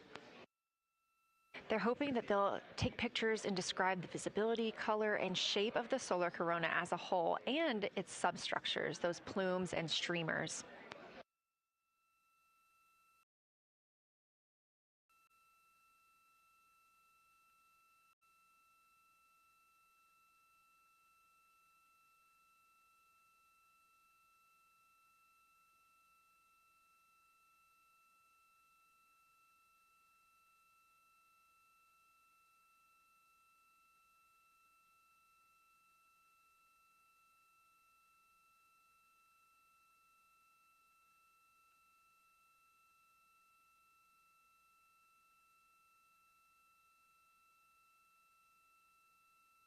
Science, integrity, in the blind. This is continues to be unreal. The sun has gone behind the moon, and the corona is still visible, and it's bright, and it creates a halo almost around the entire moon. But when you get to the Earth side, the Earth shine is already shown. I mean, almost seconds after the sun set behind the moon. You could see Earth shine. The Earth is so bright out there, and the moon is just hanging in front of us. This black orb out in front of us, in front of now, not the blackness, but the gray that blends and drifts into the blackness. We can see stars and the planets behind it. And Christina is in window 1, Reed is in window 2 with the long lens, and Jeremy is describing it in window 3, and it is quite an impressive sight. You can still see the horizon lit up brighter where the sun set on that side of the moon. It is bright, and Earthshine is very distinct, and it creates quite an impressive visual illusion. Wow, it's amazing.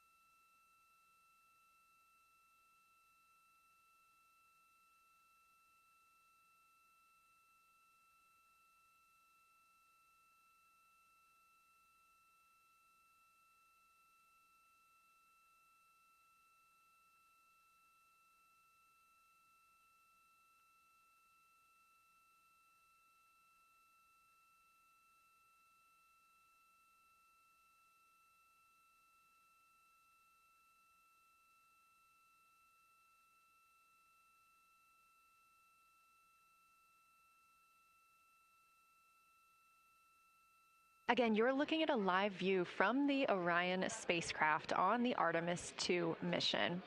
Orion is now 252,125 miles away from us all on Earth. We're here in the Artemis Mission Control Room in Houston, Texas, and what you had just before we lost that view quickly was the corona of the sun peeking around the moon as the astronauts are entering a solar eclipse for this portion of the lunar flyby. We're now over 5,500 statute miles from the moon. That closest approach today was just about 4,067 statute miles away. And teams in the room beginning to get a little busier and filter in and out as we are stepping through a handover. The Orbit 1 team is handing over to Orbit 2, who will continue monitoring lunar flyby and all of the systems aboard the Orion spacecraft.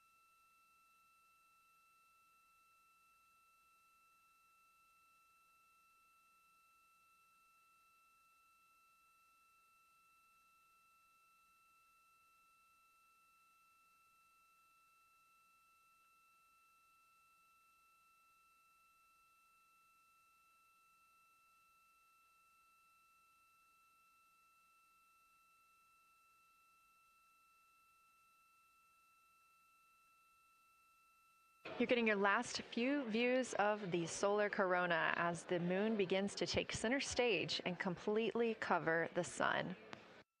If you see that bright dot up near the top left of your screen, we think right now that that may be a part of the spacecraft, but we'll be sure to correct that if we end up figuring out later that it is something else entirely.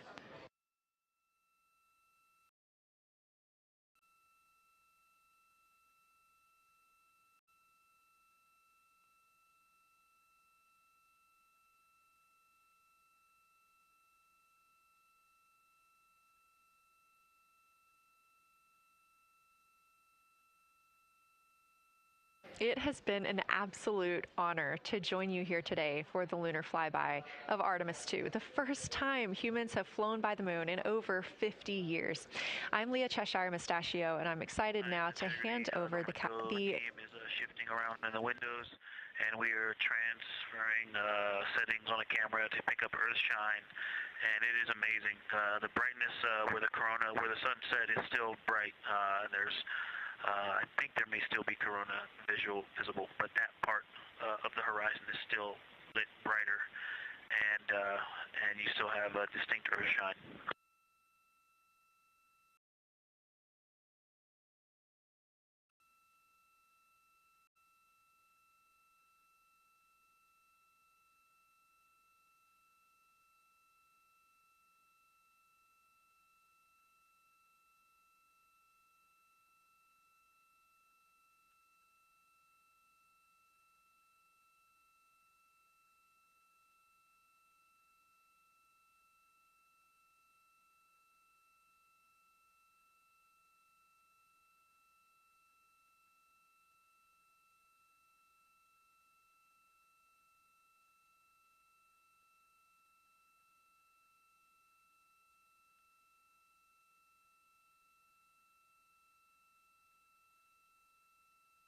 You know our rules that we don't talk when the crew is talking, so wanted to give Victor Glover a moment there to call down what he was seeing now that the moon is covering the sun. A really amazing time during today's lunar flyby. Again, thank you so much for letting us help tell this story today. I am Leah Cheshire Mustachio, handing it over to my friend Anna Schneider at the PAO console as the Orbit 2 team comes to join us. So thank you so much, and I hope you all enjoy tonight. Anna, you can take it away. Thank you so much, Leah, and it's been a joy listening to your coverage over the last several hours. So as you mentioned, the Orbit 2 team of flight controllers is currently making their way on console and completing a shift handover with the Orbit 1 team of flight controllers. The Orbit 2 team tonight will be led by Flight Director Diane Daly, and she is currently handing over with the Orbit 1 flight director there on your screen, who was Flight Director Jeff Radigan.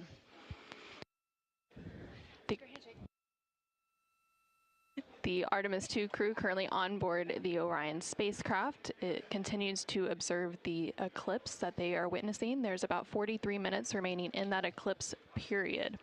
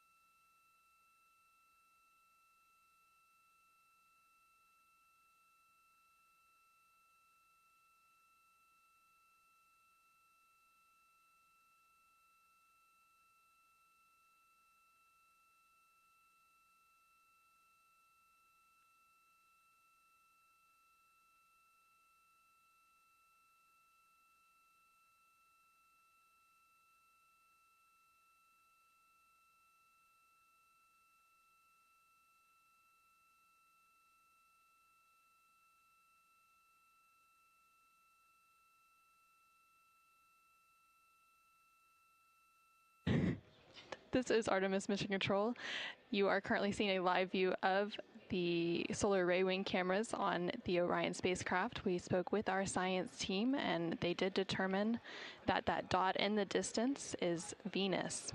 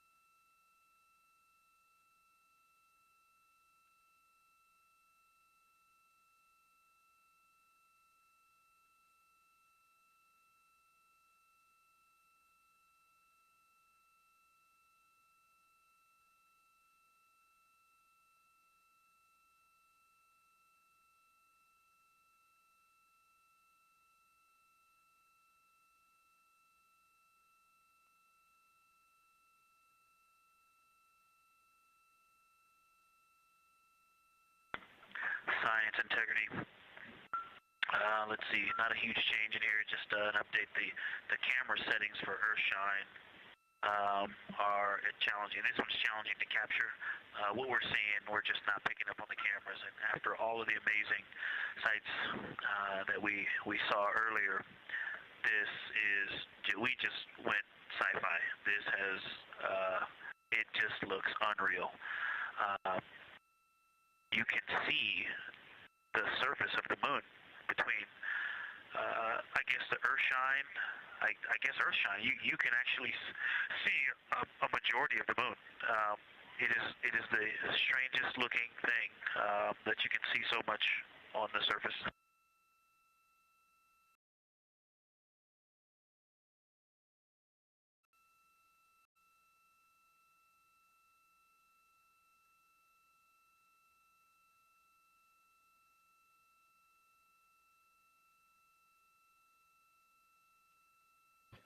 This is Artemis Mission Control. You were just hearing some communications called down from NASA astronaut Victor Glover, currently on board the Orion spacecraft.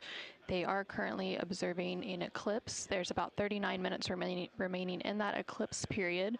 Currently, we are in a forward link LOS, or loss of signal, so the crew can communicate down with... He's seen 2 meteors, science.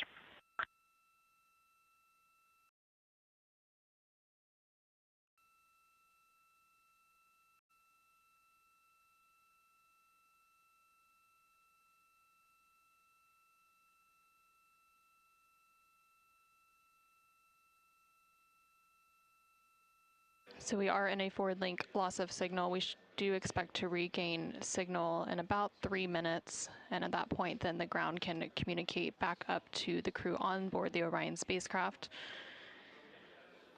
In the meantime, the crew can continue to communicate down to the ground. The ground is just unable to respond. So they are continuing to provide some science observations during this eclipse period. They've made some comments about Earthshine, which is the sunlight reflected from Earth when they come around towards the moon's near side late in this flyby window.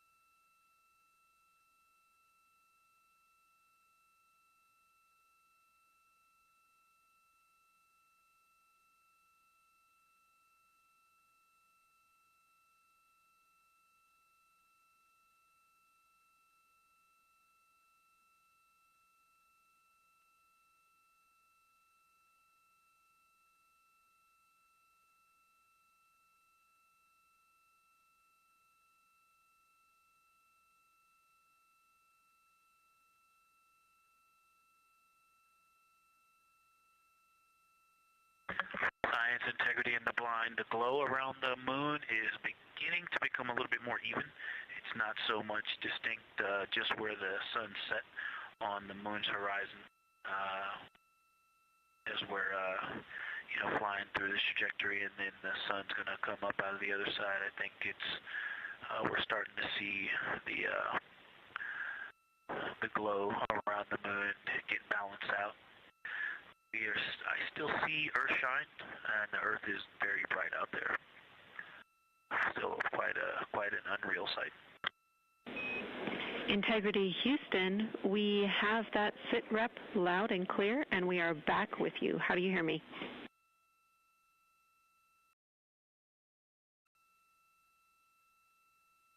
Hey, Jenny, we have you loud and clear. Thanks. Copy. Victor, we're handing you over to Science for some critical questions. Thanks for your report.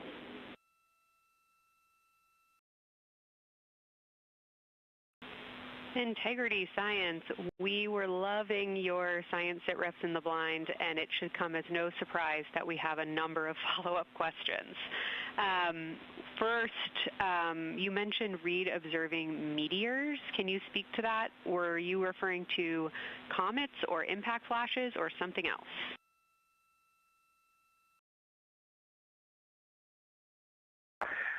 Yeah, there was a little bit of giddiness. We have seen 3 impact flashes so far. I saw 2, and Jeremy has seen 1. Undoubtedly, Jeremy saw 2, so that's 4 total. Undoubtedly, quick impact flashes.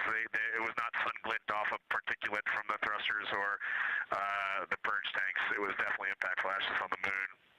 And Jeremy just saw another one. Go ahead with your next question. Amazing news. I literally just looked over at the SIR and they were jumping up and down literally. If you could describe where on the moon you saw them, please.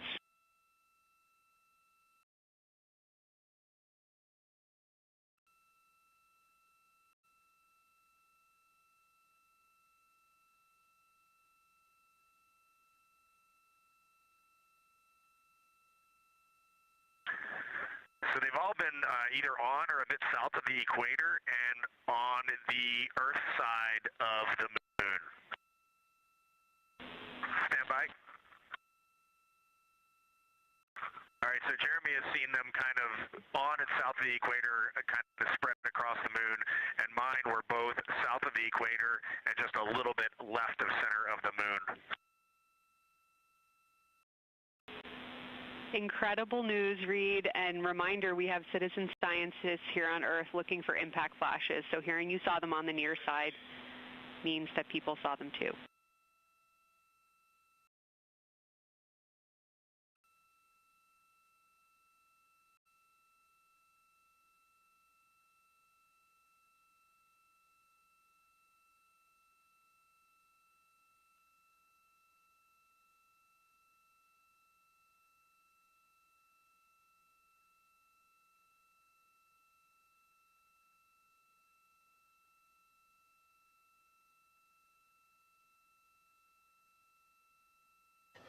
This is Artemis Mission Control. We have regained that signal, so the team here in Mission Control was able to call back up to the crew on board the Orion spacecraft as they continue their lunar flyby. Specifically, they are now in that eclipse period. So the science team here in Mission Control was able to ask some questions about some of the situational reports they were providing during that loss of signal. Specifically, they were interested in some of the meteors that they mentioned seeing and those impact flashes, and they did provide confirmation that they did see at least 4 impact flashes during that lost signal. Are you still with us, Houston, or do we lose you? Integrity, I hear you loud and clear. How do you hear me?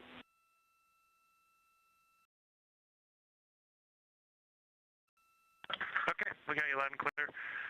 One of the other things I wanted to describe, which was surprising to me, but the entire moon is lit up. It's glowing behind the entire moon. I thought it would look, dark against the black sky or deep space, but the sun is lighting up the entire limb of the moon. You can see, the entire perimeter of it, and even now with the sun far behind the moon, you can still make out little bits of topography around the entire limb, just bumps as you go around it. And there's about the glow around the moon, once your eyes adjust, is easily 10 widths or diameters of the sun around the entire moon.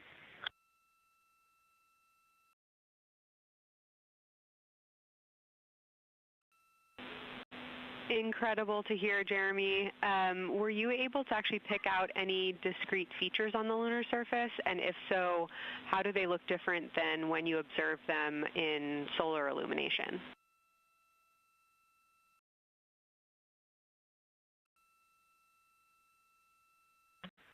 No, we really haven't been able to identify features on the lunar surface yet. We just see, the topography on the limb.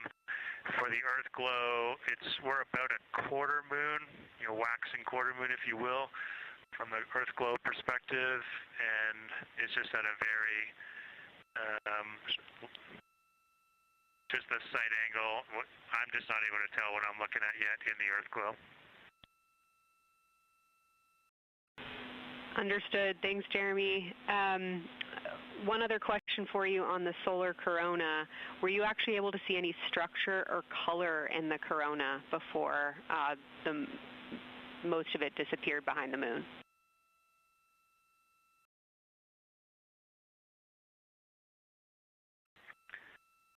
Yeah, I didn't pick out any color, but definitely structure. There were streamers, and they were not uniform at all. For me, the 5 o'clock position, there was just this constant streamer. It would change in intensity and diameter, but it was always there, and it was always at the 5 o'clock position. I only saw one plume, and it came out of basically the 3 o'clock position of the sun. That was very short-lived when I could see the plume. Exactly what we were looking for. Thanks, Jeremy. And a heads up that we, calculated here on the ground about how long you could see the corona for, and we expect it to start to appear again in the next 11 minutes. Thanks for those amazing descriptions.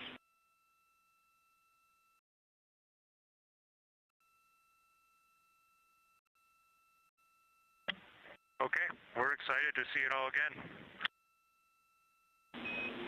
Integrity Houston, we're following along as well. That was outstanding. If you haven't already, just reminding you to swap positions at the windows. And that brief LOS we had previously was due to a data rate change expected.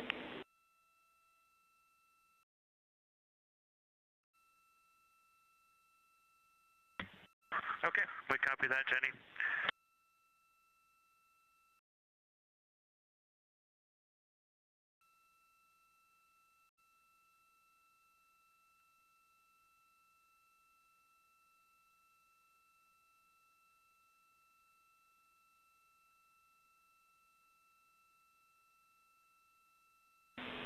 Integrity Science, one more request for you. While it's still fresh in your mind, any annotations or sketches you want to make of what you're seeing either around the corona structures you just mentioned or even on Earthshine would be so appreciated.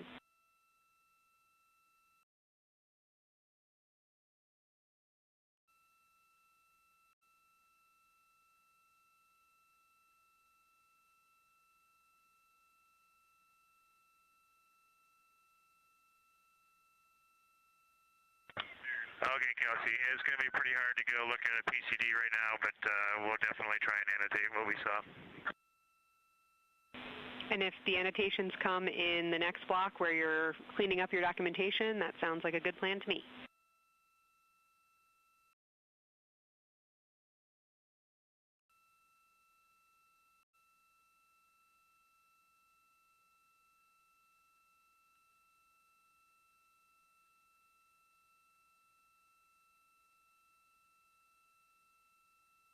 This is Artemis Mission Control.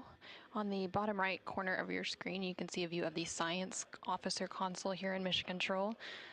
And we've been hearing that communication between the science officer. The Orbit 1 science officer is Kelsey Young, and she's been asking questions to the crew, specifically CSA astronaut Jeremy Hansen, based on the observations they've been making during this eclipse period. And then in the upper left-hand corner of your screen, you can see a view of the Artemis Real-Time Orbit website, which provides updates on the velocity and the distance from Earth and the Moon of the Orion spacecraft as it continues to make its way back to Earth. The distance from the Moon will continue to increase at this point. So right now, Orion and its crew are about 6,300 miles away from the Moon and about 251,000 miles away from the Earth.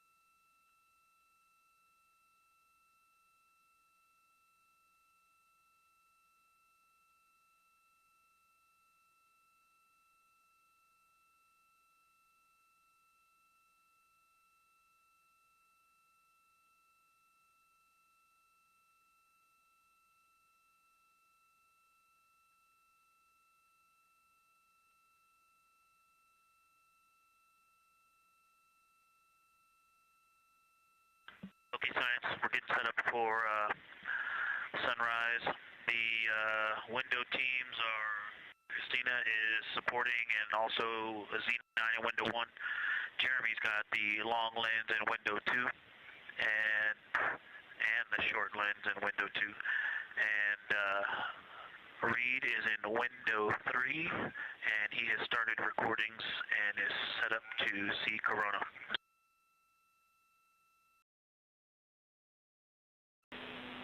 Great sit rep, Victor.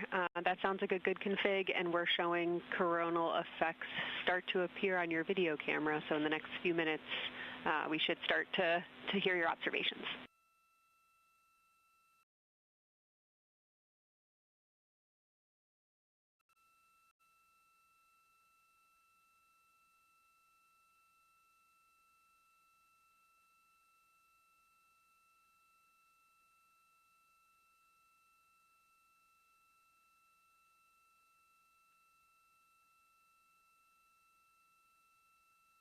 This is Artemis Mission Control. We just heard the crew call down to the team here in Houston, reporting that they have swapped out who is in the windows for the final portion of the lunar flyby. So Christina Cook is in window 1, with Jeremy Hansen in window 2 and Reed in window 3. Reed is focusing on observing corona, which is the solar corona, which is the sun's outermost atmosphere. There is about 18 minutes remaining in the eclipse period. Science and Houston integrity. I know this observation won't be of any scientific value, but I'm really glad we launched on April 1st because humans probably have not evolved to see what we're seeing. It is truly hard to describe. It is amazing.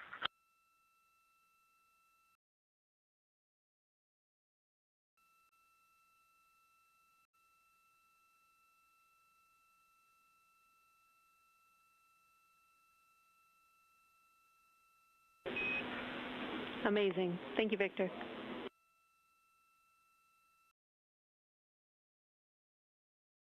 And just one more logistics note, we have gone as dark as we can in the cabin.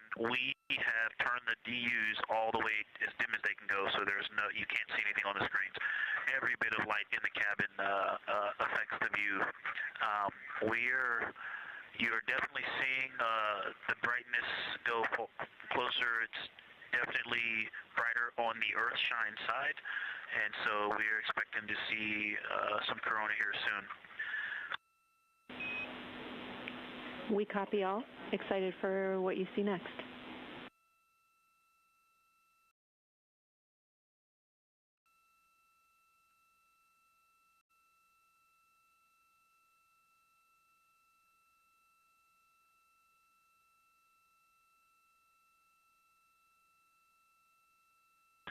I'm not sure if we talked much about the star field, but we've got lots of stars. You've got the nice glow around the moon, but right off the well, we're upside down now, but from upside down 4 o'clock, right off the edge of the moon, looks like a planet. That line of planets, there's something a moon diameter to the left, and something right off the limb of the moon to the right, and then something orange. It looks orange to the right of that, about half the moon diameter. So. But anyway, there are definitely stars. I think some of those planets that you said we might see, we're seeing. And so in unreal view, yeah, the moon in the foreground is one of the darkest things we see out the window. And now it's deep space behind it is kind of dark blue like it looks from Earth, but we can also still see stars. It's quite a wicked view. Victor, Mike is doing the best job, and I'm not going to try to add on to what he's doing. It's indescribable. No matter how long we look at this, our brains are not processing this image in front of us. It is absolutely spectacular, surreal. There's no adjectives. I'm going to need to invent some new ones to describe what we are looking at out this window. This is just absolutely beautiful and inspiring to hear. And Victor, we suspect what you're seeing is Saturn and Mars. That reddish object is likely Mars. Good opportunity to look to the future of where we're going.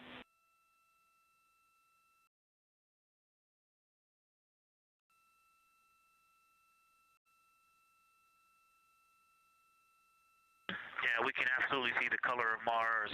That's awesome.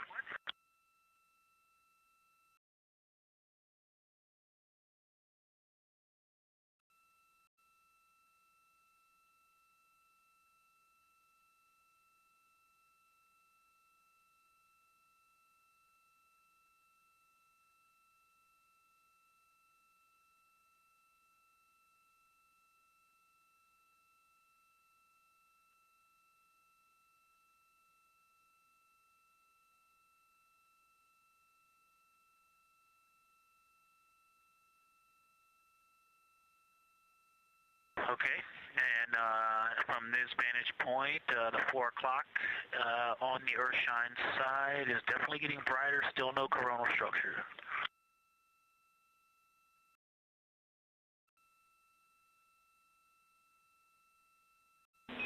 Houston copies.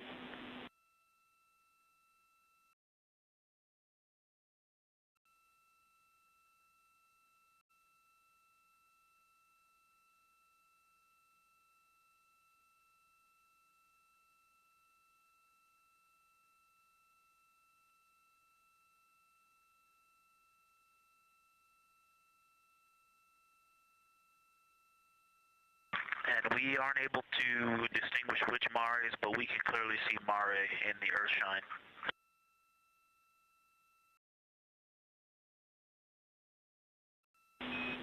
We copy.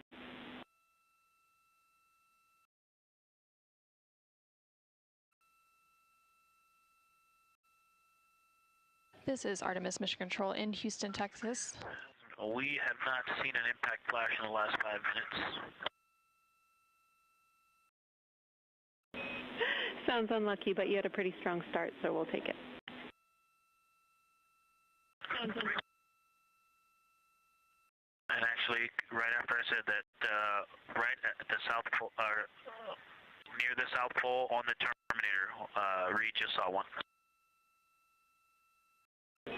Amazing.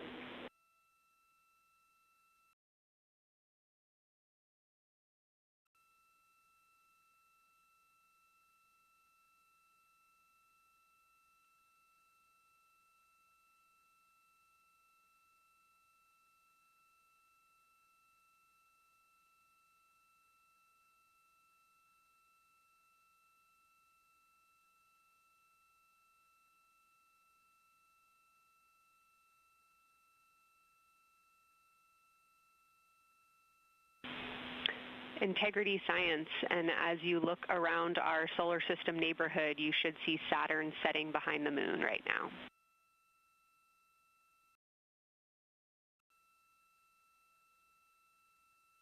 We do. We've been watching it track close to the horizon, and it's right tangential to the moon at this moment.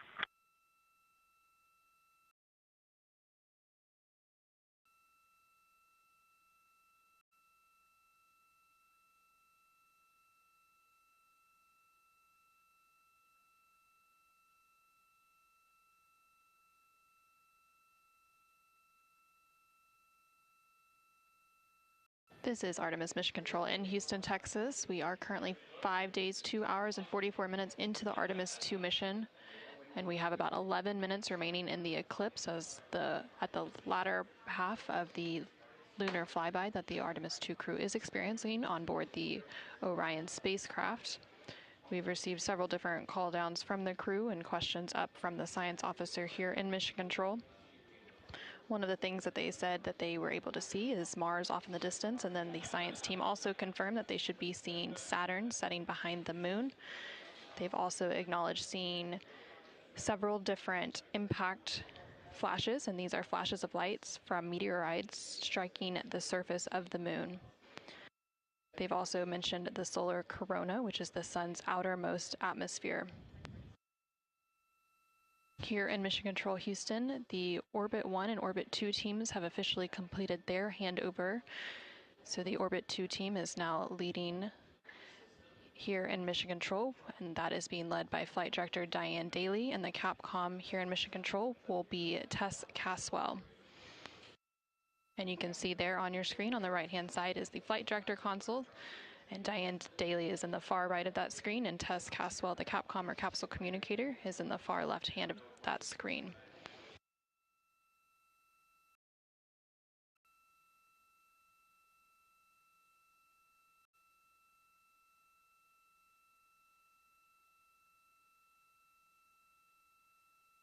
Yeah, the light is continuing to grow in intensity. At about the 4 o'clock position on the, about the 8 o'clock position on the Earthshine side. Saturn has set. Mars is tracking towards the moon's horizon.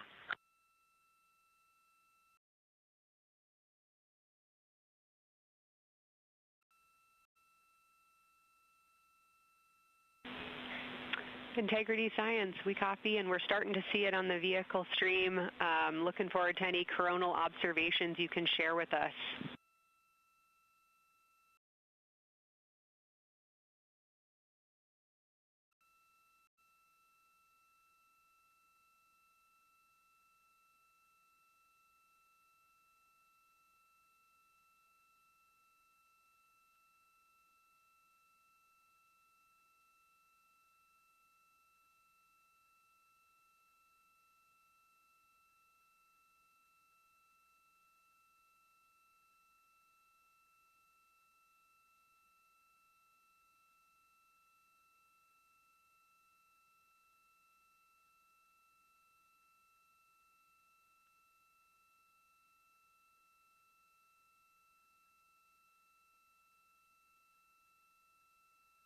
This is Artemis Mission Control. That view you're seeing on your screen is coming from the solar array wing cameras outside of the Orion spacecraft. And you can see the light starting to come into view as the solar eclipse period is starting to end. Integrity, still no coronal structure at this time, just continuing to grow in intensity.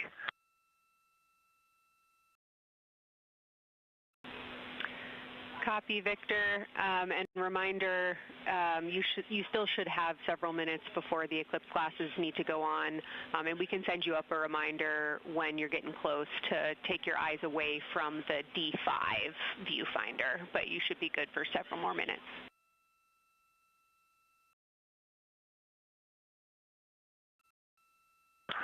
Copy, thank you, and yes, please send up the reminder. Thank you.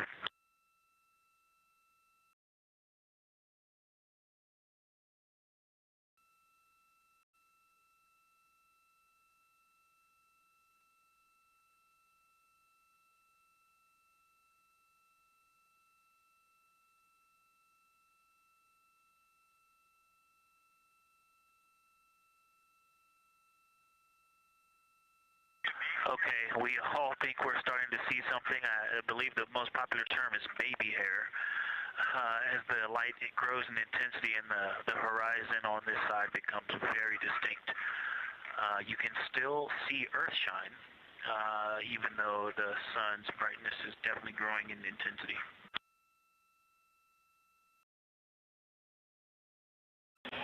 Love the description, Victor. I'm sure as the next couple minutes progress, more of those structures will continue to pop out.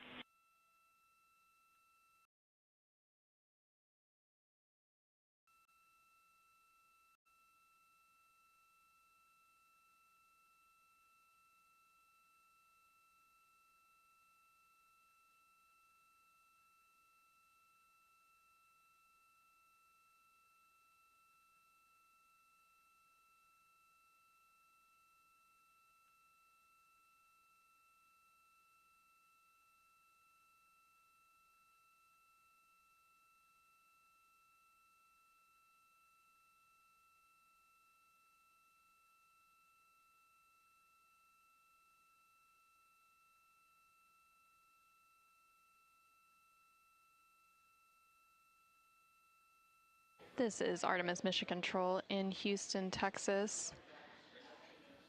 The Artemis II astronauts on board the Orion spacecraft are currently observing an eclipse. And to the crew on board the spacecraft, the eclipse looks much like a total solar eclipse here on Earth, except the moon is much larger compared to the sun, unlike a terrestrial solar eclipse where the moon and the sun appear the same size in the sky. We are definitely starting to see structure. That baby hair is rapidly growing out toward the 9 o'clock and the 8 o'clock.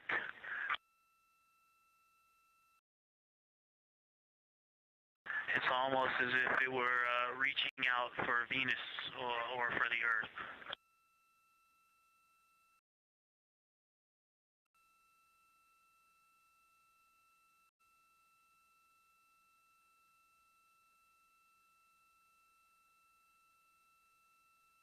If you've ever seen the spotlight off the top of the Luxor at night in Las Vegas, this looks like what that wants to be when it grows up.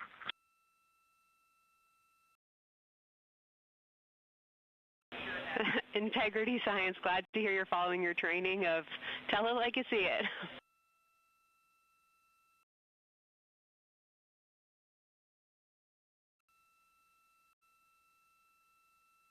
So far, it's pretty symmetrical. There are 2 or 3 streamers that are growing in intensity and in magnitude, and it's slowly starting to widen, starting to spread out across the horizon. Pretty amazing view.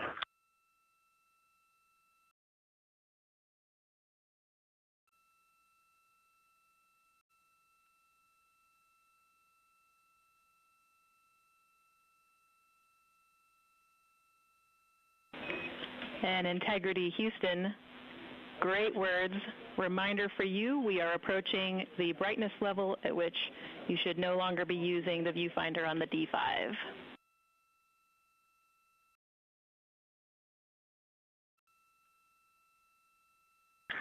Integrity copies, and thanks for the heads up.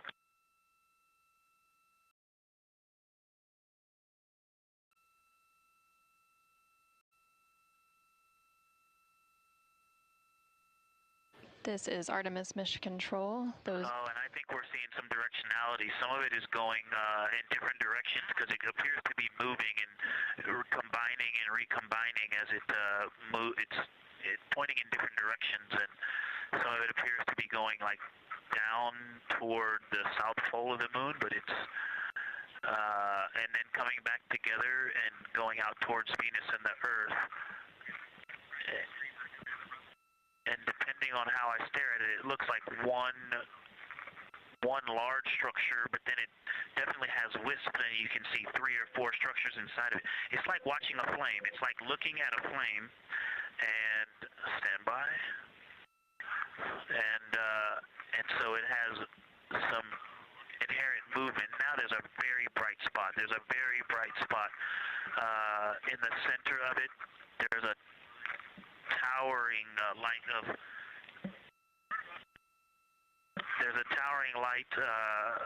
and then there were like 2 streamers that were going 30 degrees out from it, and now it is just extremely bright.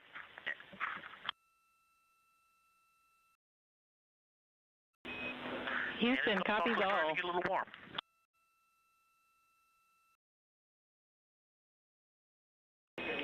And we copied all. We wanted to remind you at this point on the eclipse glasses. Should be about time for those.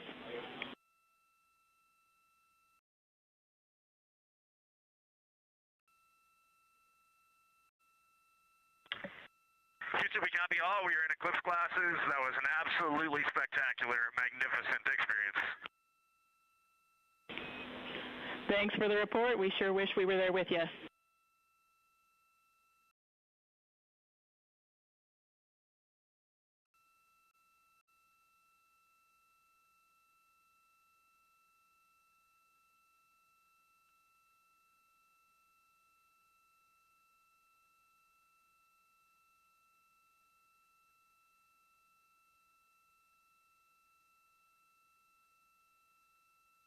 This is Artemis Mission Control. The eclipse period is coming to an end, and we did hear that call up that the crew now has to put on those eclipse glasses to be able to protect their eyes for this final portion of the eclipse.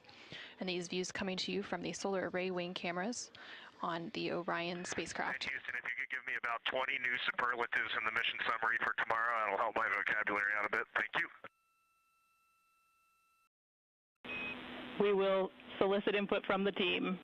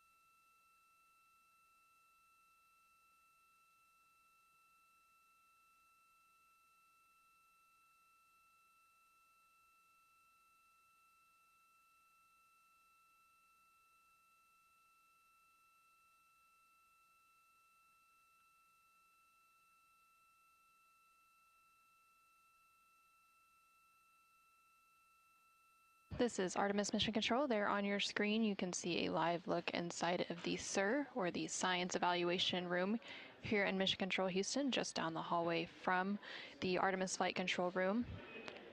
Integrity Houston, back with you after a data rate change. Regarding the SAW-3 camera T low caution, no action for you. It just got a little cool during the eclipse.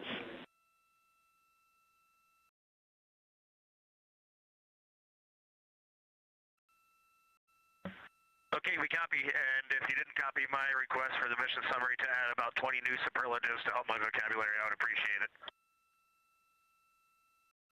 We copied it fantastically.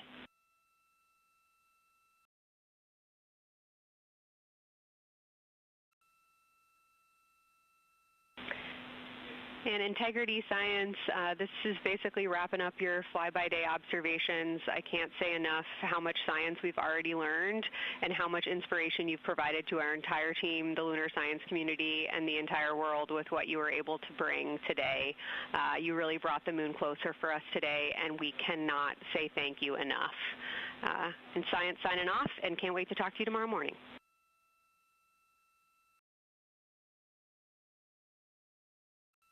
To your entire team, Kelsey, to the entire NASA science team, you all really turned to when we shifted launch dates to April 1st, and you got the most incredible package together for us to go do some great science and some great, truly human experience moments here. And we were well prepared, and we appreciate all of you. And this is what we do best when we all come together and work as a team. So you all knocked it out of the park. Thank you for giving us this opportunity. Beautiful words, Reed. Thanks so much.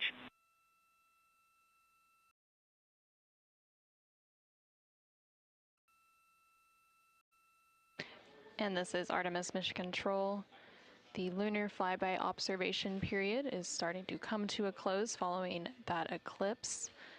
And there on your screen you can see a look into the Science Evaluation Room, or the SIR, which is embedded within Mission Control to provide science input. And they provided that input throughout the live flyby operations today. They also have a back room called the Science Mission Operations Room that processes data, evaluates imagery, and supports rapid analysis. And then, of course, we have the science officer on console here in the Artemis Flight Control Room, which you can see a view there on the bottom right-hand corner of your screen. The science officer throughout the flyby operations today has been Kelsey Young, who is the Artemis Science Flight Operations Lead. And then to her left is Angela Garcia, who will be the science officer taking over for Orbit 2.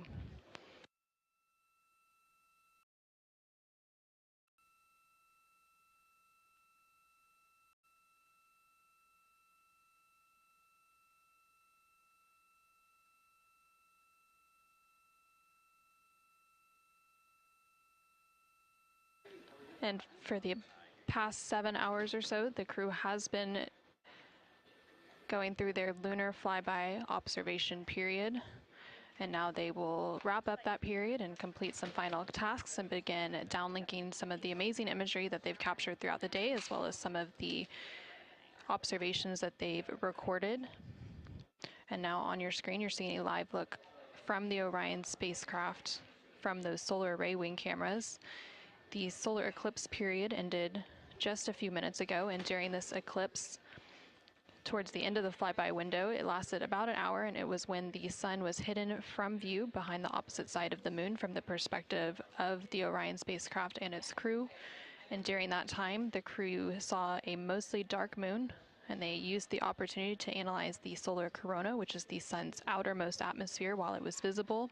And then once the sun was completely out of view behind the moon, the crew looked for impact flashes, which they reported seeing multiple impact flashes, and those are flashes of light from meteoroids striking the surface of the moon. They also looked for dust lofting above the limb or the edge of the moon, along with some deep space targets, including planets. And they noticed Mars off to the distance, and we also saw Venus on one of the solar array wing cameras early on in the eclipse period.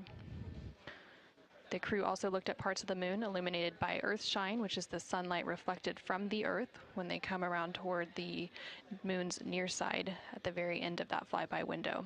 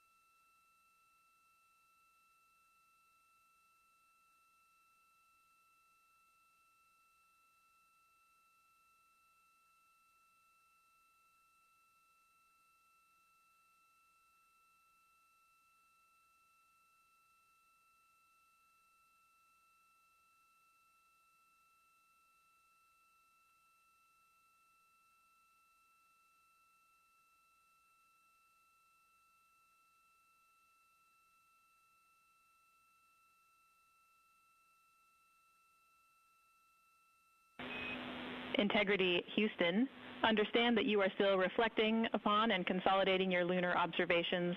At your convenience, I have 2 items related to the upcoming VIP event.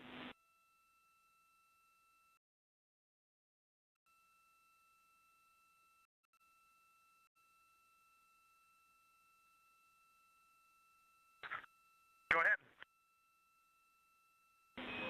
All right, first we wanted to let you know that the message for that upcoming event is on board for review at your convenience. That's message 3.06.04. The second item is that we've seen a couple of video blips in previous events. So during the HDPAO setup activity, we're wondering if Jeremy could please confirm for us that the TS rate is set to 1300 when you get to step 10.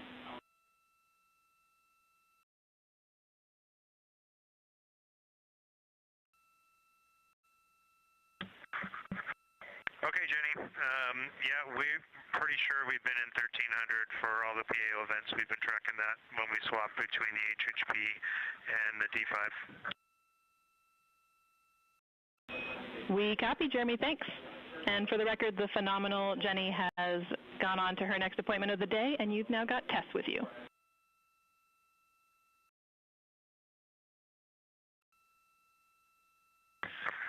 I'm sorry, Tess. Great to have you on board Integrity. No worries. Happy to be here.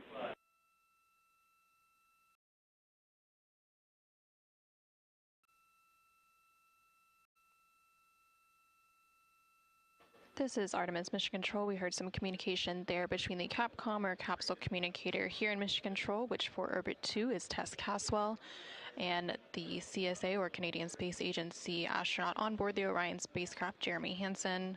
They were discussing an upcoming public affairs event. And Integrity, 3-minute warning for the maneuver back to bias tail to sun.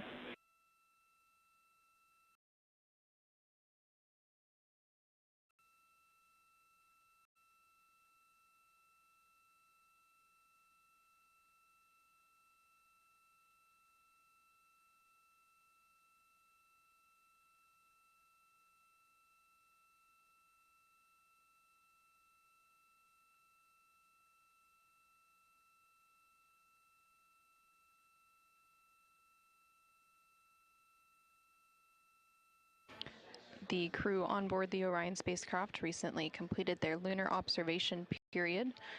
It was an approximately 7-hour period of time in which they were focused on several different targets identified by the science team here on the ground that they studied and prepared for ahead of time. And then they also were referencing a lunar targeting package that was uplinked about a day ago with those final targets.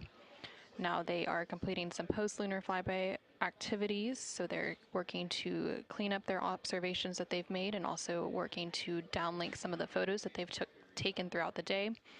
The science team here on the ground will then work to get as much data as they can overnight, and then there will be a post-flyby conference tomorrow after the crew wakes up. And that's not a debrief, but a science data collection to capture their nuanced experience while they're still in the field and the experience is still fresh. And then, of course, there will also be a public affairs downlink event later in the day. Now that once the post-lunar flyby activities are complete. And then after that, the crew will go into some of their final activities for the day. They will have a private medical conference, or PMC, with the medical teams here on the ground. These are regular conferences that they have at the end of every day, and then there's also a flight director conference that they will have before they go into their pre-sleep period, during which they can complete hygiene activities, and they will have the chance to eat their dinner and complete any other final personal activities for the day before they head into their sleep period.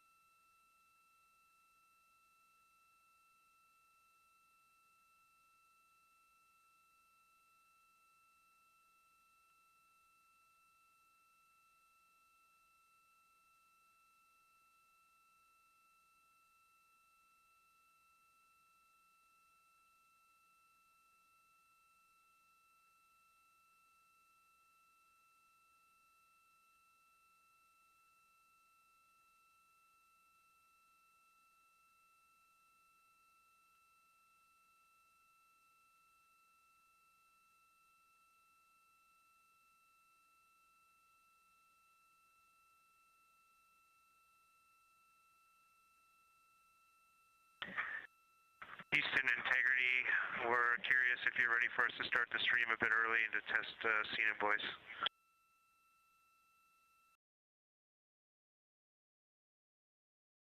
Checking.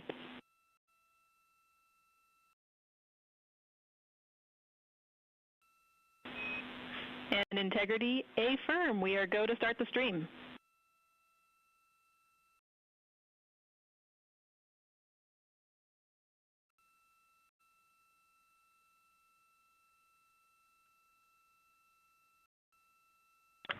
Okay, Houston, the stream has started.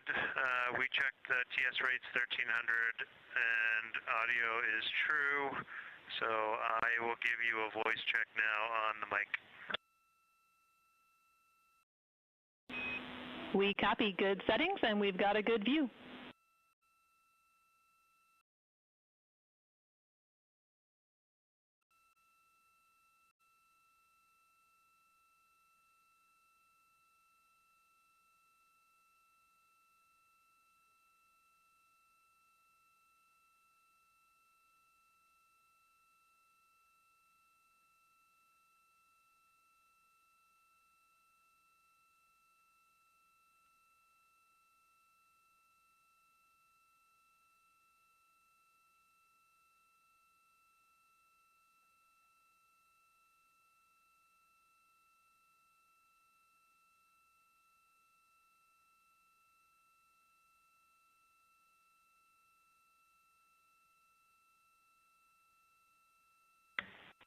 In test, I sent an audio check down on the handheld mic. Did you get it?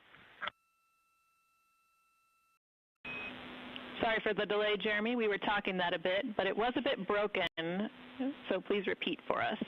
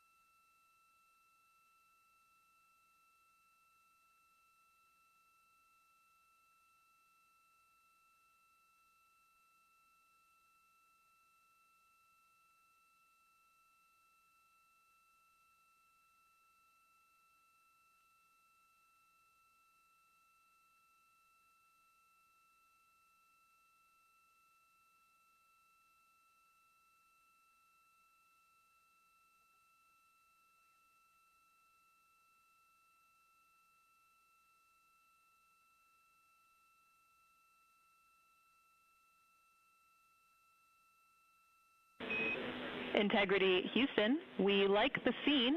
At your convenience, we'll take a 10 count with Jeremy in frame.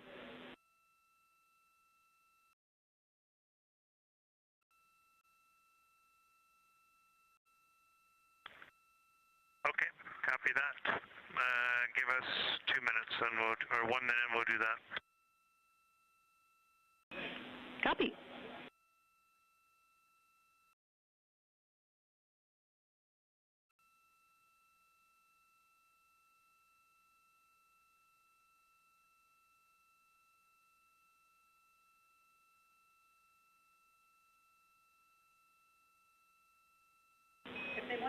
Great voice check and good words. We like the scene.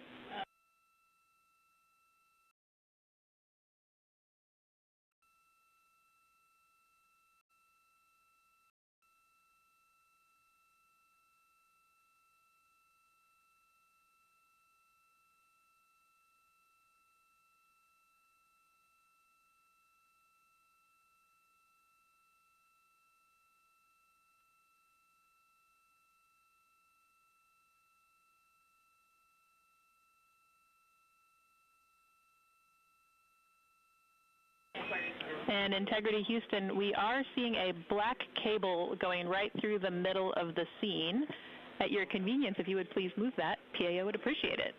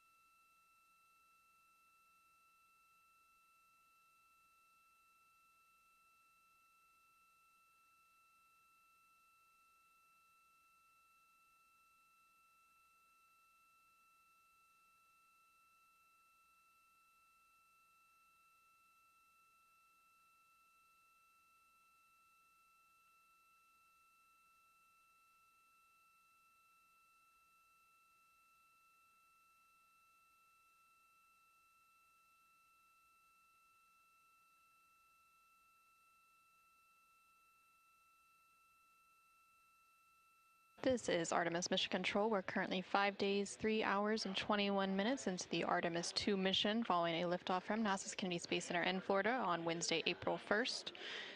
The crew on board the Orion spacecraft is currently wrapping up their lunar flyby cleanup activities. They're making final... Houston Integrity, high-priority PAO images from the eclipse are on PCD-1 in a so-named folder.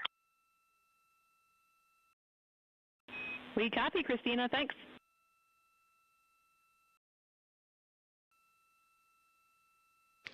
And NASA astronaut Christina Cook there calling down to the ground regarding some public affairs imagery that was captured during the lunar flyby activities. She referenced a PCD, that is in reference to their portable computing devices, which are basically tablets that they're able to transfer files and also follow along on processes and procedures and their timelines for the day. No.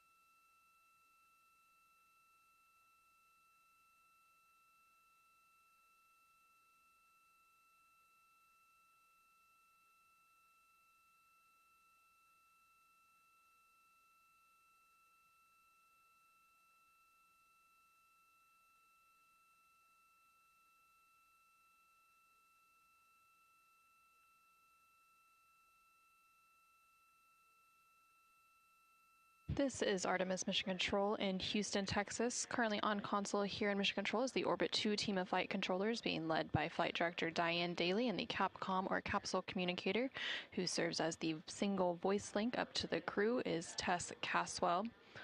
The crew on board the Orion spacecraft recently wrapped up their lunar flyby observation period, and now they are completing some cleanup activities and transferring some data and files down to the ground following that lunar flyby. Many of these files will be analyzed by the science team overnight in advance of a post-lunar flyby conference tomorrow once the crew wakes up. The crew is also preparing for an upcoming public affairs downlink event.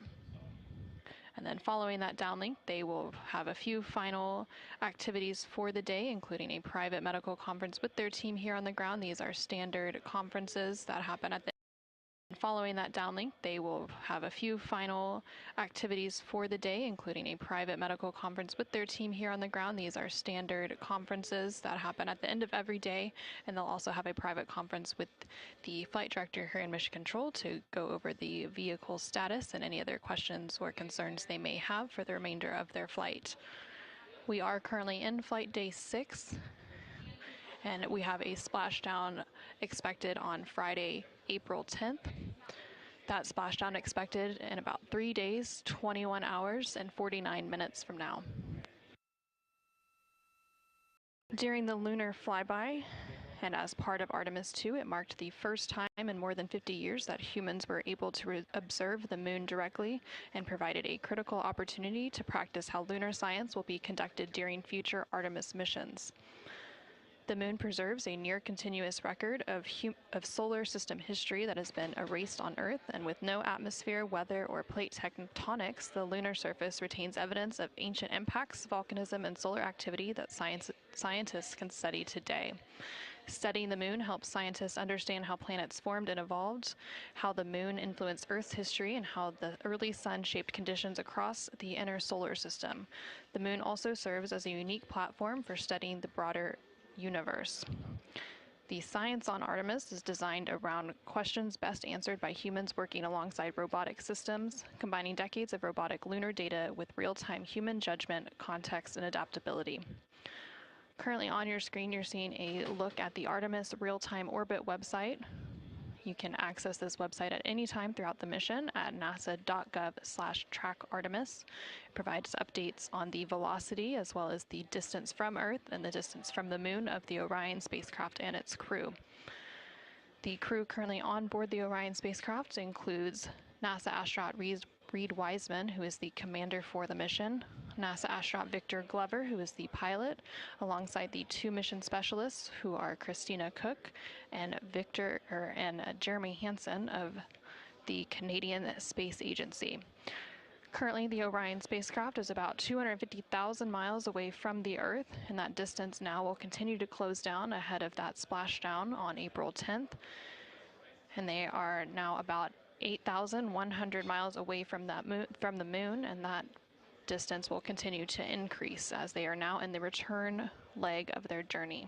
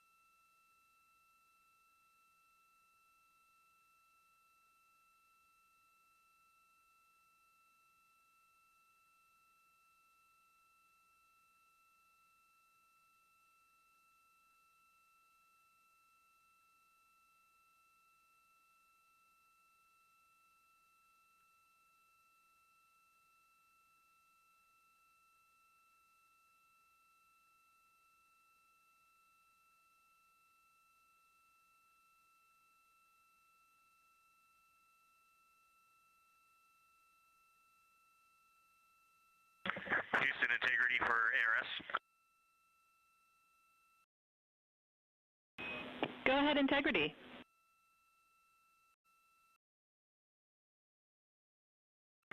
Hey, Tess, great to talk to you. Any chance we could drop the fan speed down for this PAO event?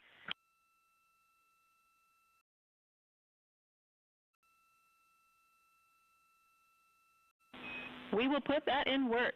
Great to be talking to you, too.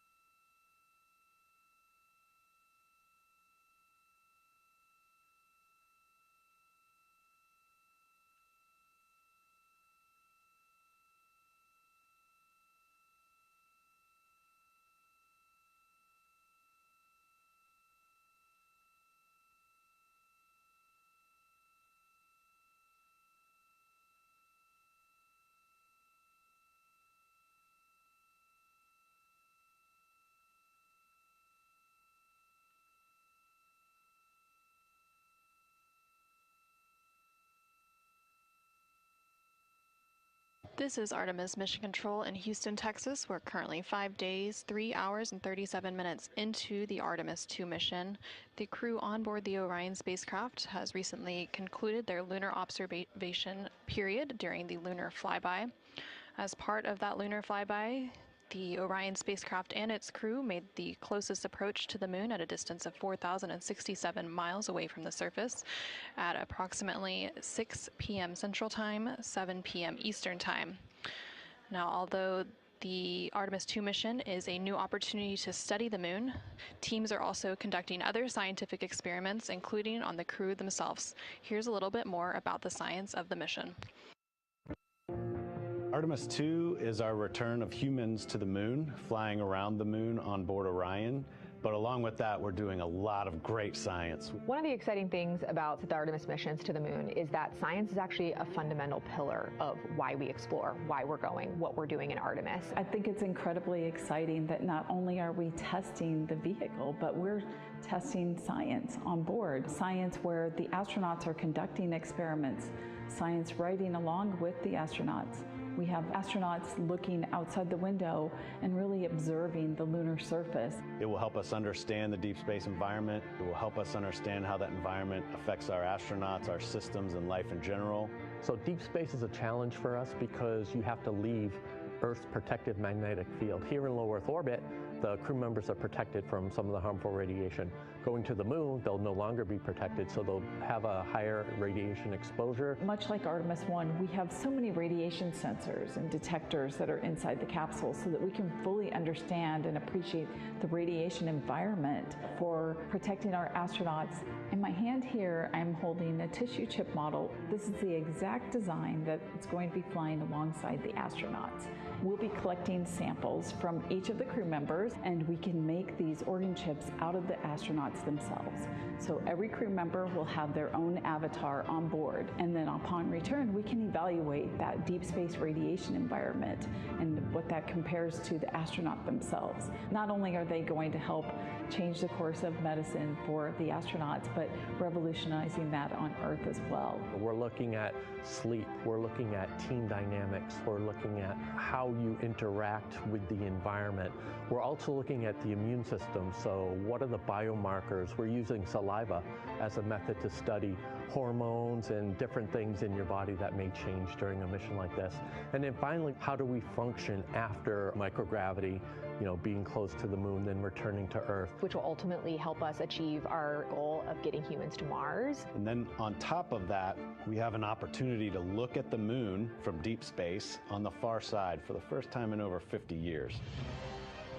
Having human eyeballs and brains back around the moon is going to unlock a new generation of lunar science discovery. The human eyeball is capable of taking in so much data in just a split second. They'll be able to tackle impact history, volcanic history. They'll be able to look at how the albedo, or kind of the shade and hue of the moon and the color of the moon, can tell us something about how that terrain evolved over time. We're integrating science in ways that have never been integrated into human exploration before. We have a front room mission control flight controller position called the Science Officer. We have a brand new science back room where it's basically our brain trust of lunar scientists and geologists supporting the crews of the future. And Artemis II will allow us to really test how this works so that future missions are really set up for success.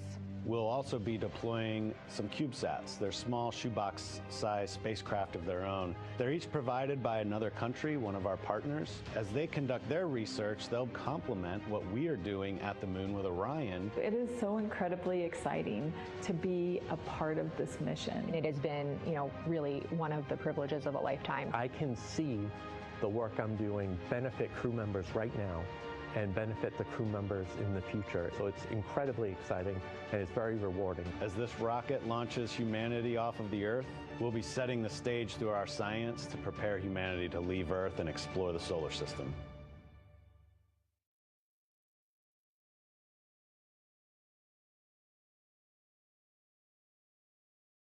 And as part of that, we are going to inhibit cabin leak detection. The edge key manual response is still available.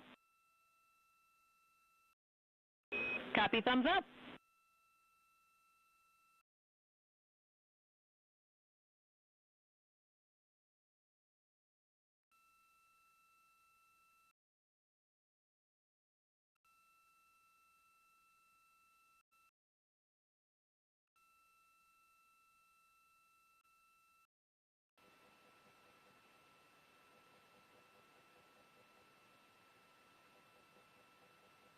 This is Artemis Mission Control. Again, we're hearing some communication between the ground here and the Artemis Flight Control Room in Houston, Texas, specifically the Capcom or Capsule Communicator, who for Orbit 2 is Tess Caswell, and the crew on board the Orion spacecraft, that spacecraft named Integrity by its crew.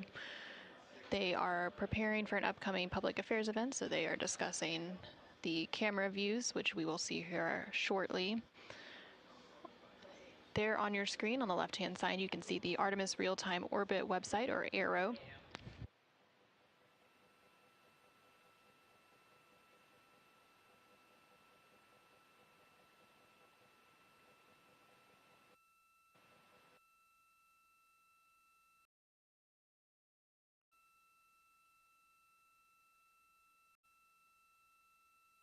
The Artemis Real-Time Orbit website there on the left-hand side of your screen provides updates on the velocity of the Orion spacecraft during its journey around the moon. Following a lunar flyby earlier today, which concluded about an hour ago, the crew has been conducting some cleanup tasks, so they've been transferring some of their documentation, their photos and data that they captured during the flyby to the ground to be evaluated by the science team, and of course some of that imagery will also be evaluated by the public affairs team here at NASA and then shared with the world once it's available. The crew will also have a post-lunar flyby conference with the science team tomorrow following their sleep period to go over some of their observations while it's still fresh and at the top of their mind. On the bottom right-hand corner of your screen, you can see a look into the Artemis Flight Control Room here in Mission Control Houston, specifically the Flight Director Console and the Capcom or Capsule Communicator Console. The flight director currently on console for Orbit 2 is Diane Daly, and throughout the Artemis II mission, there are 3 shifts or orbits of flight controllers who provide 24/7 coverage and support to the Artemis II crew and the Orion spacecraft and its systems during its journey around the moon. We are expecting a splashdown on Friday, April 10th. That splashdown will take place in about 3 days, 21 hours, and 33 minutes.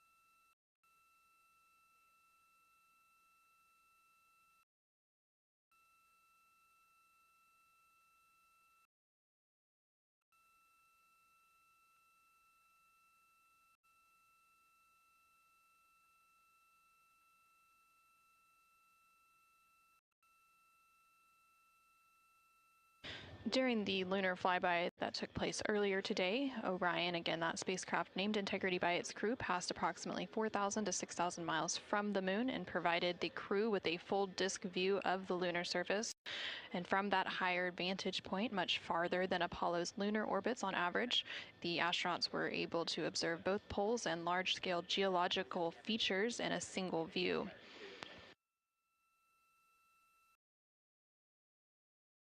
And there on your screen, you're currently seeing a live look inside the cabin of the Orion spacecraft. Integrity Houston, we are 3 minutes out from an on-time start, and we have adjusted the fan speed. We'll take a thumbs up if you're happy with it. Copy, thumbs up.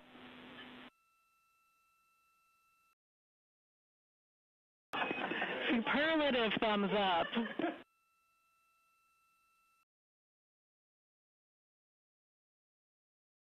And there on your screen, you can see all of the Artemis II crew members. CSA astronaut Jeremy Hansen just floated out of view behind the camera, but you can still see NASA astronaut Reed Wiseman, NASA astronaut Christina Cook, and NASA astronaut Victor Glover as they prepare for an upcoming Public Affairs Downlink event, which is scheduled to take place in just a couple minutes from now. And there, floating back onto the screen, is CSA or Canadian Space Agency astronaut Jeremy Hansen. He is making himself comfy on some of the OX or Orion Crew Survival System suits that have been stowed for the outbound and now return journey.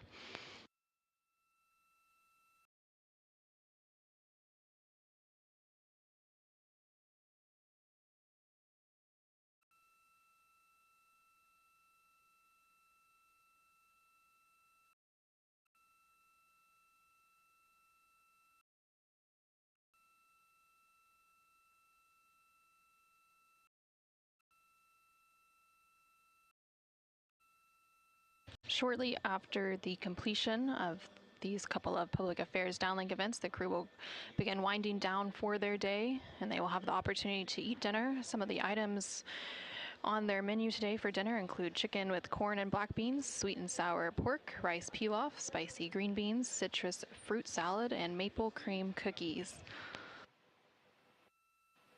All of the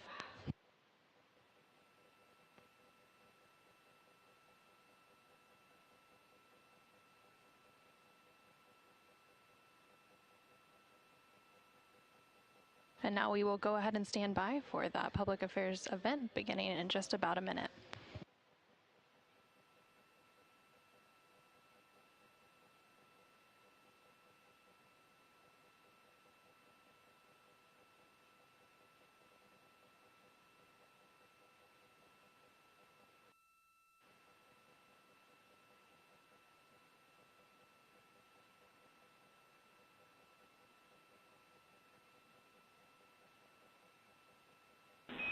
Integrity Houston, no action for the DU-1 caution. We're taking a look.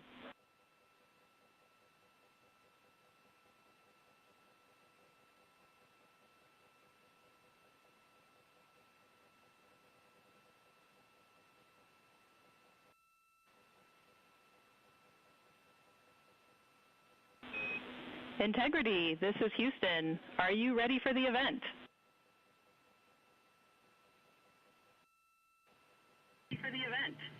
Hello, Houston. Integrity is ready for the event.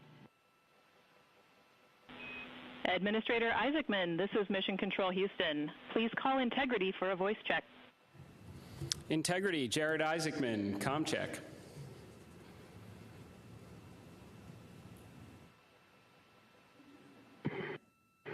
Administrator Isaacman, we've got you loud and clear, sir. How us? I've got you loud and clear. Artemis II crew, we have a very special guest who wanted to be the first person to greet you after your return from the far side of the moon.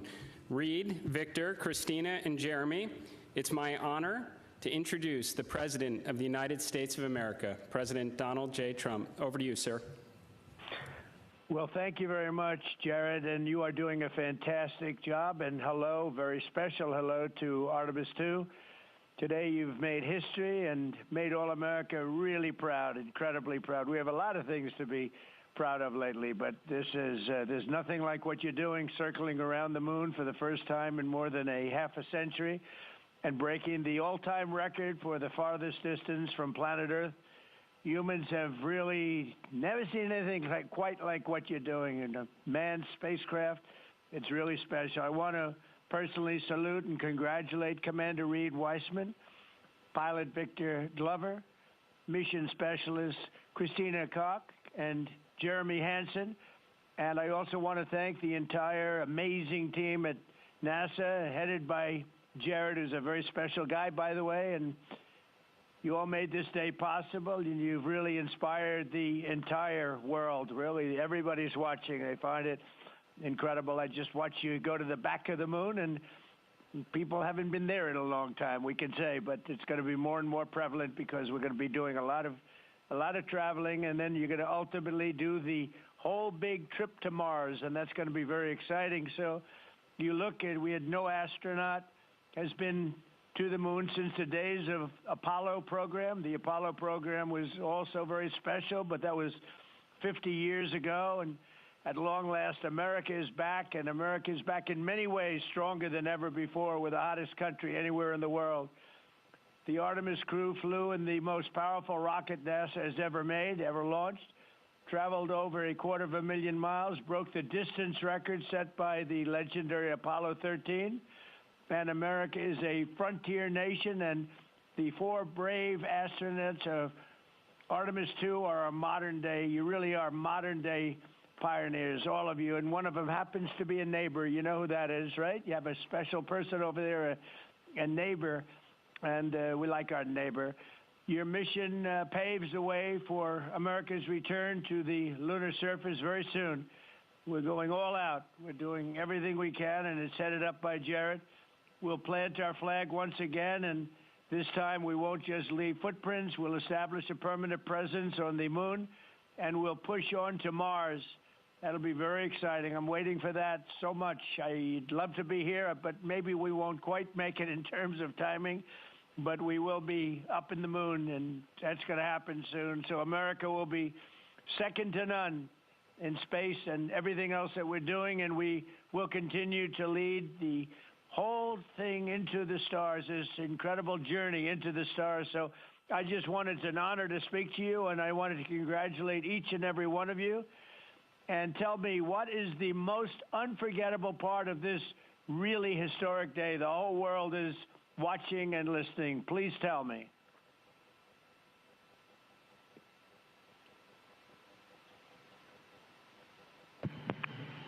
President, this call is certainly special to all of us, and we really have a lot of faith in our administrator, Jared Isaacman, who is with you. We appreciate his leadership in NASA and in the international community. We are doing great things, and we are proud to be a part of it. I have to tell you, as we came around the near side of the moon, seeing all the sights that we've seen from Earth for all of our lives, but we're seeing them from a different perspective, and then we started to get a glimpse of the and we saw sites, Oriental sites that no human has ever seen before, not even in Apollo, and that was amazing for us.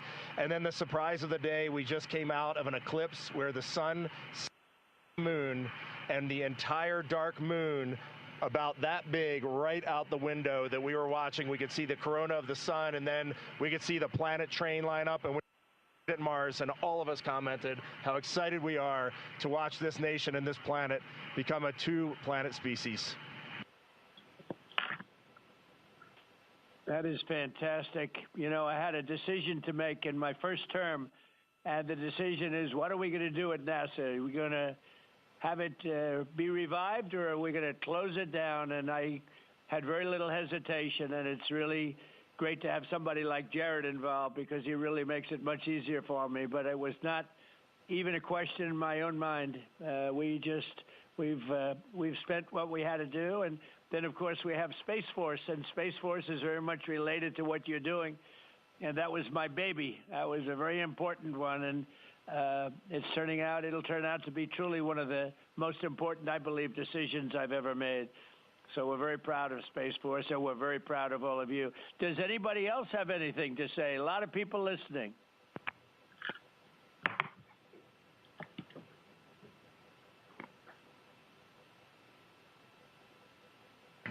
Mr. President, to be here with you speaking about our incredible day today. I think one of the biggest highlights was coming back from the far side of the moon and having the first glimpses of planet Earth again after being out of communication for about 45 minutes. It really just reminds you what a special place we have and how important it is for our nation to lead and not follow in exploring deep space. I'd like to ask, what was your feeling when you had no communication, zero communication? All of a sudden it was cut off by, obviously, your very special location. What was your feeling when you had no communication? A little bit different, perhaps.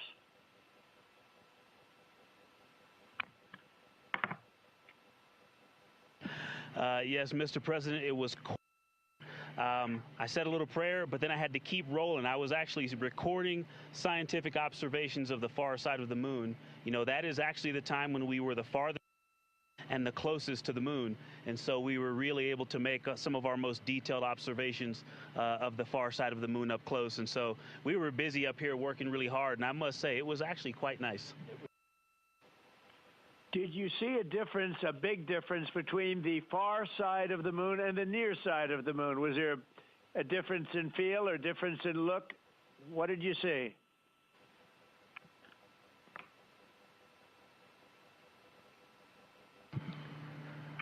Well, Mr. President, we certainly did, and our science team really set us up well to understand what they thought we might see. And the gravitational pull of the Earth has had a profound effect on the near side of the moon, changing all those dark mares, those dark patches of the moon you see from Earth. It's very different on the far side. While you see some small patches of those mare in deep craters, it's very much absent on that side, so that's really neat.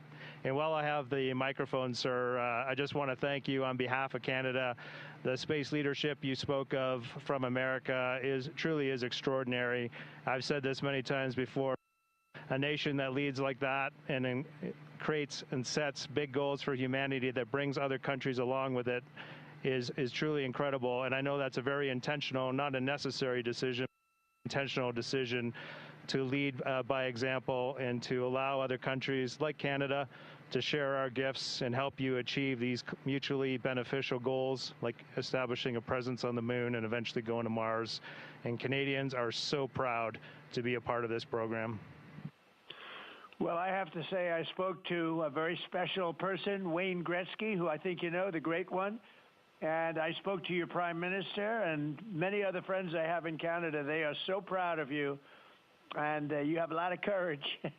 I'm not sure if they'd want to do that. I'm not even sure if the great one would want to do that, to be honest with you. But you have a lot of courage doing what you're doing, a lot of bravery and a lot of genius. But they're very, very proud of you.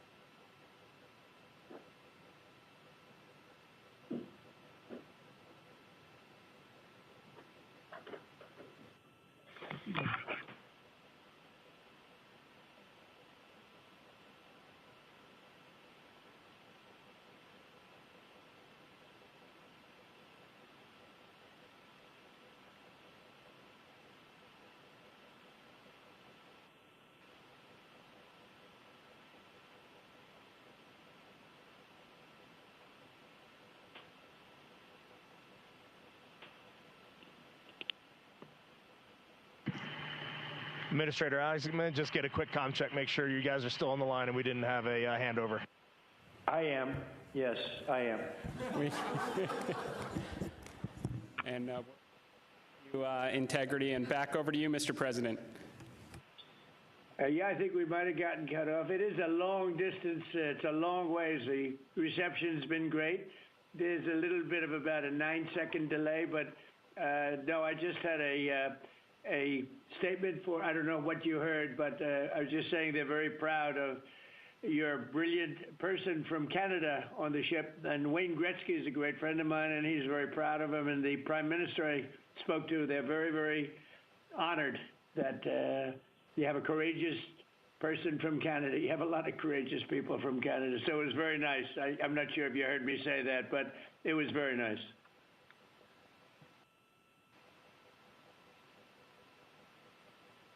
Yes, Mr. President, we heard that, and we do love our Jeremy Hansen. We love all our Canadian astronauts, Jenny Gibbons, Josh Kutrick. They're just great people, and they're such a welcome addition to our Corps. Great. Well, I really look forward to, when we can, I look forward to seeing you in the Oval Office. I'll ask Jared to bring you over, and I'll ask for your autograph, because I don't really ask for autographs much, but you deserve that. You really are something. Everybody's talking about this. And I look forward to having you in the Oval Office at the White House, and we will celebrate your incredible achievements and triumphs. This is big. This is really big stuff. The whole world is talking about it. And if you have the time, I will certainly find the time. I've been pretty busy also, as you know, but I will absolutely find the time, and we'll get together, and I'm going to be giving you a big salute on behalf of the American people and beyond that.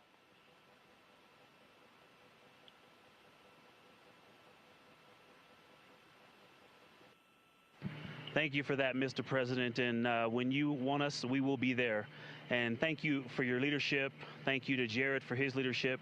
Really, thank you for taking the time out today to visit NASA. It's really special for us, but it's really special for the team on the ground. A whole team of people all around the world pulled this off, and we just want to say thank you to all of you for this. It is the thrill and honor of a lifetime to have been on this journey. Today was amazing, but this 3-year journey has been amazing, and it was made possible by the American people and the Canadian people, and we're so grateful to you all. Thank you very much. Well, thank you very much. And Jared, congratulations. We'll see you soon. And I know that you have Mars very much in your mind, so we'll start thinking about that pretty soon, I think. And thank you. Congratulations to everybody. I'll see you at the Oval Office. Thank you for your time, Mr. President. It's been an honor. Thank you very much. Bye. Bye. Integrity. This is Houston ACR. That concludes the event. Thank you. Thank you to all participants. Integrity, we are now resuming operational audio communications.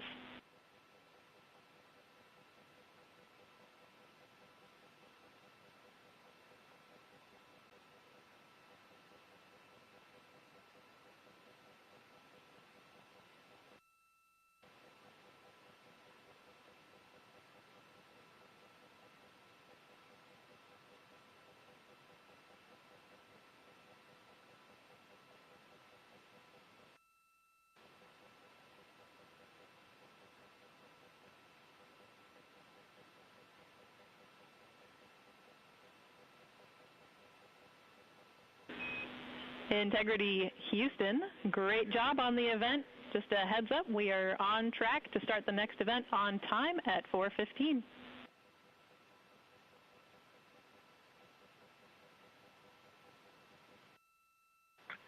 Okay, sounds great. We'll be ready.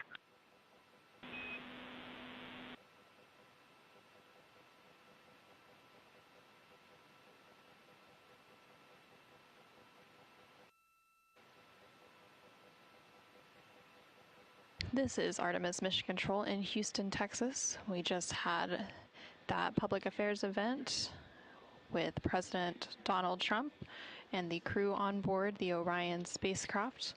And coming up in about 10 minutes, there will be another public affairs event.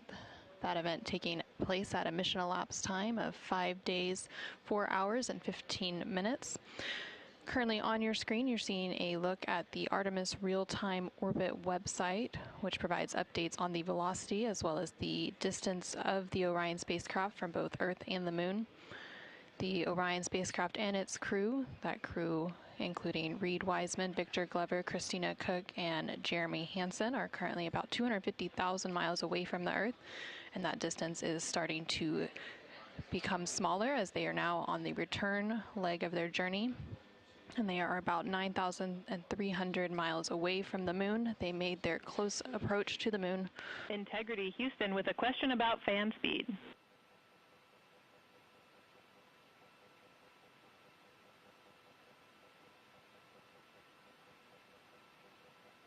Go ahead. Hey, Reed, we were wondering if this adjusted fan speed is something that you would like to keep going forward, or if it was just a specific change request for the events this evening.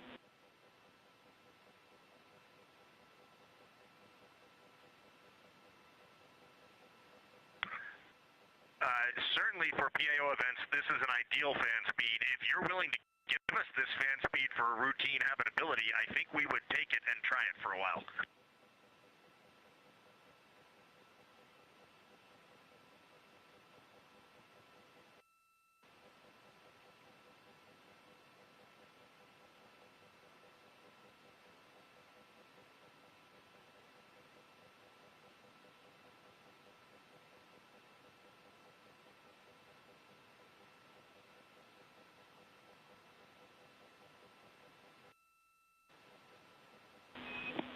And Reed, we are able to support keeping the fan speed in this config. Happy to keep it here to collect data.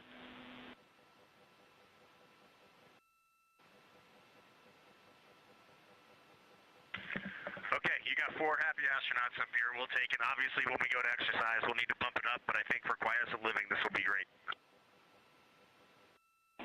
We copy, and we love seeing those smiles.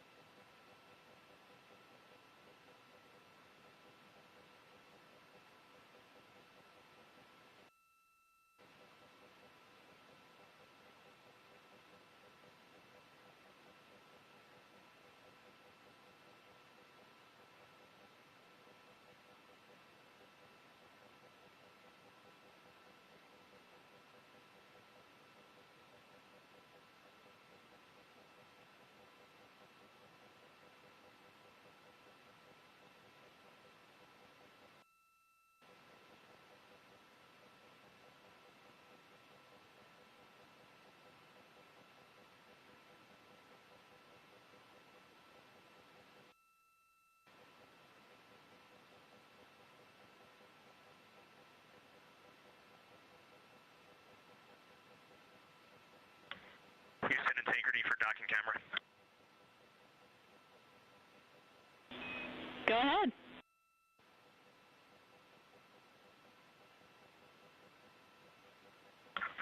Just want to make sure we have the config you're expecting. I have the dual camera bracket is installed, the window shade is closed, and the docking camera is stowed in its Alpha 3 storage area.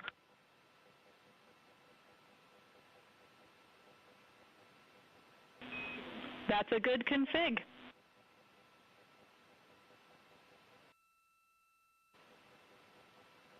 Thank you. And while I've got you, we are 3 minutes out from an on-time start of the next event.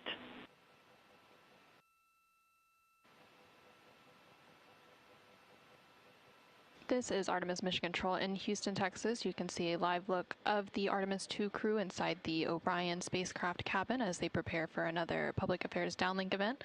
There on your screen is CSA astronaut Jeremy Hansen along with NASA astronaut Reed Wiseman and NASA astronaut Victor Glover popping up. Earlier today, the crew completed their lunar flyby observation period, during which the Orion spacecraft and its crew passed approximately 4,000 to 6,000 miles from the moon and provided the astronauts with a full disk view of the lunar surface. And from that higher vantage point, the astronauts were able to observe both poles and large-scale geological features in a single view. Towards the tail end of that observation period, they also were able to see an eclipse. And that eclipse period lasted about an hour and was when the sun was hidden from view behind the opposite side of the moon from the perspective of Orion. Since then, the crew has been working to clean up some of their observations and transfer some of the data and imagery down to the ground to begin processing, and the science team will take a look at that imagery as it comes down ahead of a post-lunar flyby conference tomorrow with the crew following their sleep period. Now we are standing by for a second public affairs event taking place in about a minute.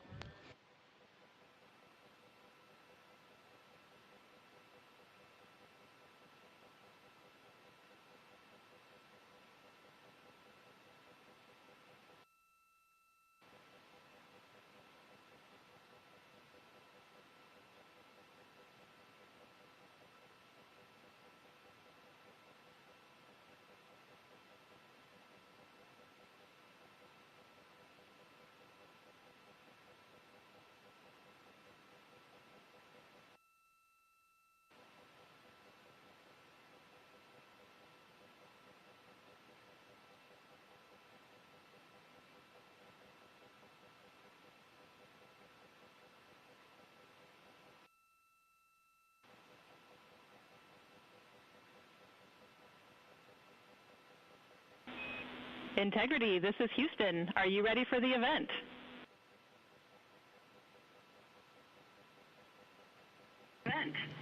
Houston, Integrity is ready for the event. Administrator Isaacman, this is Mission Control Houston. Please call Integrity for a voice check. Integrity, Jared Isaacman, comm check.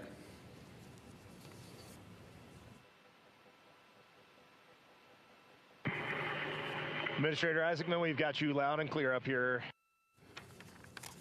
I've got you loud and clear, and let's see if we can top that last PO event. That was pretty special. So we are going to spend the next 20 minutes doing Q&A from a number of questions that have been submitted, and we are going to start with one from me. You all have spent years preparing for this moment and imagining what it must be like when you look down at the moon, at the lunar surface. What has surprised you all that you did not anticipate?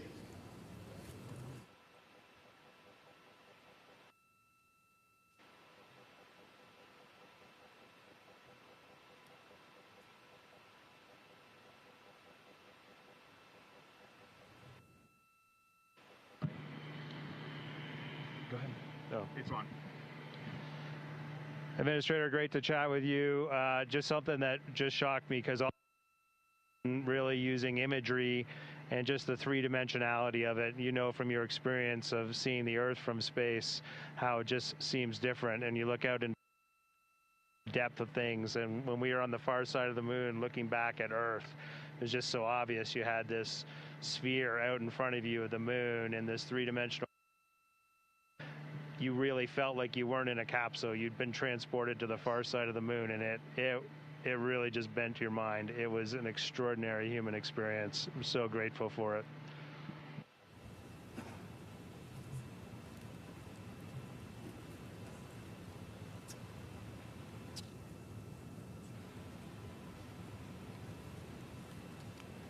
Integrity, Jared, anyone else want to answer that one?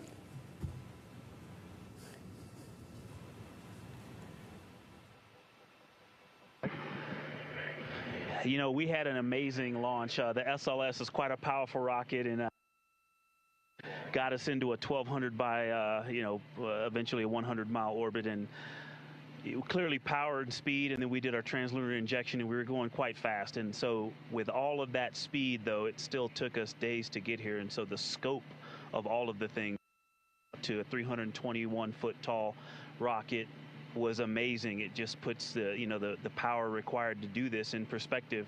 But then even with all that power and to get to those velocities, it still took us days. And the breadth of the distance we had to cover, watching the distance from Earth count up and the distance from the moon count down was one of the most surprising things I've enjoyed. Well, as I was trying to formulate an answer, at first I anything because there are so many things to choose from. I'll try to just narrow it down, but I'm going to go with something we did yesterday, a manual flight test objective, where we just basically got to sit at the vehicle. It was Jeremy and I this time, and just drive around using the rotational hand controller, basically just drive it with the stick, and how well it handled, how tight the control algorithms were, and watching it respond when we actually degraded it on purpose by going into 3 degrees of freedom control, by actually inhibiting some of the jets, which even though we have jet redundancy, of course, for each other in these complicated algorithms. So it was just amazing to be in a deep spacecraft and just be flying it around by hand. The one other thing I'll say, how fast it has gone by. I'm not ready to go home. I can't believe that something this cramped of quarters can fly by and still be fun every single minute. And I'll just close out with, I think just scale, Jared, is the thing that is just blowing my mind. You flew Polaris Dawn to some amazing apogee numbers, and on the International Space Station we're 250 nautical miles up, and that's the most beautiful view I think a human could ever experience. And we are dealing with numbers that are 250,000 miles, and every time Mission Control points this vehicle either at the moon or at Earth, and it reminds me every day that humans have to go, we've got to explore, we got to go further to expand our knowledge, expand our horizons. And every time we take another step forward, it makes the world seem a little bit smaller and a little bit more manageable. And just putting these numbers in perspective, it is impossible as a human to look at these displays and comprehend them. But here we are, and NASA is doing this, an international team is doing this, and they're doing it very well. Excellent words, Integrity. So certainly a very wild insertion orbit. I can imagine the contrast between perigee and apogee, the scale of it all, the 3D, seeing the moon come alive, and then certainly manual control. Well, every Dragon crew for the last 5 years is very jealous on that. Okay, so we're going to questions here. This one, the Artemis II crew, inspire all of us, but what inspires you?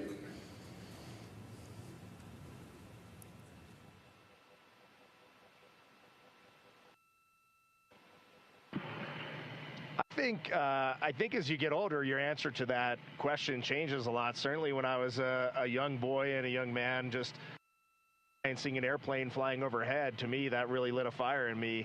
And then I think when you reach your middle age, it is interesting to watch leadership throughout the world kind of change the course of human.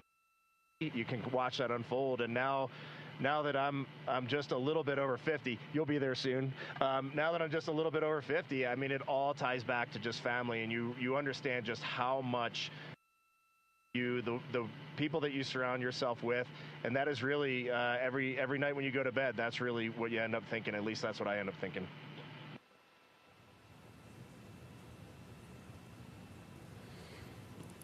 Thank you. All right, so here's a question. It's a good one. So for the Artemis II crew, what is the advice you would pass along for the next astronauts that will go in Orion?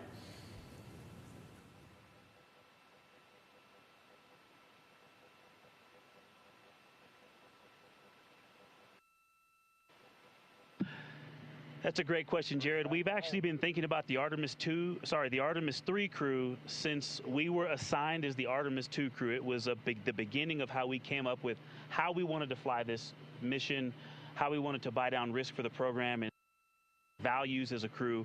And so, you know, over the course of these 3 years, we've taken a lot of notes. So we've almost got a book to hand them. But I think a few practical things, you know, just sitting here that we've been living for the past 6 days, how you pack is a huge impact to how you will live on the journey. And so things like food and your hygiene products, and then, you know, you know what's going on with our waste management system, the technology that we have, practicing that and being familiar with that and being prepared mentally. I used it on the space station. I used it at home in training, but I'll be honest, I wasn't really prepared to have to use it for over half the mission. And but you know, we adapt and overcome, and so I can't wait to talk to that crew. I'm glad you said it, or else I was. We definitely have to fix some of the plumbing. Okay, this question is from Merriam-Webster. So wordy one here. So you are going to be, well, you've already surpassed more than 250,000 miles from Earth, farther than any human has gone before. So what are some words that come to mind when you try to wrap your mind around this very unique experience?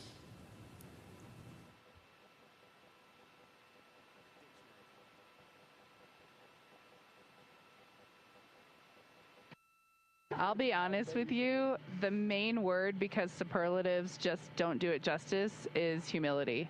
We would never be here if it weren't for so many people that came before us, starting with Neil Armstrong, Katherine Johnson, Dorothy Vaughan, civil rights movement leaders, everyone who worked on this spacecraft. Before we got here in our 3 years of training, we went all over the country and even to our European and Canadian partners to see the people who have put their hands on this hardware, the millions of parts from every valve, to this entire thing, the people that put on harnesses every day to rig it up in the VAB. They all passed the record. We definitely didn't pass the record up here alone. So this is actually very similar to the question the President of the United States asked just a brief bit ago. But during the quiet moments on your journey, when you were out of contact with everyone here on Earth, what were some of the thoughts that tended to occupy your mind most?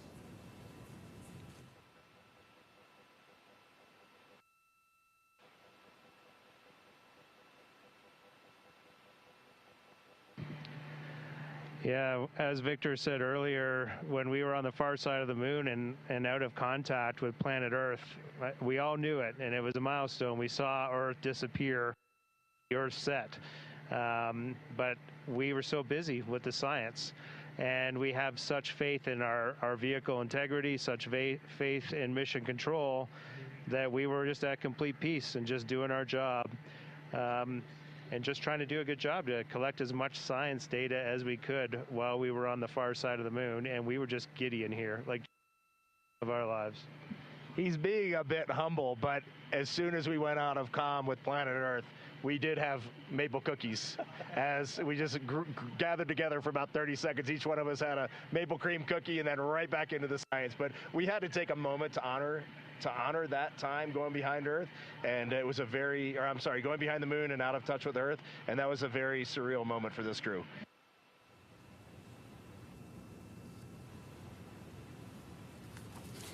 Copy that. Copy good maple cookies on the far side. And how has this journey changed? How has this journey already changed the way you see our home planet and humanity's future among the stars?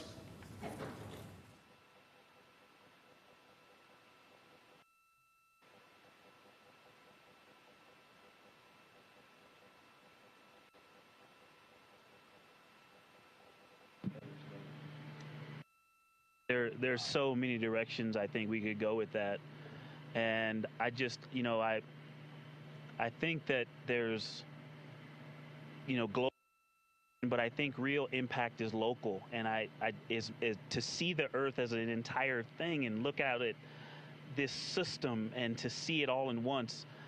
But my daughters, and just the things that we can impact directly, the people that I can touch, that I can speak to, hug, and show love and gratitude toward,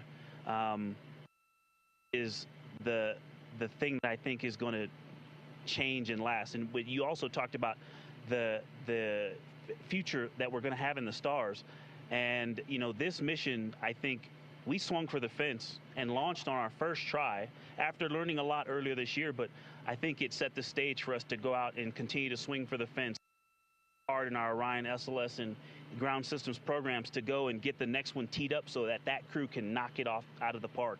And so I have huge expectations for what's coming next. Good words. Are you feeling homesick for Earth?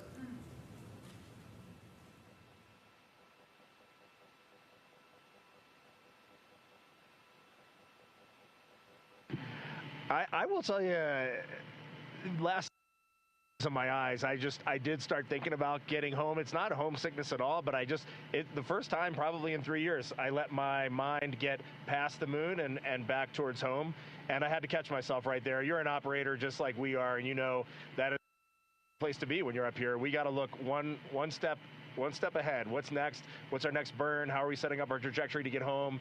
And we are going to do that. We are locked in, and we are definitely excited for the second half of this mission. And we are on guard. We are first crew to fly this vehicle. We are ready for any contingency in any scenario, and we are going to stay locked in every second until we are back on that Navy ship and then home reunited with our families. And copy that. Astronauts like being in space. That checks out. Okay, there's a lot of questions from the space photography community. How are the pictures going so far?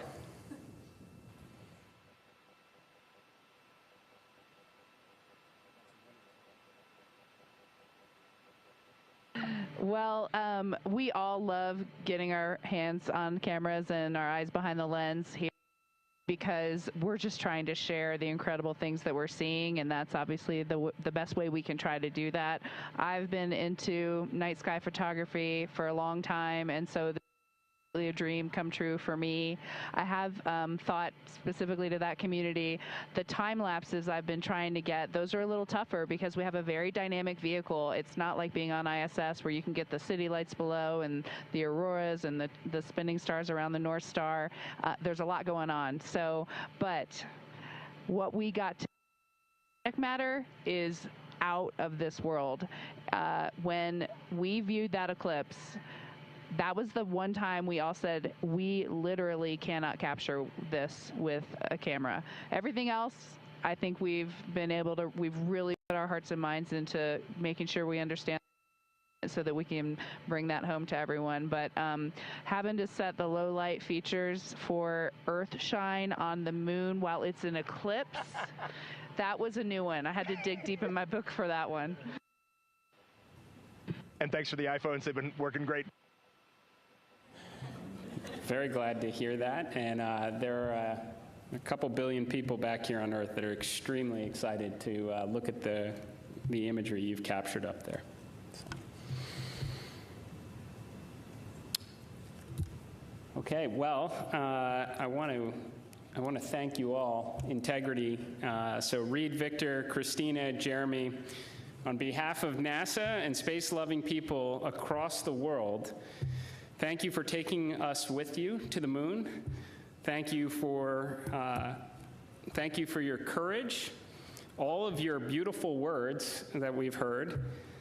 You represent the absolute best of us. We are proud of you, and we look forward to welcoming you back safely to the good Earth very soon. Godspeed, and go Artemis II.